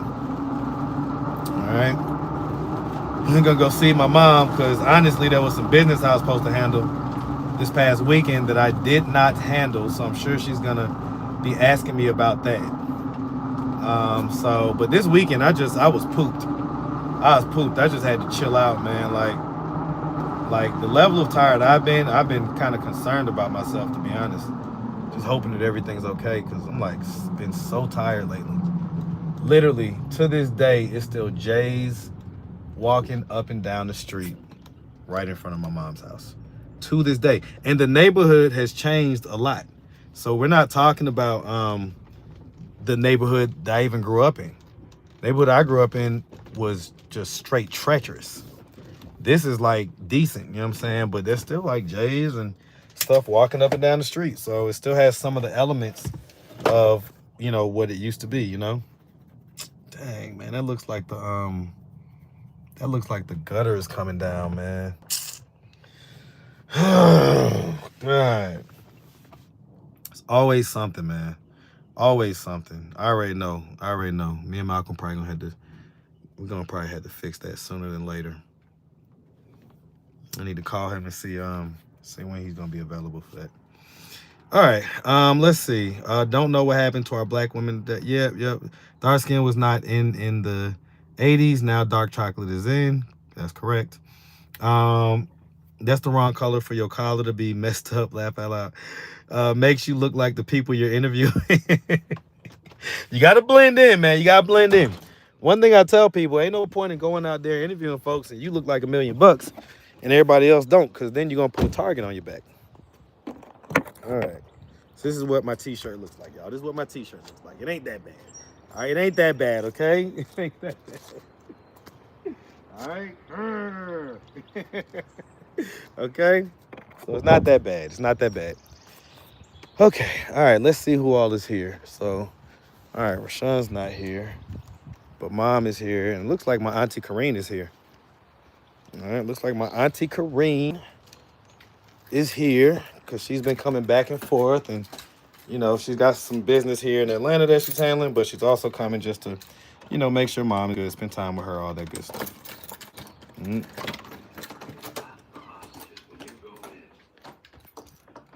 Okay, that's the younger sister. Hello. I'm good. How about you? I'm on live with my people. Want to say hey, what's up to my people? Hey, how are That's you? my auntie, y'all. That's my auntie. She's a world-class gymnast that was just amazing at the University of Georgia. Y'all have heard me talk about her before. So my auntie Kareen. All right. And my mommy. I know, I'm going to call them today. It's my mommy, y'all. All right, so for any of y'all to ever wonder, you know what I'm saying, this is my mom. Okay. How are you? I'm good. Are you working or hardly or working hard or hardly working? I finished working for the day. Yeah, okay. Working hard or hardly working. Okay. So you say what? What'd you say? Oh, don't worry about that. You're fine. You're fine. It's just on me. Let me see. So I ordered some stuff for the girls, and I also have some stuff for T that I bought her or whatnot like that. So is this like the only box that came in so far? Okay, so I think the rest of it is like maybe gonna get here like within the next day or two. Mm-hmm. They're in this program. So the girls in a program for all girls that like, I don't know, all type of good stuff like corporate training, some this, some that. They're gonna be going on some type of field trip at the end of the week. So it's like a little spring break, little girls only program that like this lady put together or whatever. So they complained about it, of course, but you know what I'm saying? They're gonna be fine. And of course, you know, Ken's is like so excited to get this weave in her head. So she cannot wait. Her appointment is scheduled for Saturday. So she's like, that's like what everything is about right now. The weave and the dress. So we gotta get her a nice dress for her birthday dinner, and then you know she's gonna have her weave and her lashes and all that stuff. And so we're trying to hammer down the restaurant right now. But like when I put in the request to Fogo the Child, some other restaurant called me back, like Devon or something like that. Some restaurant called Devon. I was like, I put in a request on Fogo's website, like for them to call me back so I can get information about doing a birthday party. Yeah, they like like some random restaurant called me. I was like, what the heck? So yeah, it's kind of crazy. Kind of crazy, but that's what I was thinking. You know, it probably just owned by the same company, but still, like, I didn't put it into your restaurant. And then the lady's like, yeah, well, we don't do parties of 10. I'm like, great, because I didn't request your restaurant. like that's like disinviting me to a party that I wasn't gonna go to anyway. Like, what are you talking about? So, but yep. Everything good with you, though, Kareem? Yeah. Rocking and rolling? Yeah, just working. No, that's right. All right. Well, I was just popping in and grab some of this stuff and whatnot, and I'll make sure I call those people. Okay, Mom. I'm gonna probably, I guess, head back to the city. Let me see what y'all in here talking about. Okay, Rich Guy interviews with the $1.99 super chat. I definitely appreciate it. Let's see. Great, you found Miss EVITA. Yeah, that was crazy, man. But you know, people can't improve unless they want to improve, right? So even like her mom coming all the way to Atlanta and bringing her back home, she still ended up out here in Atlanta. So it's like the mom's just like, all right, well, you know, I've done what I can do. At this point, just got to put it in God's hands. And that's how it is with these type of situations. It's like, you got to put it in God's hands, man. Okay? All right. All right, let me grab this because this looks like, let me see. Oh, no, this is the thing for, was it Ken's?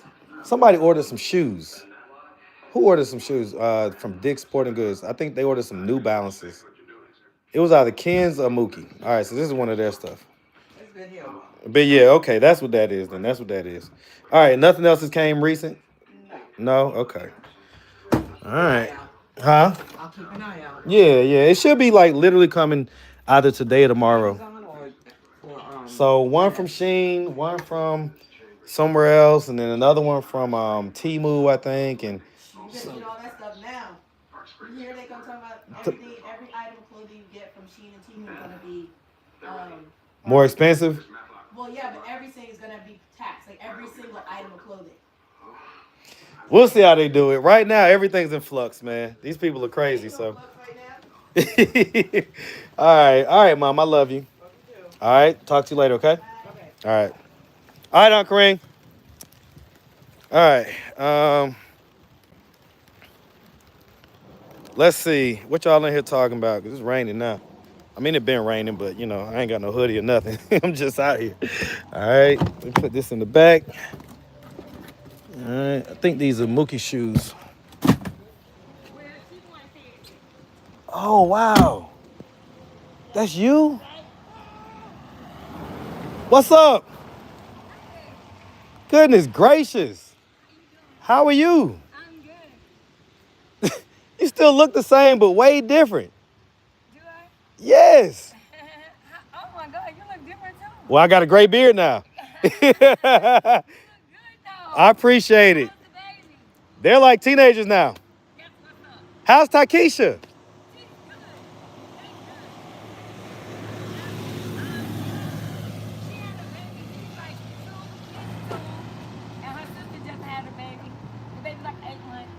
Wow.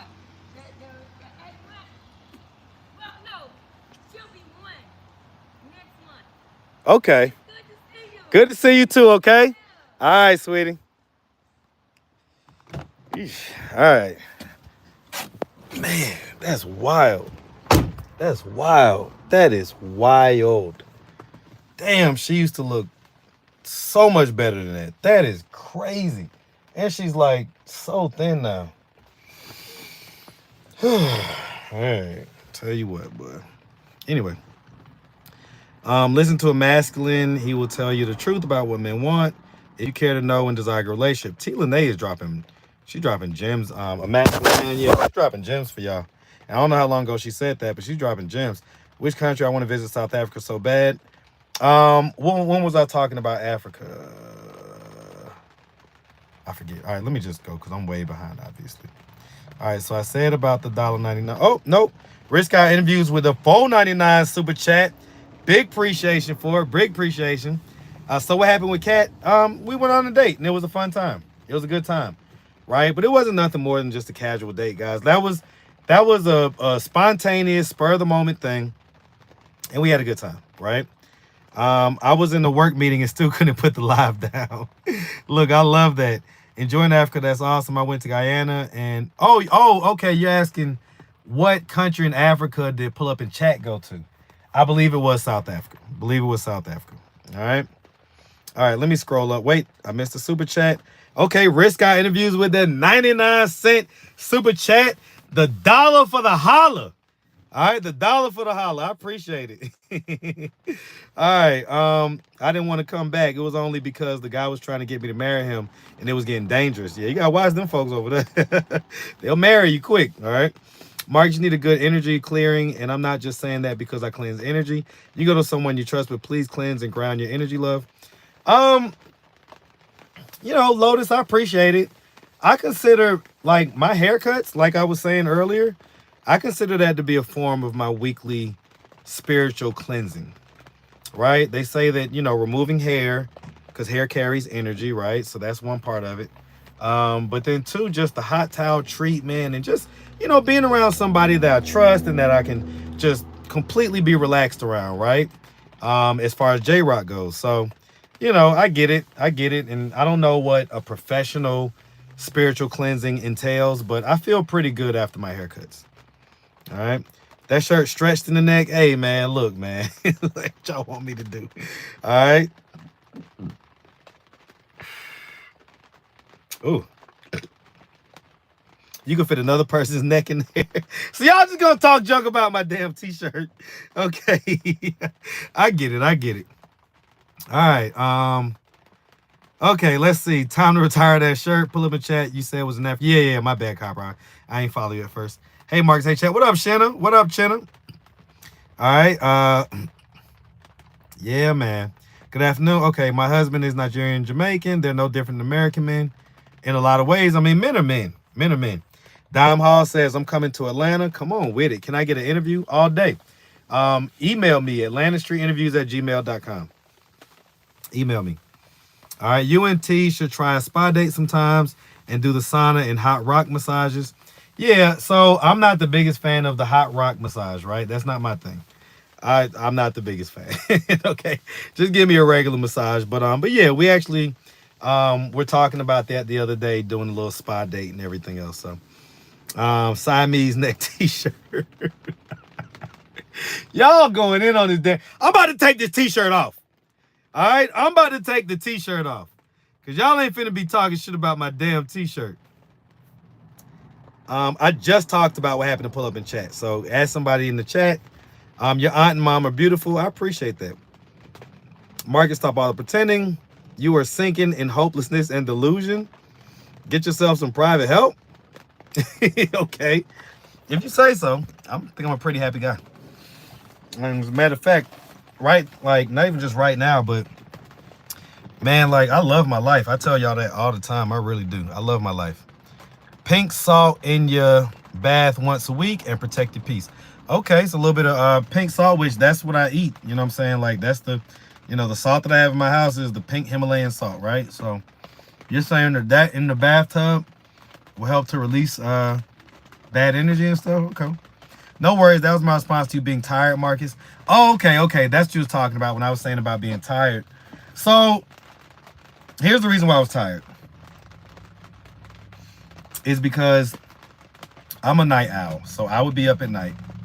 And I still had to pick up my girls in the morning, right? And I wake up at 6:40 for that. So, you know, sometimes I don't get to sleep till 1:40, right? 2 o'clock, you know what I'm saying? Stuff like that. And so, you know, like after a while, 4 or 5 hours of sleep continuously will start to have a toll on you. So then I had to start taking naps. So then I would, you know, pick them up, you know, get back to the house, and eventually lay down for like a 2-hour nap before I could really be of any use to anybody, you know what I'm saying? And so just recently, me and the mother of my kids basically kind of, you know, came to the agreement that she would, because her job situation shifted or whatever, she would basically take the kids in the morning, bring them up to school, all that stuff. So what that does is it allows me to sleep in. So even if I, you know what I'm saying, stay up a little bit later than what I should, I'm still going to be able to wake up and be fully rested and not have that initial obligation of getting up at 6 something in the morning and, you know, riding to the east side and doing all that. So that literally just stopped on Friday. So this is going to be the first week, and this is spring break week, so it's a little different, but this is going to be the first week where I don't have to get up at 6 something in the morning. And so I'm of the belief that I'm about to be having a bunch of energy and a bunch of ability to do the things that I need to do, that I want to do. I'm going to be able to do that stuff because, you know, I got the time now. So that's why I say all these new channels and everything else that I've been talking about, y'all are going to see. Take it off. I don't know if I'm in the shape to take off my shirt. I don't know if I'm in that shape that I just want to take it off right now. You got dense muscles, so it does make sense why you wouldn't favor the hot rocks. Yeah, man. Boy, it'd be killing me. I'd be like, this just hurts. This don't feel good. This just hurt. All right, please take it off. Looks like you got snatched up. Damn, let me take off my damn shirt, all right? Y'all got me taking off my shirt. Now I'm out here looking crazy. Let me see. All right, yeah, we still got a little bit of work to do before I just, you know what I'm saying, just show y'all the whole thing or whatnot. But just know this. Just know this. Ain't nobody get jacked up. Ain't nobody get jacked up, all right? It's just an old shirt. It's just an old shirt. Now, I'll do a couple push-ups real quick and get on the camera, but it's kind of wet out here, so it's all good. I ain't gonna do it right now, all right? Y'all gonna have to wait like a month. All right, in a month, I'll be walking around with my shirt off. Give me a month. All right. I had to let KD get done with his shows, his bodybuilding shows and stuff. All right. And I had work I had to do, so I had to focus in on my stuff. But anyway, lay off the shirt. Yeah. Everybody talking about the shirt. Help my son with his children because of the long days. Yup. Have errors of AML on YouTube. What you mean? I missed that. Can't we just play around about the shirt, Dan? No, it's all good. Listen, trust me when I tell you. Y'all know me. I ain't tripping. All right, you ain't never got to worry about me. We trying to see you, Marcus. Go ahead, take your shirt off. Listen, should I do 50 push-ups in the rain? That's what y'all asking me to do right now. I do got on my workout shoes, right? I got to get y'all 50 push-ups in the rain. Okay, let me find out, man. Let me find out. Because you know I do it. You know I do it. I love y'all, so you know I'll do it. You know what I'm saying? Okay? All right, but anyway. Okay, not enough super chat. So yeah, so Hazel's saying, hey man, we need Kish My Curls to come back in here and drop some of them $100 super chats. Right? Because then I'll definitely do 50 push-ups in the rain. I'll do them in the rain. I'll do them slow too. Some nice slow push-ups so you can see the veins start to pop. All right, gray sweats. I had on gray sweats the other day when I did the interview with Kat. Right? So I had on gray sweats that day. One of the viewers was like zooming in on my gray sweats and asking me questions about my my black hammer, you know what I'm saying? So that was funny. That was funny. All right. It been a V-neck shirt, so it was already a V-neck shirt. I don't know why this thing got so loose like this around the collar. I don't know. It is what it is. No worries. Nice and slow. Yes. Right. Ooh. I ain't gonna do that. I ain't gonna do that. I ain't gonna do that. I just had a thought in my head, but I ain't gonna do it. I ain't gonna do it. I ain't gonna do it. Let me chill. Let me chill. Let me chill. Let me chill. All right. You say you like Miss Cat Date? Okay. Black Hammer. What you roll your eyes for, Raquel? It's a black hammer. What you want me to do? Say, you may use more crass language than that? Like, come on, it's Black Hammer. Hope everyone is having a good day. Yep, now it's a beat up neck shirt. All right. Tell us your real age. So who is this sunny person, right? Because we know it's not that sunny. You're like a year too late. That was the stuff. That was the comments like a year ago. All right, everybody knows my real age. This man has a whole lady he just kissed. And what do I mean? I can't take my shirt off and have fun with my people? Nah, not the deep print in the sweats. At one point, I went to go ask, these folks or whatever. And I was just really asking one particular lady, did she want to do an interview? But there was a bunch of people sitting there. And this one lady, man, I had to tell her, like, my eyes are up here. Okay. Like, she just would not stop looking. It's like, all right, take you a glance or whatever, and then return the gaze back up here.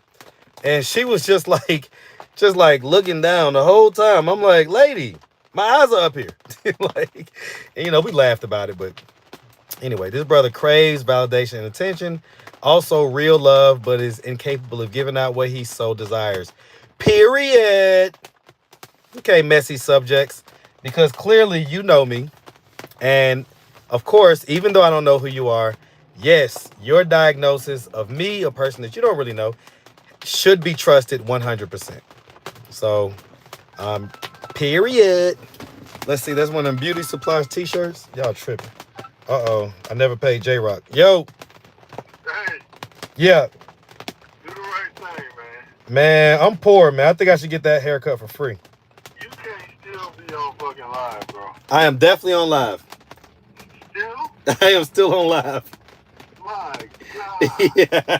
On this phone or the other phone? The same phone I was on before.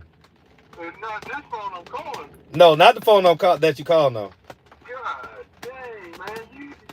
Shit, I done finished work, brother. Hit the liquor store. What the hell you still on live? You the jockey, bro. Let me tell you something. I work for a living. I don't know what you do. I don't know what y'all do. I work for a living, mother sucker. All right, and I got bills. I ain't like you. I ain't got no sugar mama. Okay? Don't do that. Yeah, I ain't got no sugar mama, okay? Mama, take the sugar out of it. So I gotta work for mine, and I gotta make sure that I get enough that my bills are paid, okay? Your dick ain't good enough. Your dick ain't good enough. No, I've heard differently. Wait, hold on. Bro, you sending the wrong person money, bro. No, I ain't sending the wrong person no money. You a damn lie. You better make sure you got that money. Now hold on. Where's my damn? Did I leave my key inside? I hope I ain't leave my key with T. Cause she borrowed my hoodie. So I might have had my key inside the hoodie. I hope not. Cause if so, I'm gonna have to take an Uber back to I ain't in the belt line. It's raining. I'll be down there. Ain't no belt line action today, huh? Oh, no. I did have my key because I opened up the door. All right, well, look, take care of your business. Yes, sir. Yep. All right. I think I left my key in here. Must have put it down for a sec. Yep, right there. Look at that. I wasn't going nowhere fast. Yeah. I be running my mouth to my people on live. See you later. Love you. All right. Iceberg Slim LA says you could tell who's single on here. Look, man. This is true. Okay. I love your interviews. I appreciate that, Valerie. I appreciate that. Dion, yeah, they be saying the Dion. You know what I'm saying? They be saying Deion Sanders. They be giving me those comparisons all the time because of this great beard. Let's see. Thirsty women do be nauseating, laugh aloud. I'm just effing around with Marcus. He fam. Yeah. I don't think nobody in the chat is like, oh, this and that and the third. But yeah, pretty brown. Look now. Nah, let me stop. It's called respect. On the house, J-Rock. Right. Tell them, man, that haircut need to be on the house. These be the same women cheering you on with this woman, but then act thirsty. They're just having fun. They're not like, sometimes y'all take things too seriously. Like, it ain't that serious. They're having fun. It's all good. T is understanding that, you know, who I am and kind of, you know, as far as like, you know, just everything, you know what I'm saying? As far as content creation, everything else. I know now ain't nobody calling me thirsty. I'm just being silly. I don't want Marcus, baby. And see, you don't have to like... Because then, like, people will be having fun and doing that, and then people be like, oh, you thirsty. And then they'll say something like, I don't want Marcus. You know what I'm saying? It's like, okay, you know, hurt my heart like that, pretty brown. He's showing off his bacon neck shirt on. You see it. You see the bacon neck, all right? Do that affirmation dance. He sweats like old boy. I don't know what you're talking about. He a sugar daddy. Who you talking about, J-Rock, or you talking about me? I'm just daddy. Ain't no sugar in it. You know what I'm saying? I'm a stevia daddy, if that's the case. Okay, I'm a sweet and low. All right. Now you ain't got that far. Marcus, you don't come real and obviously in touch with your feelings, but it will all catch up with you in time. Actually, I'm super in touch with my feelings. You got me pegged all wrong. I'm super in touch with my feelings. And I'm highly communicative. So I tend to communicate, you know, with whoever it is I'm dealing with or whatever. And, you know, so a lot of guys aren't like that. A lot of guys are just kind of, you know, quiet and things like that about however they're feeling about stuff. But I'm a very good communicator. And so I utilize that in relationships. Now, I don't over communicate in relationships, or I'm not trying to go back and forth, right? So I don't do that. But if there's something that I feel like needs to be addressed or whatever, I talk about it. You know what I'm saying? There's no biggie. How did you drive from your mom's? I didn't. So I've been sitting in the car the whole time. Your car don't beep when it's running and the key is out the car? Yeah, it does. It does. That's how I knew that I couldn't have left it at the, you know, where I was at with T or whatever.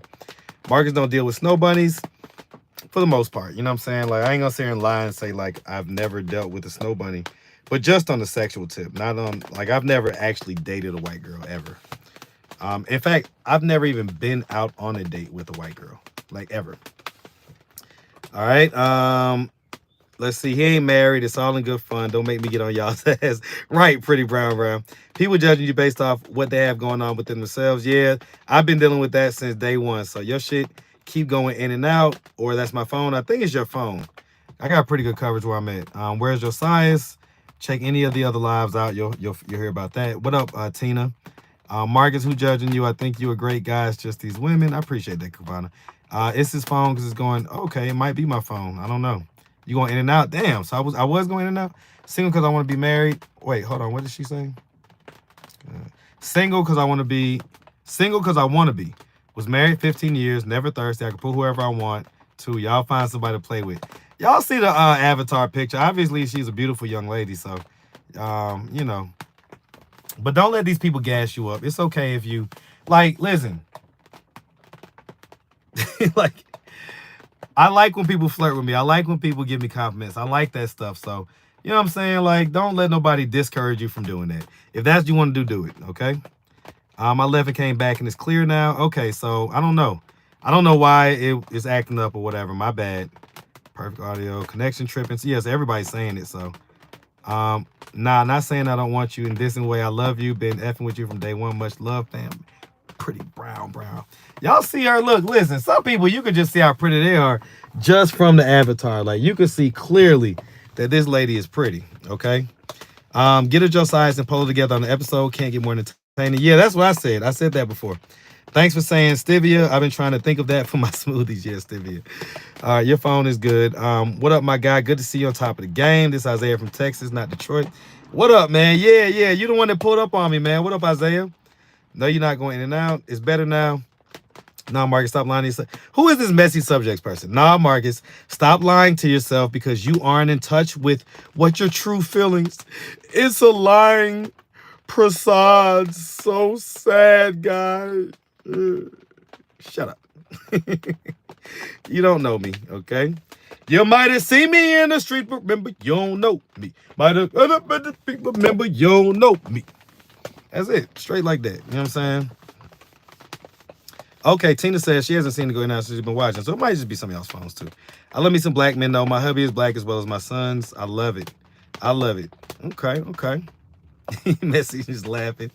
So how many bands are we about to drop, J-Rock? Ain't no bands. Ain't no bands, all right? The normal haircut price, okay? Marcus, serious question. My boyfriend just got a Jeep like yours, and I have to climb in it. How do you just sit in it without climbing? If you're short, you're going to have to climb in it. That's just what it is. Like, especially if you got a lift. That's the whole point, all right? My weakness are Latino men, but I can't go lighter than that. You know, I always wonder about that. I mean, I get it. I get it, man. And it seems to always be people that, like, have either a non-FBA background or especially, like, people in New York and stuff like that. It's like, I don't know, man. Like, I love dark skin. Like, my mom, you see what my mom is. You see what color my mom is. My dad is the same complexion. Like, I don't know. Like, I love, you know, like, and I love all women, but it always kind of, I don't know. To me, it's always just a bit of a red flag when I see, like, darker skinned people and they're like, oh, my God, I love, you know, I love these, you know, other race people and stuff like that. It's like, you don't love your own people? I get it, but that's a weakness. Like, that makes you weak. You know what I'm saying? Like, I get it. Give love to everybody, but damn. You know what I'm saying? Like, what about our people? But whatever. I'm good, sir. Got to come hang out next time I'm down. Absolutely pull up next time. West Indies was showing her nipple on her live last night. Ooh, that could get her page taken down. That can get her page taken down.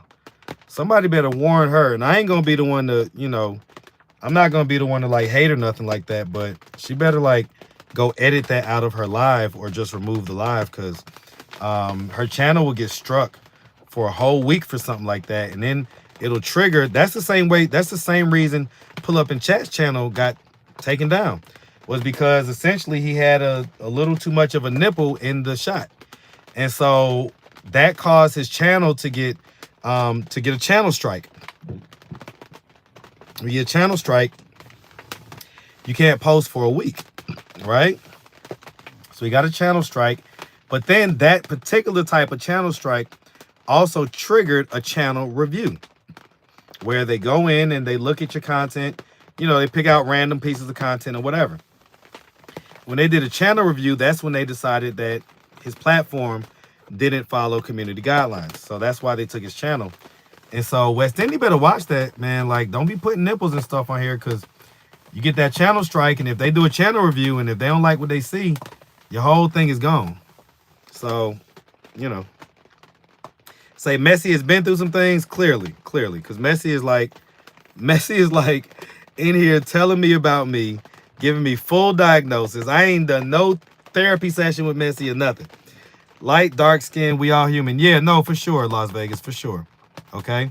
Love my black kings, Copper, I feel you. My first serious boyfriend was from Puerto Rico. I've dated pretty much every race, Asian, black, Hispanic, whatever, but there's nothing like a beautiful black man. Oh, you reported her, Tina? Eesh. Oof. That sucks for her, man. That sucks for her. You know, one thing about it, man, is like, I may have my little beefs with people and stuff like that. Yeah, I really don't like her, okay? Just, if I'm being honest, right? She's just, like, the exact opposite of anybody that I would consider a good person. Anything. Stand-up person, good mom, any of that stuff. She's just, to me, she's just bad all across the board. But I still, like, I'm not the type that would, like, report her page or nothing like that. Like, it is what it is. Marcus, have you ever dated Hispanic women?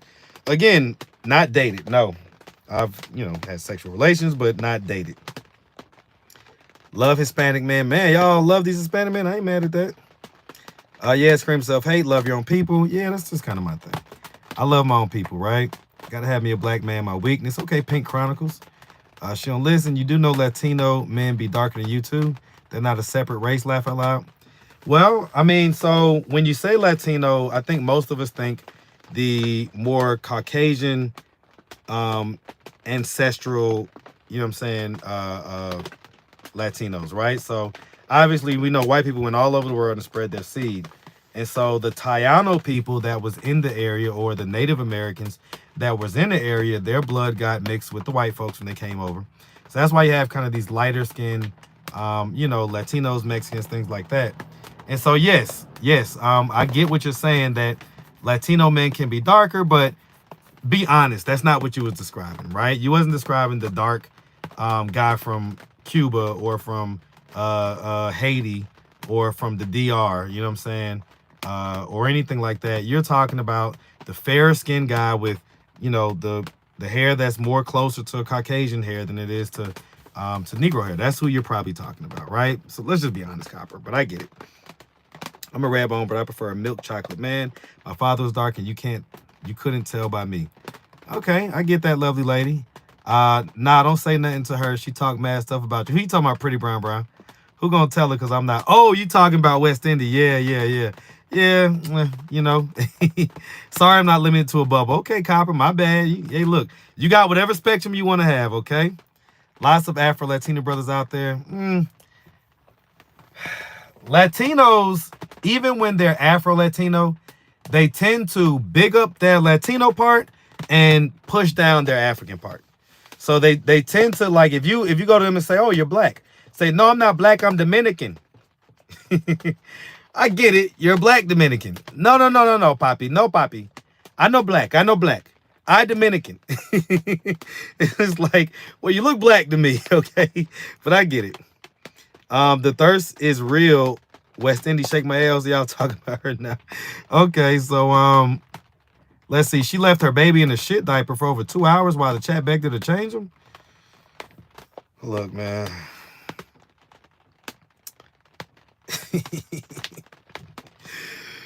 Again, I ain't finna sit here and talk shit about that lady. Like, she's definitely a terrible, like, she's a pretty bad person. Like, you know what I'm saying? She can come on with all that fake bubbly stuff that she be coming on with. But I'm telling you, she's a pretty bad person, just from my interactions with her. And obviously, you know what I'm saying, she's another one of those people that you learn the lesson of no good deed goes unpunished. Because I really did help her. Aside from even just putting her on my platform, I helped her in other ways. And she completely shitted on that. You know what I'm saying? And to this day, refuses to, like, really apologize or even acknowledge that what she did was wrong. I saw her one time off of live, right? So I saw her same spot that I saw her before. And this was months later after that infamous live. And so I was like, okay, you know what? Let me just try to talk to her off camera, no recordings, no nothing. Just as a person, right? Just to say, like, hey, what you did was wrong. Like, can you just admit to that? Can you own up to the fact that you should not have said, you should not have accused me of doing something that you know good and damn well I didn't do? You know what her response was? Well, it's my platform. I can do whatever I want. And I can, if I want to say this, I can say this and that. And it's my platform. And it's like, okay, so you're just a bad person. Because even months later, you can't just say, well, it might have been not the coolest thing to do or whatever. You can't even say that. You're just like a horrible person. So people like that, I let God fight my battles with them, man, because there's no point in me putting any energy into somebody like that. Marcus, that bro was mad as hell at you when you confronted her. I'm like, yeah, like, mad at me for what? I'm like, like, you knew that this day was gonna come. Like, you can't just put shit online about people and think that you're not gonna be confronted about it in some type of way. Like, and I did it in what I consider was the most respectful way. And I didn't say any words that where her kids would know what we were talking about or anything like that. So fine, your kids were there, but oh well. Like, my kids are online too. And you said what you said, so why the hell should I care? You know what I'm saying? That's just crazy to me. Let's see. Are you serious? I thought that was Rose from Queen of Kings who did that. West Indy did too. Hispanic men always 4'11". We not gonna shit on the short kings. Okay. Shout out to all my Hispanic guys. Okay. We not doing that. All right. No short king slander shall be tolerated, okay? No short king slander, okay? We love our short kings right here. We love our tall kings, too. We love all our kings, all right? Medium height kings. We love everybody. But y'all ain't finna be shitting on 4'11", all right? I'm not 4'11", but I'm just saying. I love Latino men. They just short down there. I don't know nothing about that, all right? Hey, just join who we talking about. They was just talking about West Indies. Natives aren't native. They cross the Bering Strait and have more Asians in them. There's a lot of evidence for that as well, right? But when did that happen, and how long do they have to be here before they're considered natives, right? Tayano plus African plus white. Yeah. Yep. If they take her channel, she's really going to be on here begging and crying. She won't be able to. That's the thing. She won't be able to come live and beg or cry, do anything like that. She'll just be literally suspended for a week. I don't know if she'll be able to do anything. Even community posts, I don't think she'll be able to do. So hopefully that's not the case. I had to unsubscribe to West Indies. All she does on her platform is call us jealous. What are we jealous of? She literally asked 10. It's like, it's the craziest thing, right? That's why I say, like, some people, there's nothing you could do. Like, they're just crazy. She will literally call people who are trying to give her solid sound advice. Like, and they do it in the nicest way. They do it in the most respectful way that they can. And she will not take any of that. She will only sit there and say that they're haters and they're jealous. And it's like, sweetheart, who would be jealous of your situation? Like, you must really think that and that's the thing. She thinks she looks better than what she is, and all this stuff is like, oh my God. You can't help people like that. Trust me, you can't. You just gotta leave them alone. Black brothers first, but I find all races attractive. I ain't mad at that. Latinos are in all colors and shades. It's true, but they tend to shy away from whatever, like, especially if they're Afro-Latino, they tend to shy away from their black side and they tend to big up their Latino side. The other night she did. Okay, so yeah, I didn't know nothing about that. Yo, how you doing, my man? Man, I'm doing great, man. I appreciate it. No, Carmelo Anthony, Maxwell, AZ the rapper is who I'm talking about. Okay. Blessings, brother Marcus. What up, Faith? What up, Faith? I heard all Hispanic men gay. Never heard that. And you know, shout out to all my Hispanic kings. All right. Faith, who he said he didn't like, I want to know. Oh, I think it was talking about, they was talking about, well, I was talking about, they was talking about West Indies. Yes, MJ, I'll never go in there, but did the other night. She is a horrible mammy. Okay, so y'all, so I guess, what, is she going live and stuff now? Because y'all talking like she was on live or whatever. So I guess she like is going live nowadays or whatever. Yeah, you gotta watch that stuff, man. The thing about live is, you know, whatever you're doing live, and so people gonna see it.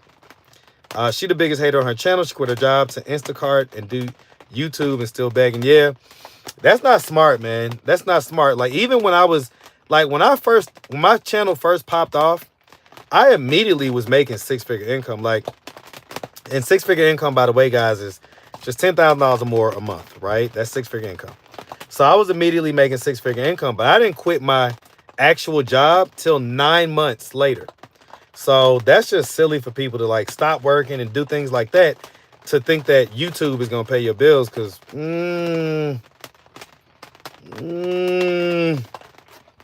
better be careful with that. Make sure you got some savings for sure. Grand afternoon, Faithful. Okay, that's false. They don't use the word black outside of America. That's why. Yeah, but these also be people that have lived in America long enough. You know what I'm saying? So I get it, but, you know, look, trust me, it's not just a word thing. It's just an energy thing. They tend to downplay their connection to Africans and their African ancestry. They just tend to downplay it. It is what it is. I'm not making that up. Oh, her name is High Class. She got a page. Let's see. Leela, who are you, baby? Well, I think it's Leah, right? What about them Nigerians, man? I don't know about them. MGO, she made me so mad. That's crazy. Nobody else is focused on race like the U.S. That's true. That's true. I'm the same way. I never called myself black. I'm a West Indian. I get it. You black. Copper, you're black. Okay? You're black. Okay? I get it. I get it. All right? You're black. Okay? What you mean? Who am I? I'm a black queen. That's who the fuck. Leia, they like, who is Leia? I think people equate black to mean FBA. black is black. Black is a color. And yes, they do generally equate black to mean FBA, but if you're black, you're black. You know what I'm saying? And they call it the African diaspora, right? And so if you're a part of it, you should embrace that part is all I'm saying. Let's see. Damn, Marcus, you still live? Laugh out loud. Everybody be saying that. What up, sweetness? 313. I was asking who was he talking about. We was talking about West Indy. Queen, they coming for me. Leia, who you are. Faith, everything's all good. Leia's fine. Y'all chill out. Marcus, do you come to Arizona? I came to Arizona 2 years ago. Actually, it was the end of 2022. So I've even got a whole playlist on my channel that's from the interviews in Arizona. And I think those was all pretty damn good interviews. I love those Arizona interviews because those drugs out there are different. And so the people act a little bit different, and it was just kind of crazy. Especially this one dude, like, you're going to look at his interview and be like, what the hell am I watching? So, yep, absolutely Arizona. She posted that encounter. Yeah, you talking about what's called, she won't ever take accountability. That's why she calls all haters if we don't agree with her. Yeah, shout out to my black queens out there all over here. Let's see, MGO, that's what I was saying, poor baby. Leah, I look at your picture, I've never seen you, love. So she's just saying she's never seen you before, that's all. But we welcome people that we've never seen, no biggie, all right? Is he talking about West Indy? Yeah, that's what I was talking about. I'm breaking up, must be way behind the comments. I agree that we should embrace all heritage, not shy away from certain parts. Maybe sad when people are proud of every part of their background except their blackness. Yeah, it happens a lot. Yep. All right, let me ask you this. Why do we separate ourselves? Yep, garden color, we're all God's children. That's a much longer conversation. Still raining there? Yeah, it's raining. Black is a damn crayon. Tell that to the police. Tell that to the police.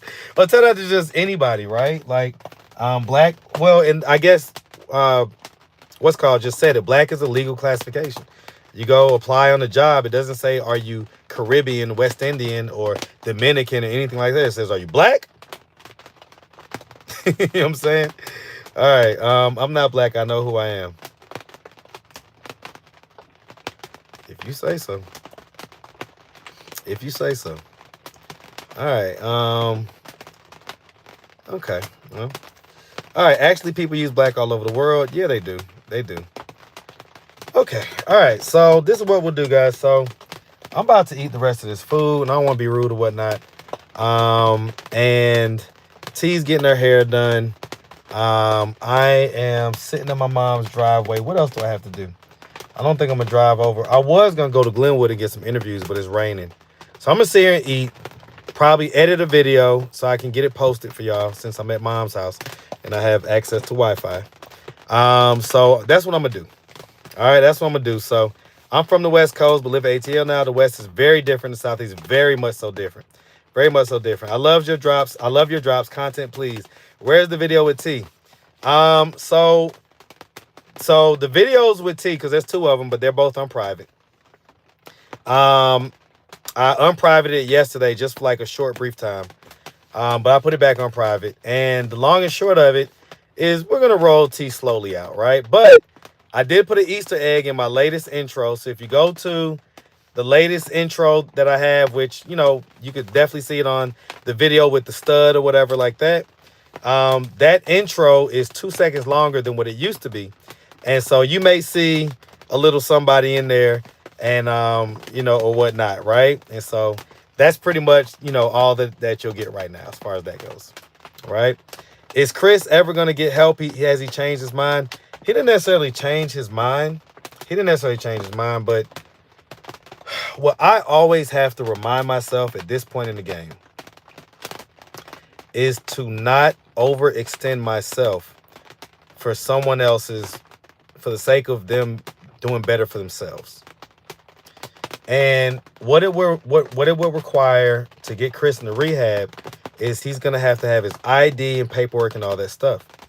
So there's two ways we can get it. We can go through the whole process of applying for it and do all this stuff, and it's going to take time, money, and all this other stuff. Or we can just go to his sister's house and kindly ask her for it. And so it's basically just going to boil down to when I'm ready to do that.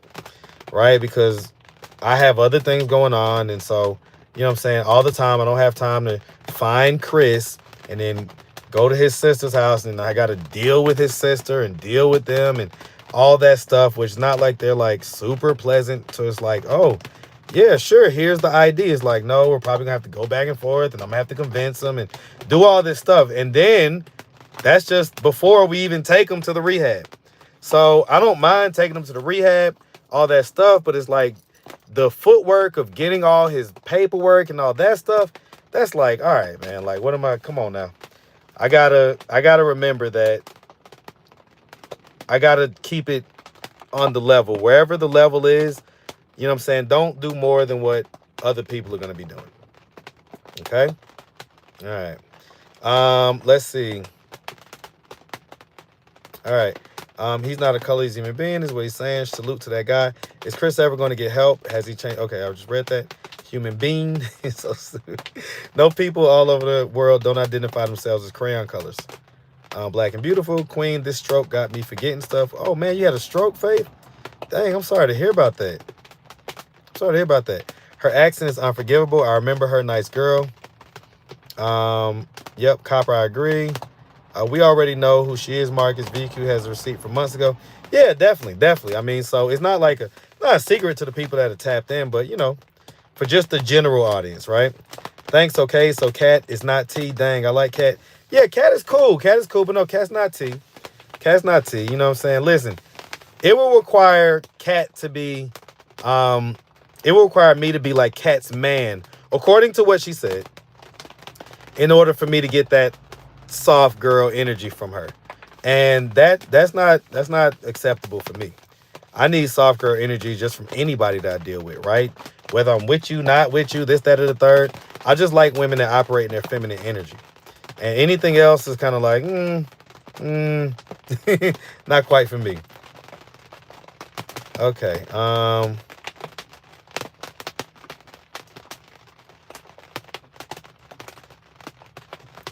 Okay, so let me do this real quick. Let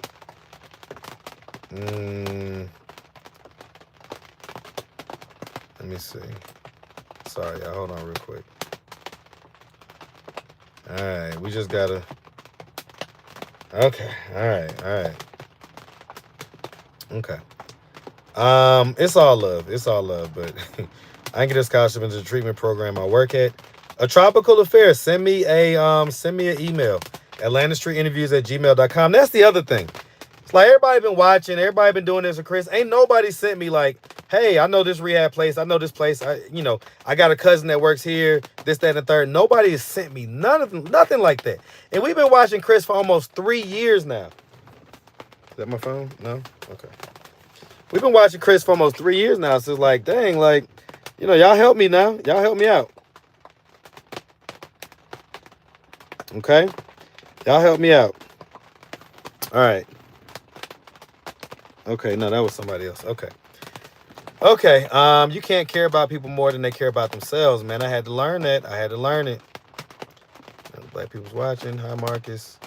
Totally understandable. When I come to ATL, I'm looking for you. Keep doing your godly duties. Diamond Babe Collection. Come find me. We need content in all weather conditions. Rain don't stop the hustle. God got him. Nobody on this planet could try to be him and rush his plan. Correct.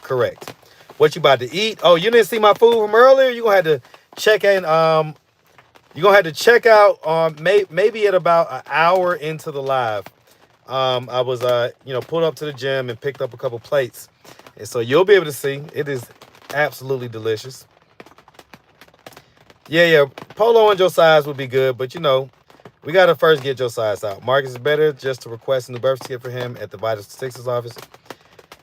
I mean, I guess, if that's what we got to do, then I guess that's what we'll have to do. Faith, well, I hope you reported to the police and hospital administrators. No more Cat. Me and Cat, we'll get up and do different stuff, and we'll bring y'all some type of stuff, right? But I don't want y'all thinking like, oh, he must not be serious about T. Like, no. T ain't going nowhere. Oh, Lord. Okay, so let's see who the crazy person is calling me from a private number, y'all. All right, y'all see? This type of stuff I got to deal with. Hello?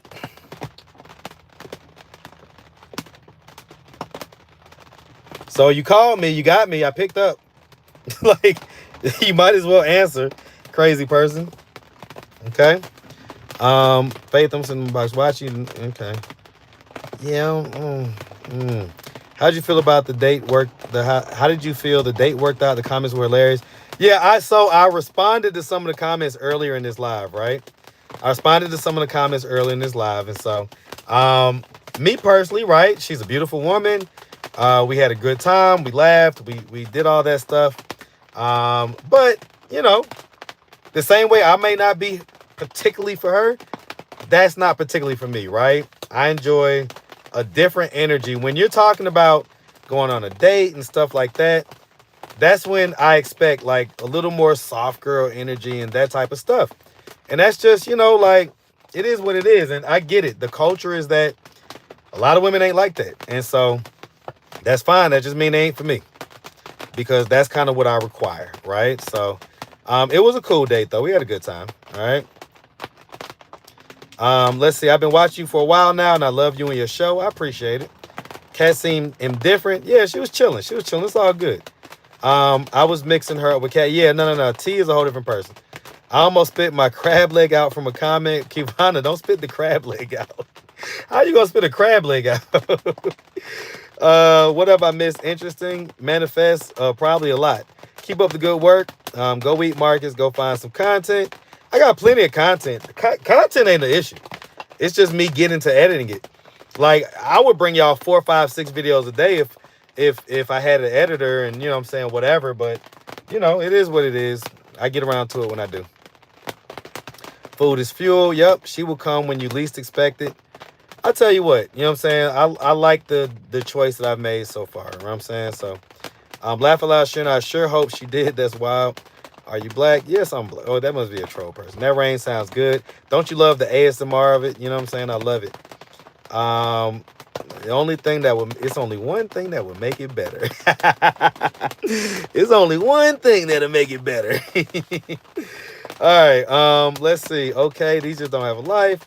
Saying these trolls just don't have a life. Yeah, it'd be different trolls on YouTube and stuff like that. Rehab isn't my area of expertise, but I definitely hope he gets it done successfully. Any updates on Eliana and Nia/Tone? I went over that earlier, so you could, you know, go back. It's probably within the first hour of the live. Treatment for Chris is free. He does not need anything. He just taken in, but does need a place. Birth certificate is not needed. Manifest. Any information that you have, just email me and we could talk. So you email me, I'll give you my number and we could, you know, talk about it. I'm better with just having a verbal conversation. Marcus, how are you mentally since everything has happened? As far as my dad goes, I'm fine. I'm at my mom's house right now. Love my dad. You know, he's always watching over me and I feel his presence even though he's not physically here. So I'm in a good place. Put a fundraiser for Chris to get him off the streets. Well, so according to what we know, Chris apparently has a lawsuit that he won and has money available to him that he'll get once he completes rehab. But I don't know. I just talked to Fatima the other day and she said that lawsuit is still pending. And so it has not been all the way decided yet as far as he hasn't like won the money yet. So that was the latest I got. But Fatima don't be knowing all, like, I don't know. Fatima sometimes just as crazy as all the other people out there. So, you know, they'll tell you something and it'd be just completely false. You say T is a pick me. Well, I picked her. I picked her, so I guess it worked. Okay. Maybe you should be a pick me and somebody will pick you, Zipporah. Okay. Like y'all love to, like women love this to call other women pick me's like that's an insult. Like, well, pick me's tend to get picked. So I guess you don't want to get picked. Is that what you're saying? You're a not pick me? Are you an unpick me, Zipporah? Well, it looks like your plan may be working, okay? Has Polo made arrangements to see his son? No, I've reached out to the son. The son didn't reach back. So I don't know if the son has any interest in meeting his dad right now, to be honest with you. Your videos are so funny. I guess they're not meant to be funny. I mean, there's funny moments in them for sure, but they're not just all just meant to be like, ha, look at these homeless people in their life situations. Like, no, it's I can, I crack a joke here and there, but it's like it's not meant to be funny, you know what I'm saying? But I get it. You said cray cray. Which one of y'all was that? Yeah, that was bad. Are you black? Funds are not needed. Please stop all this. I'm not trying to raise any funds for Chris. He already has funds. He just needs to go to rehab. So that's West Indies. What about Denise? Is she still running from people? She can't go back to the dungeon. Can't go back to the dungeon. So that's a psycho, not a crazy person. Wait, you got a lady brother? Let me find out you in love. Yeah, definitely. I mean, I'm dealing with someone for sure. Faith, hope everything's well with you. Shin, I felt like George Floyd. Hey, Faith, hope you're feeling well. On the road with Kel. What up on the road with Kel? She lying. She eating tuna fish, not crab. he say, ain't no crab. It was tuna fish. Oh, no. Back to my box I go. Oh, what happened, Shanna? What happened? Somebody said something? I respect the hustle. Keep grinding. Go find some right now live. Huh? Okay. Let's see. Interviewer, why is Too Tall upset with you? I don't know if he's upset. He may just be embarrassed. He may be embarrassed. He may feel like, damn, I think he may know that I was messed up. So he just doesn't want to, confront. I don't think he's upset. Like, he didn't come off like he was upset. You got all kinds of people in stories, and there's never a dull moment. And thanks for sharing. It's very interesting. Appreciate that, Billy BP. What up, Drea DeReal? What up, Drea DeReal? All right, I see you, Drea. Okay, God will send you someone. Just wait on them. Yeah. No, I think I got a good one right now. Parents did a good job raising you. I appreciate that. Amen. Good to hear that. They said someone looking for you, Marcus. Who? Oh, wow. Who looking for me? Respectfully, Marcus. Unfortunately, a decision in relationships haven't been the best. Well, okay. So, what single person can say that their decisions in relationships have been the best? Obviously, if you're not with somebody, then that means you're single. And if you've been in any relationship, they didn't work out for whatever reason. So that's kind of like the nature of being single, is that your stuff didn't work out. That's not really saying nothing. All right, let's see who the crazy person is. Yes, you got me on the phone. Hey, my nigga, man. What's up, man? Hey, I got your number from Too Tall, man. You interviewed me about, I want to say 2 years ago. I'm the dude that was sucking everybody's dick at the shelter. You interviewed me. So you do know that you're extremely weird, right? I was sucking everybody's dick at the shelter, man. And So you took the time out of your day to call me from a private number twice, and is coming on here basically being a troll. And are you proud of yourself? Do you feel masculine? Do you feel manly right now? Do you feel like you are doing the right things with your life right now? Like, I want you to understand, right now you're taking time out of your day to do just something completely ridiculous. All right? And I'm giving you this time only because I'm making content out of it. So I hope that you know that you're extremely weird, right? And you may want to look into that. You might kind of want to seek help. You're a weird person. Listen to me. I'm serious. I want you to know. Listen, I want you to know that this is loser behavior. This is just bad. You honestly should. I don't know what you need to do. You need to pray, go get some therapy, sage out your house, whatever it is. Okay? Okay. Oh, Lord Jesus. It almost sounded like Too Tall, didn't it? Oh, Lord Jesus. All right. Oh, you think that was Too Tall? He called from a private number. It almost sounded like him. I ain't gonna lie. What we'll do is, right? What we'll do is, because now we got his voice on camera, right? So we'll go back and we'll analyze the voice. Maybe I'll even pay a professional, right? Pay one of these professionals that does voice analysis, maybe has some equipment and things like that, right? And we'll compare it to the voice that we, obviously heard on the interviews from Too Tall, right? So we're gonna because I was just talking shit to and we're not talking about the Too Tall that we did a paternity test for. We're talking about Too Tall Lulu. So we're talking about Too Tall Lulu, right? So he was in the chat earlier. I said some, some stuff to him. He may not have liked it, whatever. So then an hour later, somebody calls and references Too Tall's number or his name in the thing. So it's like, is that you? This is weird, right? Now, I ain't gonna lie. The Too Tall dude, he was already kind of, let's just call it what it is. He was already a weird dude, right? He shot his mom. He wanted to cut the stripper because she was stripping and flirting with the customers, which is what strippers do. So he wanted to do all this stuff. I mean, he did all this stuff and went to jail for it and everything else. But let me tell y'all, so Too Tall Lulu, right? So Too Tall Lulu, so one day his girlfriend called me. This was months. Listen to me, months after his interview. Now, his interview did go light viral. So it had like at least 200,000-300,000 views or whatever, right?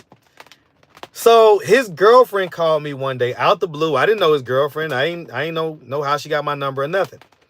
Girlfriend called me, like, hey, I'm Too Tall Lulu's girlfriend. Okay, great, this, and that, and the third. She was like, can you do me a favor? I was like, what? She was like, can you please remove that video?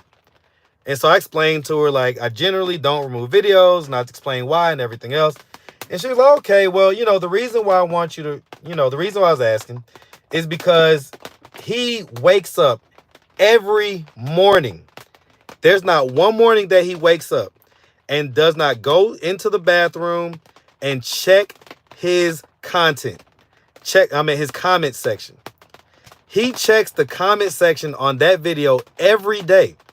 And now look, let me tell y'all something. I'm gonna tell you. I'm gonna show you better than I can tell you, okay? I'm gonna show you better than I can tell you. Let me go to my YouTube studio real quick. Hold on real quick. Okay. Let's go to content. Let's go to view all and go to sort by views. All right. And he's, like I say, it's going to be like, 200,000-300,000, something like that. Maybe 100-something thousand, right? There you go. 265K, right? So 265K. Can y'all see that? All right. Okay. Let me back it up a little bit. 265K, right? So decent number of views, right? So we click on it. All right. And we go to comments. Okay. Now you're going to see a reply. You see this? Look at this. This is from 2 months ago. You see that? He literally replies to pretty much every comment. He replies to every comment. Look at this. This is like the face looking mad or whatever. I don't know if y'all can see that. Okay, well, it says that was somebody. There's got to be somebody in your live. He was in the live earlier. Okay, now look now. I'm gonna go back just a little bit. All right. So there's a few of these comments that, because let me sort them by whatever. But the point is that at one point he was literally responding to every single comment. Like if I go down, because there's like let me see how many comments are on this damn thing. Let me see how many comments are on here. Go back. 500 something. No, that's 500 something likes. It's probably well over 1,000 to 2,000 comments. Okay. And this dude responds to, well, and again, maybe not recently, but he was at that point, he was responding to every single comment on the video. Okay. So it is what it is. All right. All right. So, that was weird, right? That was definitely weird. Yeah, the one with the face tattoos and the one that shot his mom, right? So that's there's been several Too Talls, but that's Too Tall Lulu. That's Too Tall Lulu, okay? Yep, light skin, tats on his face, all that stuff. All right? So, yo, Marcus, if he's stalking you like that, he definitely a psychopath. I mean, listen, if you shot your mom, you're a psychopath. Like, come on, like you shot your mom, like, there was no impending danger. Your mom wasn't about to harm you or anything like that. You shot her because you didn't like what she said. She said something that triggered you and you shot her. Okay, so I think we're way past, you know, the psychopath part. Okay. All right. So have I seen Chicago Killers? Who you asking about? No, I have not. No, I have not. Hey, y'all about to head to church? Okay, you about to head to church. You going to church from this live? That's like the people that go to the church after the club. That's 3 too talls and all. Yep, there's 3 of them. 3 of them for the most part. That is a red, blue, green flag. Crazy as hell. Yeah, shot his mom. Yeah. Yeah, he shot his mom, man. Shot his mom. What up, Detailing News? All right, yeah, some people need help bad. Yeah, he shot his mom. His mom actually called me. Look, this is him again. Lulu, is this you? Lulu. Right. See? Oh, Lord. We're going to get to analyze his voice. I'm gonna, like I say, I'm gonna hire like a professional to do like a voice analysis. The funny thing is though, everybody knows where I'm at on most days, right? Any given day. That's how Cat pulled up, right? Like everybody kind of knows where I'm at, and the truck, like where I'm at, the Jeep is highly visible. It's like, you know, you can't miss it. So anybody that really wants to like do anything to me, anything like that, like they know where I be at. Now, I may have some people around that you don't know about, right? But the point is like, don't be weird. Like, if you feel some type of way, just come and talk to me. Come and talk to me. That's very like weird to like call me. You know I'm on live and everything else. Lulu, if that's you, that's fucking weird. Okay, that's weird. You know what I'm saying? Oh, yeah, he was just on here. That's how I'm like, all right, like, is that you? Come on now. If they watching you when you're trying to be in private, they are psychotic. Yeah. Unfortunately, that may be the case. Why he acting like this towards you, Marcus? Oh, he just, well, it's the same thing that happens with a lot of people, right? At first, they love me. They are so appreciative of being able to be on my platform, tell their story, get it off their chest, all that stuff, right? And they're appreciative of whatever cash apps may have came in and all that stuff. But then, normally within like a week or two, what happened is people will recognize them and be like, I saw you on YouTube and stuff like that. But then especially the people out in the street, and especially if they don't like me, right? They're going to be like, man, you was on this channel, man. You know he getting rich off y'all. Man, you know he get $1 million per video. He getting rich. And y'all, man, he get y'all them little funky $10. Man, he gave y'all them little funky $10, man. Y'all, man, it couldn't be me. Man, he getting rich off of y'all. like, okay, no, I'm not. That's the first thing. But then, so then the next time I see him or whatever, they tend to maybe like have a little attitude or whatever. And it's like, all right, like this how it be. So it's all good. It's all good. All right. Like you home? No, I'm not home. Why you acting like this? Yeah, he likes you. No, I hope not. Should be ashamed. Yeah, he definitely should be ashamed. Like your home on your backyard, for instance. I don't know what you mean. One day I would like to meet you. Come on out with it, man. Listen, one thing about me, I'm highly visible. I'm highly approachable. I'm a super regular dude. Okay, super regular. Okay, he's jealous of you, Marcus. Yeah, that's what it all basically boils down to, right? It's like even if they hear, oh, he's making $1 million per video, man, you getting played and all this stuff. I think the majority of it be like, okay, so I be chill a lot of the times, right? But then sometimes I be like, I'm in my Marcus mode, right? So, if I got my doors off, I'm in my mode. I got my music blasting. I'm a ATL aficionado, so I'm playing all the good stuff, and I just be kind of looking like a little bit, just like slightly lit, just a little bit lit, right? Like we kind of lit, you know what I'm saying? Like, and so look at that. Look at this. Look at this. Lulu, we know it's you. So are you ready to talk? Yeah, man. This my name, my other personality is 68 cents because I'm 68 and I got 68 cents in my pocket. What's called, nigga? This sound like Lulu. Is this Lulu? No, this ain't no motherfucking Lulu, man. I'm from Columbus, Georgia. You from Columbus, Georgia, huh? That's funny because Lulu is from Columbus, Georgia. So you sure it's not Lulu? No, I don't work at no damn Dave's cheesesteak. How'd you know where Lulu worked at? Cause I don't. Hey, listen, man. Hey, man. This is super weird, dude. I just want to say I love you, and I want to kiss you when I see you. I would say that you probably need to sign up for therapy, man. Go to 10 Park Place, man. They're gonna help you out. Go to 10 Park Place. For 2 years, my nigga. So it's not working, so then you need to go somewhere else, man. You need to go somewhere else, bro. This ain't it. This is bad, man.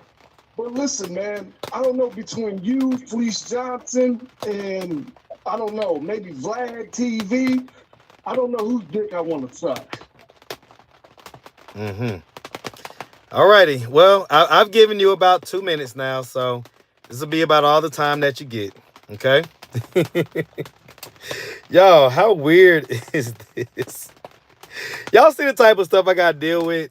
Like, I swear to God.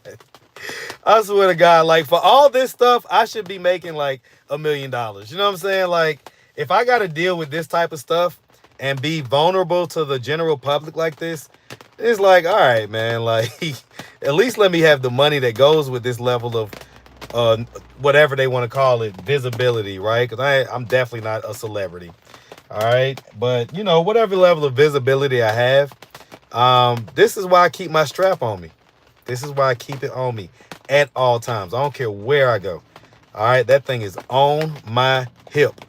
I do not play.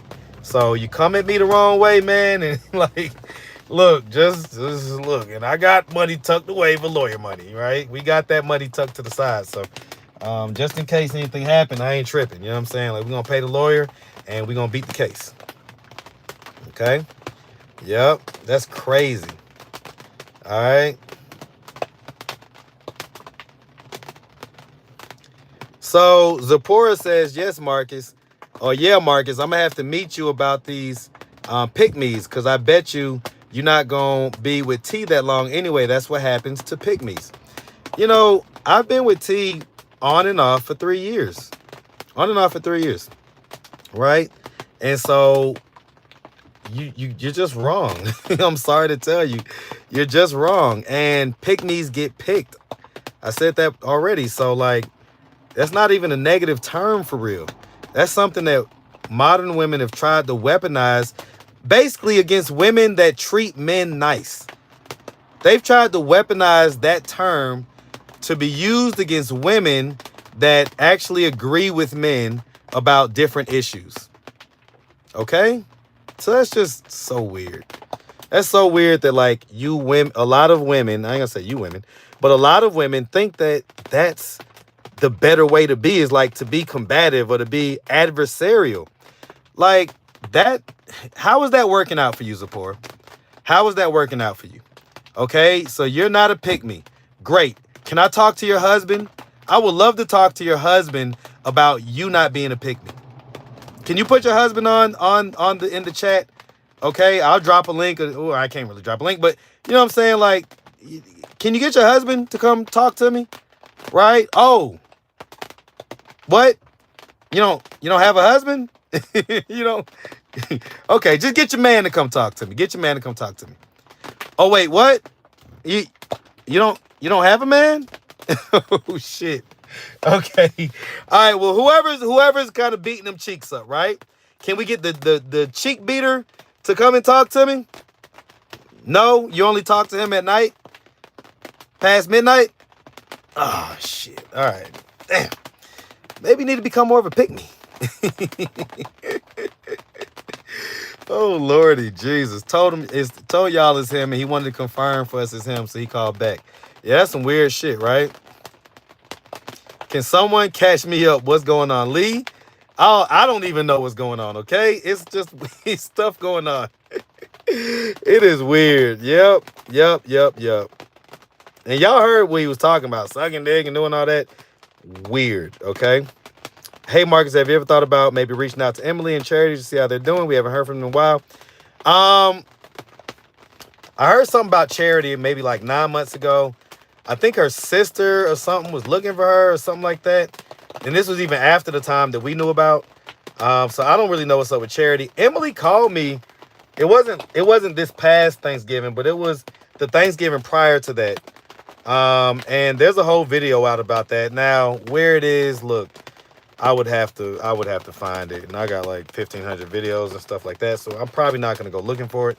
But I did talk to Emily. Last time I talked to her, she had a whole man haircut.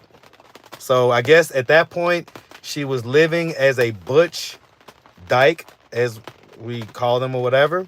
So she was living as like a more masculine lesbian, you know what I'm saying? And so that's what the latest and greatest that I know about. But that was, like I say, almost 2 years ago. So let me get your Jeep when you get a new car. Come on with it, man. Come on with it. Kevin Samuels, in my opinion, was on the DL. Okay, that's your opinion. Did you know the guy?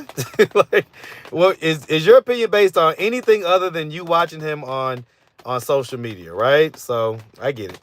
That's a psychopath. That's why they don't keep a man, husband, where. We supposed to be uplifting everyone. I should have been put up on you 2 years ago. I would have been the only T. My name is T. I know that's right. But see, here's the thing. Like, y'all don't get it. Like, T's competitive advantage. One, she's just completely sweet and feminine. Even when she's upset. Even when she has something that she wants to talk to me about. Even when, because, you know, we don't really argue, but even when, like, she ain't feeling something or whatever, like, she's still feminine. She does all that stuff in a feminine way. There's no masculine that comes out at any point, right? And then the other competitive advantage that she has, like I say, I ain't going to be crass and talk about it, but let's just say that she just got that, you know, she got stuff that, she has features and qualities that are not easily replicable. And you really can't replicate it. Like, it's either God-given or it's not. You know what I'm saying? And so, that's the deal. That's the deal. So, I appreciate you Las Vegas interviews. But T is, you know, T ain't, you know, it is what it is. She ain't going nowhere. All right? They just be saying anything. Wow. Right? The caller was a psychopath. No, that's not right. I love my man. I'm always agreeing and understanding him. Nicole Davis, right? You know what I'm saying? So, does that make you a pick-me? Like some of these women who call other women pick-me's on the deal. Yeah, Terrence is like, what? like, so if a woman simply treats her man nice and agrees with a lot of points that men make, which were, you know, not anything out of the realm of like, this was all normal 50 years ago, right? A lot of the stuff that men say, men feel, all this stuff, normal 50 years ago. But now with this new kind of modern way of thinking that people have and, you know, leaning towards this kind of gynocentric society, then it's like being someone that treats her man good, agrees with her man, shows her man love, rubs his arm, rubs his temples, gives him kisses and hugs, lets him know that she cares and all that stuff. That's a pick-me to women these days. Absolutely crazy. How do I call you? Email me first. AtlantaStreetInterviews@gmail.com. No husband. They want the women to like them. Right. We need to listen to our men. Thank you, Nicole. Marcus, I cannot stand you, but I love you, brother. Thank you, Faith. You can say you want when you by yourself. You can say what you want when you by yourself. I guess that's what he's saying. Saying what up to Contagious. Women always competing with each other with them fake smiles. I don't even want to talk about the fake smile. Want to kiss a whole man. Terrence Mack, you have a point. Terrence, this generation have no boundaries. They're all pansexual. Kevin was the ghost. Shout out to the Godfather, man. Shout out to the Godfather. Say that's Nia. I don't know about that, right? I don't think that was Nia. We know Tone's voice, okay? I'm a pleaser, so I love to please a man from head to toe. Wouldn't be acting like feminists, give me gay vibes. Right. It's like, what? I don't think Miss Kevin was on the download. Many had issues with how he expressed his views. See, okay.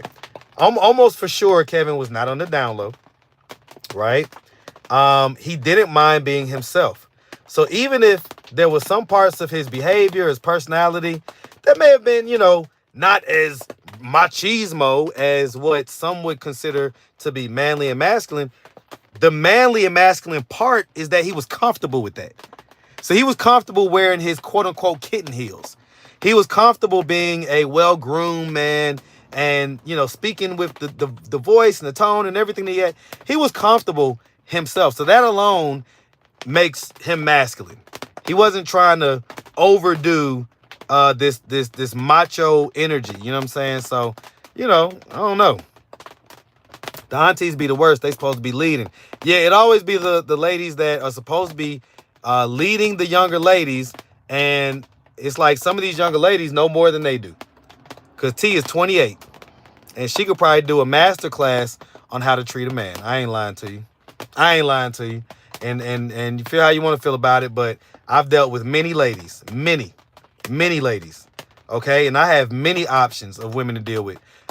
Trust me, I have many. Okay? And so I'm telling you, somebody that has dealt with many women and just has a lot of options and stuff like that, that T is, when it comes down to it, she's a cut above. I ain't gonna lie to you. When do you think you'll be able to call Joe Sides, maybe get some current information on his charges? I need Ebony to call me. I ain't gonna lie. I need Ebony to call me. Like, whenever I give myself homework like that to do, it never gets done. Okay, just because I have stuff that's right in front of my face that I have to do. So anything that I could put on the back burner normally gets put on the back burner. You should date Kitty and take the relationship seriously and marry her someday. I think you guys make a great couple. You're talking about Kat. That's your opinion, right? She's an awesome lady. And I'm sure that, one day she's going to have some dude and they're going to get married and everything else and have kids and all that stuff. So she's awesome. You know what I'm saying? But not for me. Not for me. Right? I think Cass was too feminine, but I don't know if he was gay. He was fatherless, though. Right. So the fatherless nature is maybe where some of that less than, ultra masculine energy came from. But he definitely wasn't gay or DL. He didn't come off like that at all. In fact, it's the guys that come off ultra masculine and that are trying to cover something up. See, y'all ladies be so twisted.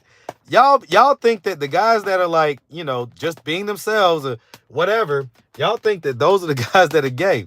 But meanwhile, it be the whole guy that like you would never suspect because y'all don't really know what to look for. Y'all don't know how these guys are. But trust me, it's a lot of these guys that act extra macho and extra this. Those are the telltale signs. Those are the telltale signs of a guy that's like on the DL and, likes guys or whatever. So those are the qualities men want and rare to find these days. T. Lene, say it again. How you know how I am, Marcus? Las Vegas, I didn't say I know how you are. I know how T is. So I know that, it really doesn't matter how you are. I know that she's coming with some things that'll just give her a competitive advantage. So it's not to say anything about you. It's just to say like, hey, it'll be difficult to pass her. You know what I'm saying? That's all I'm saying. What is a pick me? Real talk. When did this become the relationship channel? Oh, this is the Marcus's lives. We talk about everything. So on Atlanta Street Interview Lives, we start out with whatever it is that we're doing. And then by the time we're a few hours into it, we're talking about something else. You know what I'm saying? Like, we just be talking, okay? There's a difference between a pick-me and a woman who values her man. Sierra, I kind of get what you're saying, but hey, tell me, what's the difference? Date Kitty, she is your soulmate. I don't know about that. I guess I would look crazy for asking you this, but what is a pansexual? Someone who just dates and messes around with everybody.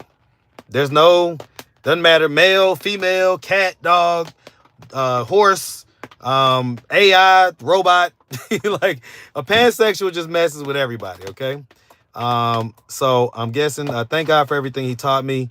God even says you'll rather be on the roof than be with a nagging or / masculine woman. T. Lene, whoever has the pleasure of being in a relationship with you, man, listen, tell them I said they got a good one. Okay, they got a good one because You saying everything right, and I could tell that you believe what you're saying. I tell people we need a scanner for the DL people, like the one call. He died in the coup de cat. A person that sleeps with anything pansexual. Yep.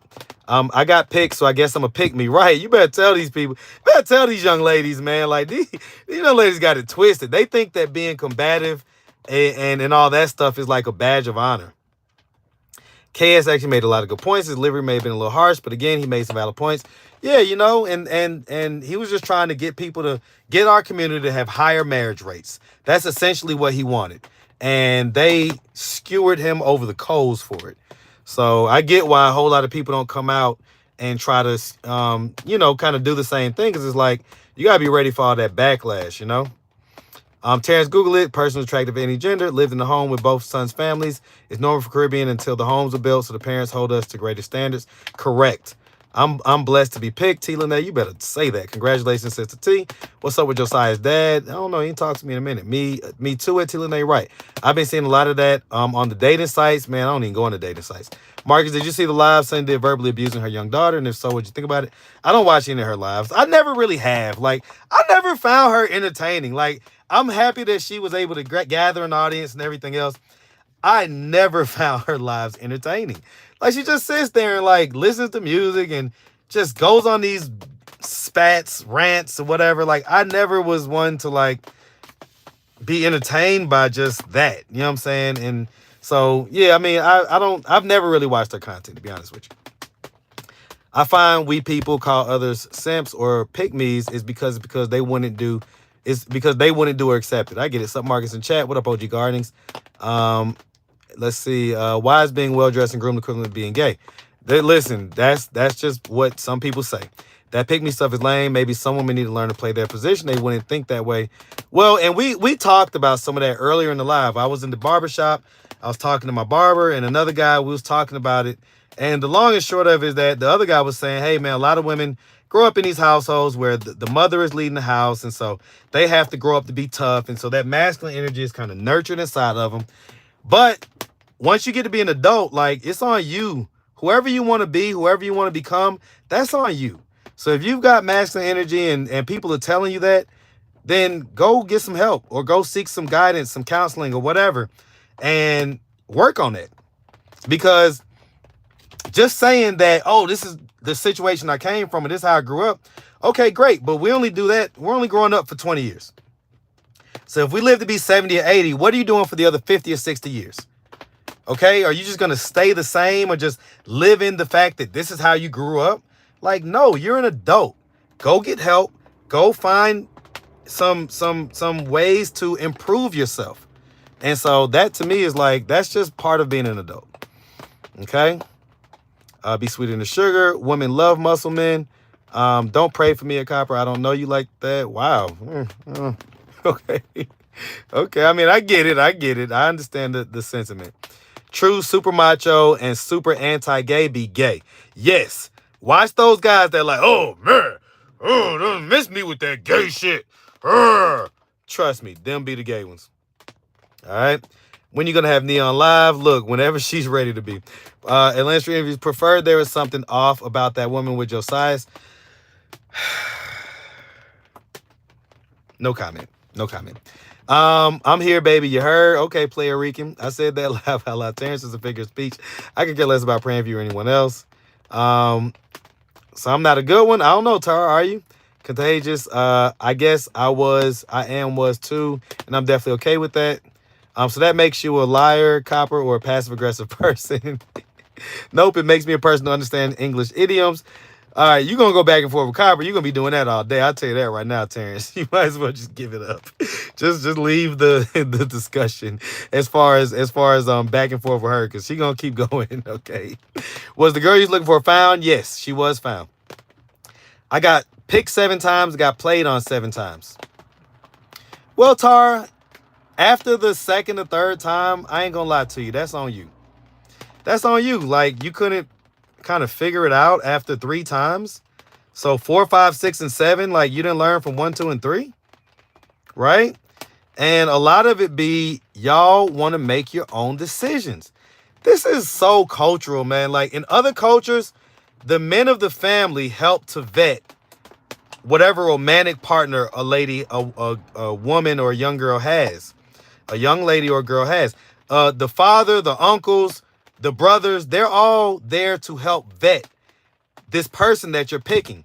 And the reason for that is because in general, young women don't make good decisions about romantic partners. They go based off of all type of feelings that are temporary instead of basing things off of what is going to make a good, long-lasting relationship. So that's why in other cultures, the fathers and the men of the family have to vet that man before you could even really date him seriously. Okay? And so the fact that we don't have that, a lot of y'all grew up just doing what you want to do, and you just got to kind of make your mistakes as you go along. But then if you don't actually fix it, you end up being 40, 50 years old with kind of the same mindset. And that's what we have a lot of that going on. So, you got to like I say, after the third or maybe fourth time, you didn't learn a lesson. You didn't figure out, well, shit. All right, let me go talk to my brother. Let me go talk to my dad. Let me go talk to my uncle. Let me go talk to some random strange man that I work with or whoever is at the gym or whatever, and just ask him advice. Ask him advice. But you got to find somebody that is more kind of in tune with the ills of society the same way that I am, right? So if you just ask a random guy that like grew up with his mom and stuff like that, he's going to give you the same stuff that his mom put in him. Okay, for the most part. Unless he's a Kevin Samuels and he's actually, learned and everything else. But for the most part, you got to ask guys that, are just going to level set and give you whatever the real deal is. So if you're a type of person that doesn't like hearing criticism, you don't like hearing how you're doing something wrong, then that tends to be the people that make the same mistake 7 times. Okay? So, I don't know if that's you or not, but that's what a lot of people are. Kat wasn't pick me. She knew her worth. The pick me is a woman that is always available for the same, that's not committed to her. I mean, I hear you, Zipporah, but T is getting her hair done right now. T's getting her hair done. She also has about, I don't know, $300-400 worth of delivery stuff that's getting delivered, clothes and different things like that. She gets it all. Okay, she gets it all. She gets the great view of the North Tower from my balcony that's right outside my bedroom. She gets, the general just kind of educationally laden conversations that I have, right? Where you just kind of learn this, you learn that, and we talk about this, we talk about that. So she's around an upwardly mobile black man that, has for most of his career been doing well enough financially and, has made his mistakes as far as being in relationships and things like that, but now have the lessons to be able to, kind of move and groove in a better way, right? Someone that understands what commitment is, that was in a 14-year relationship. Someone that's an absolutely great father. So you don't even have to question whether or not, the person will be a good guy, but then once you get pregnant will be like, a shitty dad, right? So that's what T has. That's what T has. Okay, T has that guy. T, goes out to eat 2-3 times a week. All right, we don't have to do a date night. We do date nights all the time. Okay? So I don't know what Kat has going on. I'm sure she has plenty of options and everything else, but she don't have me. Like, you know what I'm saying? And I'm just saying, like, I'm a decent guy. I'm a pretty decent catch. Like a lot of women, like I know, listen, I know I don't show y'all my DMs and stuff like that, but a lot of women, ask me out on dates. Ask me to come meet them and, what I'm saying, that type of stuff. A lot of women. So apparently somebody sees my value, right? And, I hear what you're saying, but look at the results. Again, T's got me and everything that comes with that. And again, I get what you're saying. She had to go through a little bit of hurt feelings for, a couple years or whatever, because it was just bad timing. I had just got out of a 14-year relationship. I don't think that I would have been the man that I am right now. I don't think I would have been that if we would have got together 3 or even 2 years ago, like in a fully committed relationship. okay? But we did have a lot of time to get to know each other, so our foundation is solid. And again, that time is everything because you get to see people over time. You get to see their patterns. You get to see if they're faking it and all that stuff. And so, you know, when 3 years comes by, it's like, okay, I've seen you in this season, that season, this season, that season. Okay. And so, yeah, like, I hear what you're saying. Like, Kat is, she's beautiful. She's cool. She's, you know, funny. She's probably going to make an amazing partner for somebody one day. Right. But it ain't going to be me. Ain't going to be me. And not being a pick-me isn't the flex that you think it is. I'm telling you. Because, again, pick-me's get picked. So I just think that you need to reconsider your thought process. Say men can't be like a drill sergeant in a relationship and turn off as well. Yeah, I'm far from that. I'm a fun guy. I like to have fun. I like to have fun. Like, we go out, we get drunk, we have fun, we do this, we do that. Like, I'm a fun guy. All right? I'm the guy that, hey, I know I'm supposed to go to sleep, but let's stay up and let's do this and that. You know what I'm saying? So, yeah, I have a lot of fun. A woman should be a man's piece as a man should be a woman's piece. Absolutely. The situation should just be generally peaceful. Now, it doesn't mean boring, but it should be peaceful, right? Did you eat yet? I ate a little bit, but I'm about to eat some more in a little bit. Never heard that phrase of pick me. Where you been, Hazel? You must not have been online for the past 5 or 6 years, but that's definitely a big thing. To be fair, at one point, men did act like crazy women or women with a bad attitude was what they wanted because they liked the challenge. No, that was the mama's boys that were raised at a particular time period when all of that stuff was kind of fresh, right? So in the 90s, for instance, stepdads were seen as like, they were seen in high regard, okay? Stepdads were seen in high regard in the 90s. In 2025, don't nobody really, like, ain't nobody shooting to be a stepdad because we know that we've seen all the stuff play out. So similarly, those guys that used to say that stuff, they were probably just young and, all right, I'm not answering, Lulu, all right? You got your time. I ain't answering again.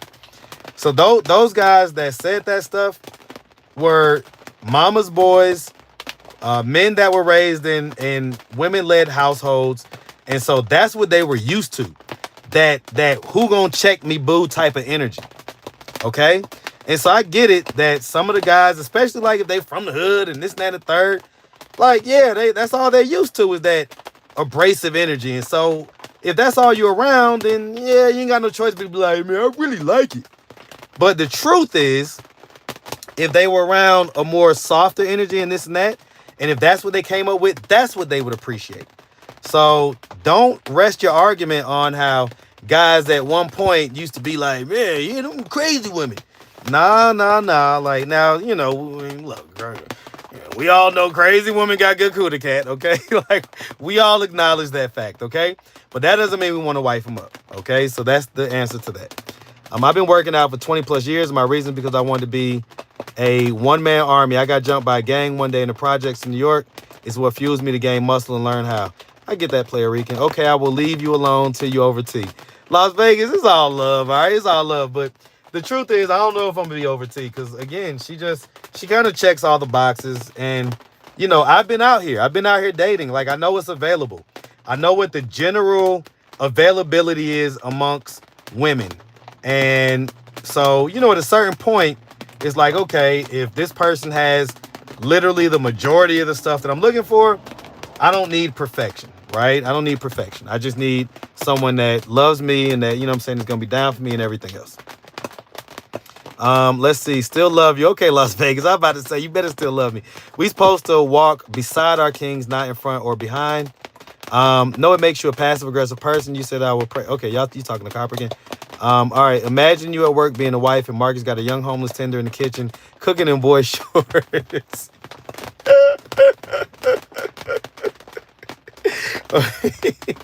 So stupid. All right, y'all going back and forth, Copper and Terrence. Right, exactly. She doesn't have content. She reminds me of that lady that you interviewed, Shanika or whatever her name is, especially the last one you just did with her. That was funny all day. Okay, I don't know what you're talking about, but yeah. Hey y'all, I'm back with I Miss Pretty Brown Brown. Man, we were just talking about some stuff, you know, we was just talking about some stuff. And you might have missed Lulu calling too. So Too Tall Lulu called. You know, we're pretty sure it's him anyway. And was just basically acting like a crazy person, saying some crazy things. So, you know, just, you know, shenanigans. Same old shenanigans. All right. How bad is the weather up there today, bro? It's not raining too bad, but it's been raining for the most part all day.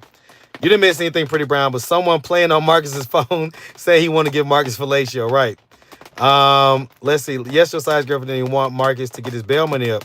Yeah, I don't know. And she's gonna say she didn't say that or whatever, but it wasn't like energy like, yeah, let's do it. It wasn't like that. You know what I'm saying? Saying you will pray for someone is like a nice way of saying F you. Wow. Terrence big mad and slow because he the one on dating sites and lack of vocabulary. Lord Jesus, y'all will probably have great sex. Terrence and Copper, y'all might as well just link up or do whatever because y'all will probably have excellent sex together, okay? What's a great lesson Pops taught you that you incorporate in your interviews? So I can't say that any of the lessons that he incorporated into me, I incorporated in my interviews. But my dad taught me a lot of great lessons. And, you know, maybe one day I'll talk about them. But for the most part, I will say this. The majority of the skills that I used in my interviews came from this rinky-dink door-to-door sales job that I had when I was 23 years old, right before I got to the airport and started making six figures. That's where the majority of my skills that I use today come from. I was only there for 3 weeks. So, yep. Wow, I just logged in. I'm late. Yeah, Michelle McGowan. Yeah, it's been going down. What a great lesson. Okay. Welcome to the chat. Yep, now he feels he was being attacked over a simple statement. Copper big man is slow. We're not talking about you in your bloodline. Y'all look crazy, man. Y'all got to go back and forth. Marcus, I just be on BS. We all need to laugh. I ain't mad at it, Tar. Who the hell still be on dating sites in 2025? Yeah. The only way that as a man that you should be on a dating site is if you're like at least 6'2", have a pretty decent aesthetic. Then I can see it. Like, okay, because, you know, they're going to be swiping. But like for a guy like me, 5'5", you know, I'm handsome enough and all like that. But off the height alone, on dating sites, a lot of women, like 80% of women, you're not even going to come up in their thing based on height alone because they have those preferences that they set. So, you know, I haven't like done dating. I never really did dating sites, but even when like I first got single and I like tried like 1 or 2 dating sites, I was immediately turned off. Like, oh, I'm good. I do way better in person. Some of these same women that, you know, would eliminate me would not even have a chance with me. So this isn't even the type of environment I want to seek a woman on anyway, right? So yeah, like, dating sites, absolute no-no. Absolute no-no. All right, I'm new here. Chris's parents alive, and what lawsuit money did he get? I hope he gets clean. His mom is alive. He doesn't know his dad. The lawsuit money is up in the air. As I get more information, I'll give it to y'all. But thank you for your advice. No doubt, Tara, no doubt. Grand afternoon, Copper. This is not crazy. All right, y'all going back and forth. Man, Copper and Terrence, boy, y'all love each other. Ooh-wee. Ooh-wee. You know when you argue like that, it makes really good sex. 3 times, then that's mad where, yeah. Lulu, and he just, he just called a 4th time. I just didn't pick up. He just called a 4th time. So, of course, you know, super weird. It's all good. All right, it's work, huh? He just took a lady on a date, cut the camera off, and said he changed the vibe, so you'll be a dumb wife, perfect for many men. Sweet Jesus, here's the thing. Okay? I hear what you're saying, but she's not insecure about how I feel about her because I've told her the reasons why I feel the way I feel about her. And so she knows that, like, that stuff isn't easily replicable, right? So she understands, and she understands, hey, you know, I'm making my content. It is what it is, right? That's not like a slight or a dig against her. Only women who probably feel like you, who like would be like all up in arms about it, to feel super disrespected. But the truth is that what is the lived reality? The lived reality is that she's going home with me. We're going to be, you know, whatever we're gonna be doing later on tonight. She's gonna be cooking for me. She's gonna be doing this for me. She's gonna be opening up whatever stuff that we bought, and she got her hair done and this and that and the third and all this other stuff. So I get what you're saying, but what's the actual lived experience, right? A pick me is not what T is though. Yeah, she's not a pick me at all. And like I say, listen, if she was a pick me, when I wanted to finally settle down with her last year, which I did, right? So right around the end of April or May, I was like, you know what? I ain't finna play around no more. Like, I'm ready to lock it on in with T. We hadn't been dealing with each other for about a month at that point. And because, whatever the last thing was that I did had really pissed her off and everything else. And when I, tried to do that, she was like, no. She was like, no. Like, and she had someone that she was, seeing about and trying to see if she wanted to, rock out with that person. And, so she's not a pick me. Like, she told me no, okay? And you know what I'm saying? Like, that was what it was. And I had to eat that. I had to deal with that, right? I was completely sad. I cried and everything, just to be honest with y'all. So yeah, I mean, and so it just so happens that, so she stopped dealing with that dude, like, sometime last year. And we were both, just kind of single for a while. Obviously, I went to Jamaica, did all that stuff, which, she wasn't the hugest fan of or whatever, right? And so, things was just kind of at a plateau or a standstill, not a plateau. Things were kind of at a standstill or whatever. But with my dad passing away and her knowing my dad and her knowing the relationship me and my dad had and her having her own relationship with my dad, like I say, once I got past the funeral, because for those 3 weeks, I almost felt like I was in a blender. Okay, I felt like I was in a blender, but once I got past the funeral, I think I like shot her a text or something, and she knows that like I don't like really do that a whole lot. Like, I'm not gonna text you and be like this and that and the third, but I was feeling the way and I texted her, and then she texted me back like, okay, so obviously, you need to see me or whatever, right? And so that was it. Once we got back up, it was like, that's it. I ain't letting you go. So that's kind of how that all worked out. All right. In case y'all want to know. We look forward to seeing the future. We look forward to in the future seeing, oh, you're talking about a wedding. Listen, if we listen, so y'all know, I already talked earlier about family court law and all that stuff. But if there's one person right now that I would, marry, is her, right? Or I could see marrying down the line is her. And that would be just an amazing, amazing wedding. Trust me when I tell you. You think the camera isn't getting cut off at home like at the restaurant? Listen, man. Y'all tripping. Weave to you because your people... all right, this one girl I talked to got an attitude, and when I call her a B and curse her ass out, she get happy. Like, that's what she want. It depends on the woman, to be honest. Some like to get put in their place. So that's just toxic. That's toxic. That's not like that. That's complete. That's not a healthy dynamic. Now, yes, you know what I'm saying? Like, women like to be checked and put in their place. But if a woman likes to be called the B word, that means that's unhealthy. That's unhealthy. There's nothing healthy about that. Women being checked a little bit, put in their place, yes. But if it gets to the point to where you're cursing and calling her B, that to me is borderline violence, right? So that's like violence. It's not physical violence, but it's violence nonetheless. See, look, pretty brown. Okay, this is him calling again. Look, I don't want to keep talking, man. What's up? Yo, this is Spartan, man. I just want to apologize to you. You say this is who? This Spartan, Too Tall, Lulu. Okay, so why are you calling with all that? This don't sound. I don't know if this sound like Lulu. Okay, well then, okay, whatever. You're weird though. I will tell you that. You are weird. I don't think you're Lulu though. But have a good day, man. I don't want to talk no more, okay? Please don't call my phone again. All right. Ooh. Yeah, I don't know about that gaming with Sauce. And I get it, like, but is that how you want to operate with her? Like, you want to have to get to the point to where you have to curse her out and call her a B in order for her to act right? I don't want no woman like that. That's me personally. I don't want a woman like that. You know what I'm saying?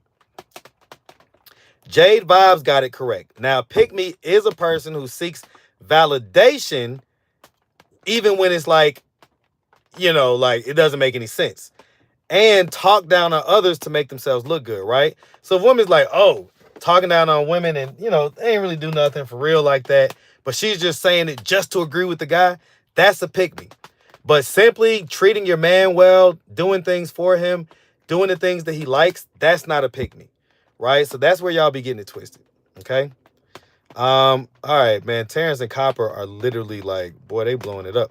I give authentic women that's really into me gifts every now and then, but real women that are into you don't really care about that. I do that off the strength. Correct.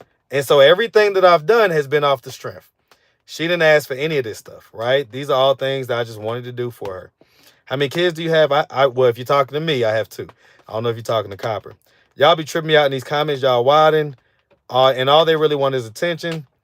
It's time to take T on vacation. It's only right. Oh, you ain't gonna worry about that. Y'all gonna see that. Hey, you know my birthday's in a couple months. You already know vacation is on the way, loading as we speak. My mother was the head of our household, but very feminine. And I always say that, like, if a woman can tote those lines, those are the most impressive women to me. When they can still be like a boss, but still be feminine. They could be the head of the household, but still be very nurturing and motherly. I love that because that shows a tremendous amount of strength. But unfortunately, it don't happen most of the time. You know what I'm saying? My mother, let's see, Granny and, okay. I done went live and came back and y'all still in here acting up. Lord opinionated, my bad. My bad. All right. Tone, not Tone. Tone looks like he could be your son. Why does everybody say that? All right, Terrence and Copper, for the sake of me, please calm down. All right, calm down. Y'all go meet each other or something. Okay, y'all go meet each other. Give them a good meal. Attention to understand where they're coming from as far as their conversation. Have sympathy. Yeah, simple as that. Rock, I see you. I got to go back and see what I missed. What, Shake Man? I missed the phone call. Yeah, Lulu. Because did y'all just hear that? I don't know if that sounded like Lulu. So we're going to have to go back and analyze the voice. All right. Raquel, I almost spit my coffee out reading these comments. Chill with them roast comments. Y'all tripping. Marcus, you ain't making it no better. What you mean, Kivana? You talking about the comments? You have to be a good listener. His dad used to video. Marcus, I like your content. You just have the same faults as me in some ways. So I picked you a little jokes. I ain't mad at it, sweet Jesus. I ain't mad at it, all right? Sugar Roach House is so infested. Lord Jesus. All right. Y'all are wow. Raquel, you know we don't like those kind of comments, and we'll go in. I was saying something about me and Shanika the way Shanika was rambling last interview you did of her. All that stuff she was saying didn't make no sense. Yeah, and the funny thing about Shanika, right? So the interview that I recently posted on the B-side, I did that interview maybe like a month ago. And I told her, like, you ain't gonna be on my channel no more. Like, we ain't doing it no more. So literally for the last month, every time Shanika sees me, and it be like, I swear it'd be some of the most random times. Like, I might be out. Like, it's not daytime. I'm out and about. It's nighttime. I'm having a good time, riding around, doors off, whatever. And I'll just run into Shanika. She'll be out there panhandling and do whatever. And she'll be like, start cursing me out. Yeah, you a bitch nigga, bitch ass nigga. Did you want to do a video? Did you want to do one? No, man, you a bitch ass nigga. So Shanika is just like, she's funny. All right, dating apps are for the desperate, or the, or the like people who are like, I would say in the top 15% or maybe even 10% of attractiveness, right? So the top 10% of attractiveness, and attractiveness isn't just the way you look, it's your height, it's this, that, and the third, the whatever you purport yourself to be doing as far as your career, this, and that, and the third. So the top 10% of attractive people have a great time on the dating apps. But for everybody else, the Too Tall relapse, I just came in. I don't know if that was Too Tall. Was it the Kirby vacuum door-to-door sales? No. I did this particular campaign was for switching people back to AT&T from Bell South. No, back to Bell South from AT&T. This was before they merged. All right, so this is before they merged. So whatever, well, or it wasn't just from AT&T. It was basically any phone company they switched to, but they were previously Bell South customers. So we would, we had a list of previous customers. We go knock on the doors and have all type of manipulation tactics and all type of sales tricks in order to get people to agree to do it. So that's where I learned a lot of that stuff. The only way you'll be on a dating site is 25 if you're just thirsty, or just, it's almost like a hookup. Like, dating apps are basically like just for hookups. It's not to actually find love. You know what I'm saying? All right. Y'all tripping. Man, what's it called? Terrence and Copper Boy. Y'all something else. Okay.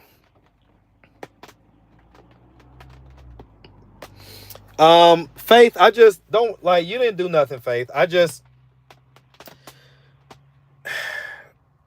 Sometimes I just try to limit the people that have access to just to have access, you know what I'm saying, to the channel and stuff like that. And so I don't know. Sometimes it's not like, don't mistake me taking a wrench or anything like that is like, oh, I don't rock with you or nothing like that. But if I notice something or anything like that, and I'm like, you know what, let me just, they can still support or whatever, but because here's the thing. I had a moderator one time and she went into my my words. She went into my blocked words. She basically went into my channel looking for stuff that she could use against me. And we've since made up and everything else, but it taught me a lesson hey, everybody doesn't need access to be able to access your channel and stuff like that.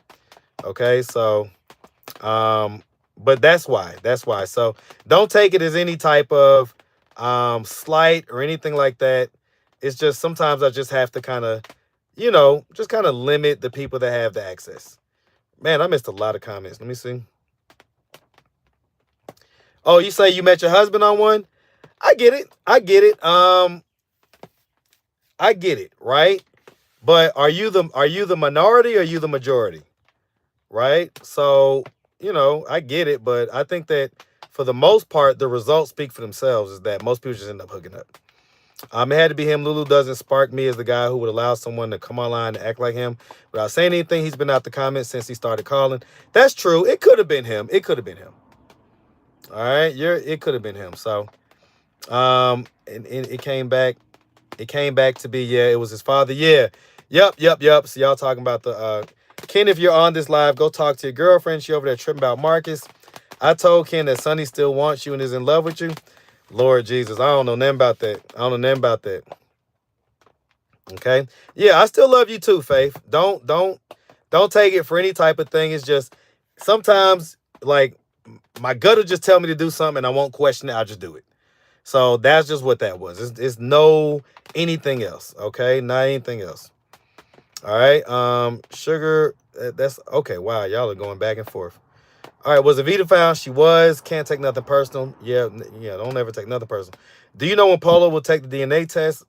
I mean, look, if his son don't want to deal with him, I ain't going to push it. You know what I'm saying? Now, if Polo wants to push it and he wants to try to do everything he can to get in touch with his son, and I'll be there to help, but I'm not going to push it just to push it.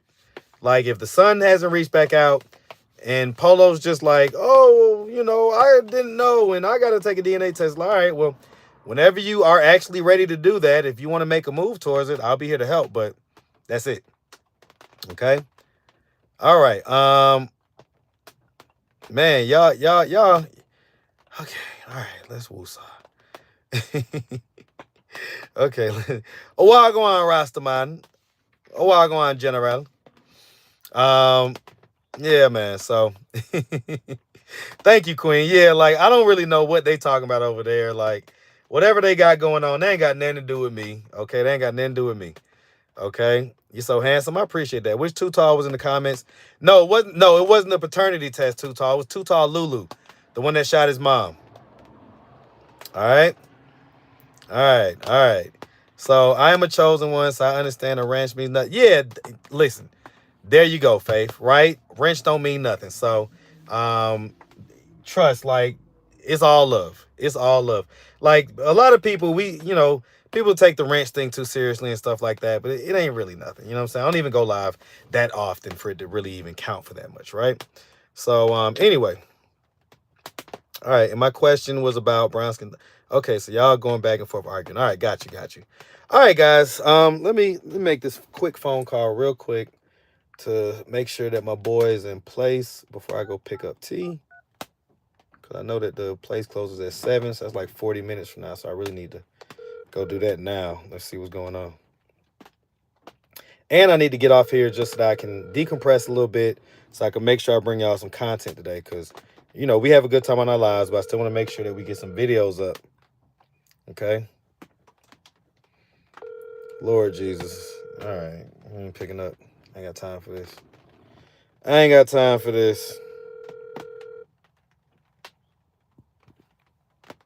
Okay. I'm sorry. The person you were trying to reach has a voicemail box that has not been set up. Alrighty. Man, y'all going in. Y'all, everybody leave everybody alone. Okay. Yeah, we met up with Buddy. I didn't meet up with Buddy in this pause, but we got the paternity results, and it turns out the dad was the dad. He was the biological father. Out of all the people you interview, who do you think is closest to fully getting their life together? I mean, music is life. You do know that I've done like thousands of interviews, right? So there's tons of people who have gotten their life together, like tons of people that have gotten their life together. And sometimes they call me or shoot me an email or whatever and just, kind of give me an update. Sometimes I bring it to y'all. Most of the time I don't. But yeah, like tons and tons of people have gotten their life together. I tell those stories on my lives every now and again, but you'll just have to catch it when I tell it. But I tell little anecdotal stories about different people all the time. So there's so many people that have benefited from just doing this simple interview. Either found family, found people that wanted to help, got a lot of money and was able to get off the street.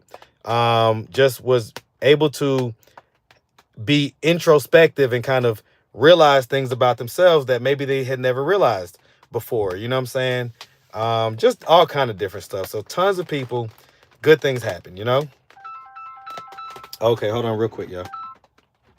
Yo, what up? Ain't nothing too much, man. Just want to come and holler at you. Yeah, come on. Okay, you okay, same. Yep. All right, I'll be there. Give me about 20 minutes. All right. Alrighty. Yeah. All right. Cool. Okay, so you're still on the hunt for Tone husband? Not really. I was never really on the hunt for him. Like I had a couple people out there that said they was gonna look for him and this and that and the third, but it ain't that serious to me. It is not that serious to me. Like whatever, whatever our boy Tone had going on, man. Like that's on him. That's on him, all right? Like, I'm gonna let him figure that out. If someone comes to me and is like, hey, I heard you was looking for me, I'm Tony, of course I'm gonna bring y'all the content. But for the most part, I ain't tripping. Like, I'm not gonna, like, take my time because I have so much stuff I gotta do. Y'all don't even know, like, my goal is that by the end of this year, and I'm not saying this, like, in jest, I'm for real. My goal is that by the end of this year, Atlanta Street Interviews is my 3rd biggest channel. That's my goal.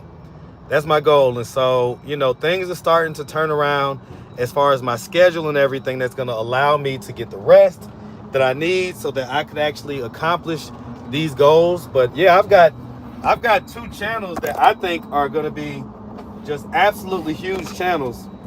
One of them y'all know about, Atlanta Street Dating, which I got a couple tweaks as far as that goes. And I have another channel that I just started. And I already made the channel, so I'll go ahead and tell you what it's called. I'll just wait. I'll wait till I have the content.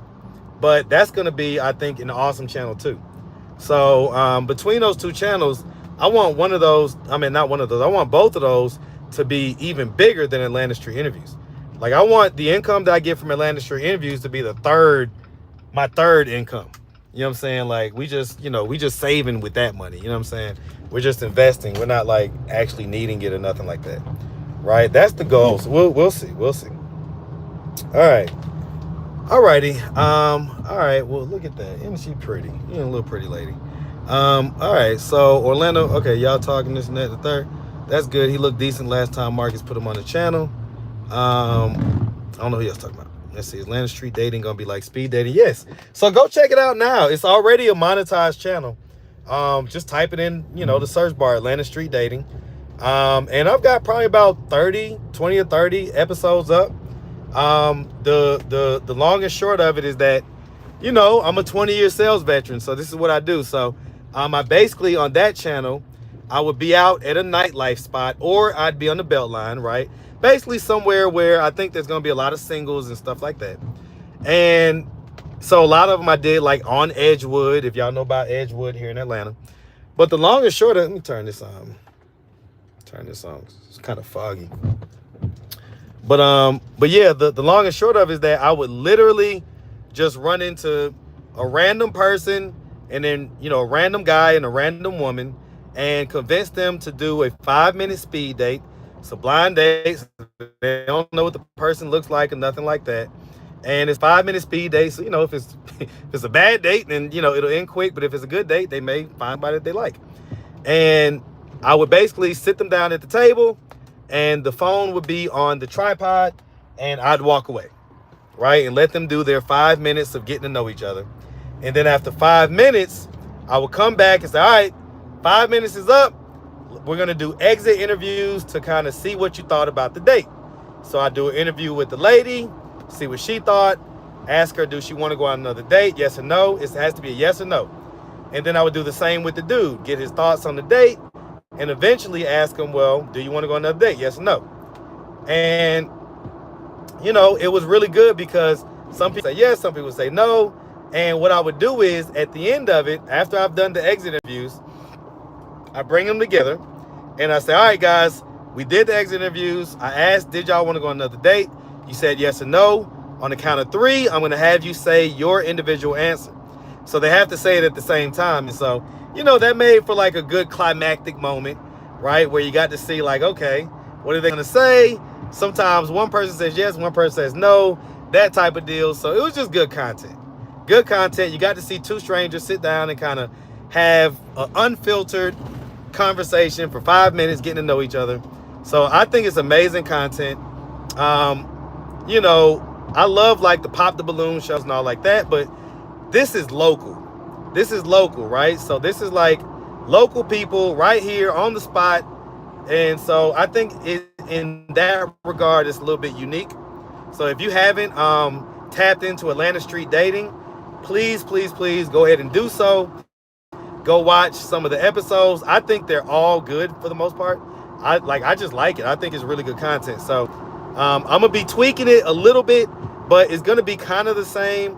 I'm just gonna have like a constant dater instead of like me just finding 2 random people every time, because that was just a lot of work. So that's what's going on with that. And then, like I say, this next channel is just, I think it's just gonna be amazing, but you know, we're gonna see. All right, yeah, Atlanta Street Dating is your favorite. I appreciate that, Open. Yep. Yeah, if y'all had to get Terrence up out of here, it's okay, because, you know, they was going back and forth. So I get it. All right, at some point, it's like, chill out. What's the weather in Atlanta? Rainy day, right? So it's not like coming down super hard right now, but it's a rainy day. It's been raining all day. All right, and what up, Charisma? What up? Charisma's one of the people that came down and met me, and we did like a little video, and she wanted to hand out things to the homeless and stuff like that. So we did all that. So shout out to Charisma. All right, hope everything's going well with you. All right. You say 20v1 type be better? You know, I mean, shout out to the people that do that, but, you know, I don't know. I like the concept of mine, because the 20v1s is like, you just basically recruit like people that just want to be seen, people that want to be, you know, have some type of clout, Instagram, stuff like that. Mine is like more organic. Mine isn't like people that want to necessarily be seen or anything like that. It's literally just random, regular people that I meet out in the street. So you don't know I'm coming. You don't know about my channel. It's super small. So it's not like you know, 20v1s would be like, you know, all these like 20 somethings, they go up there, they don't say nothing.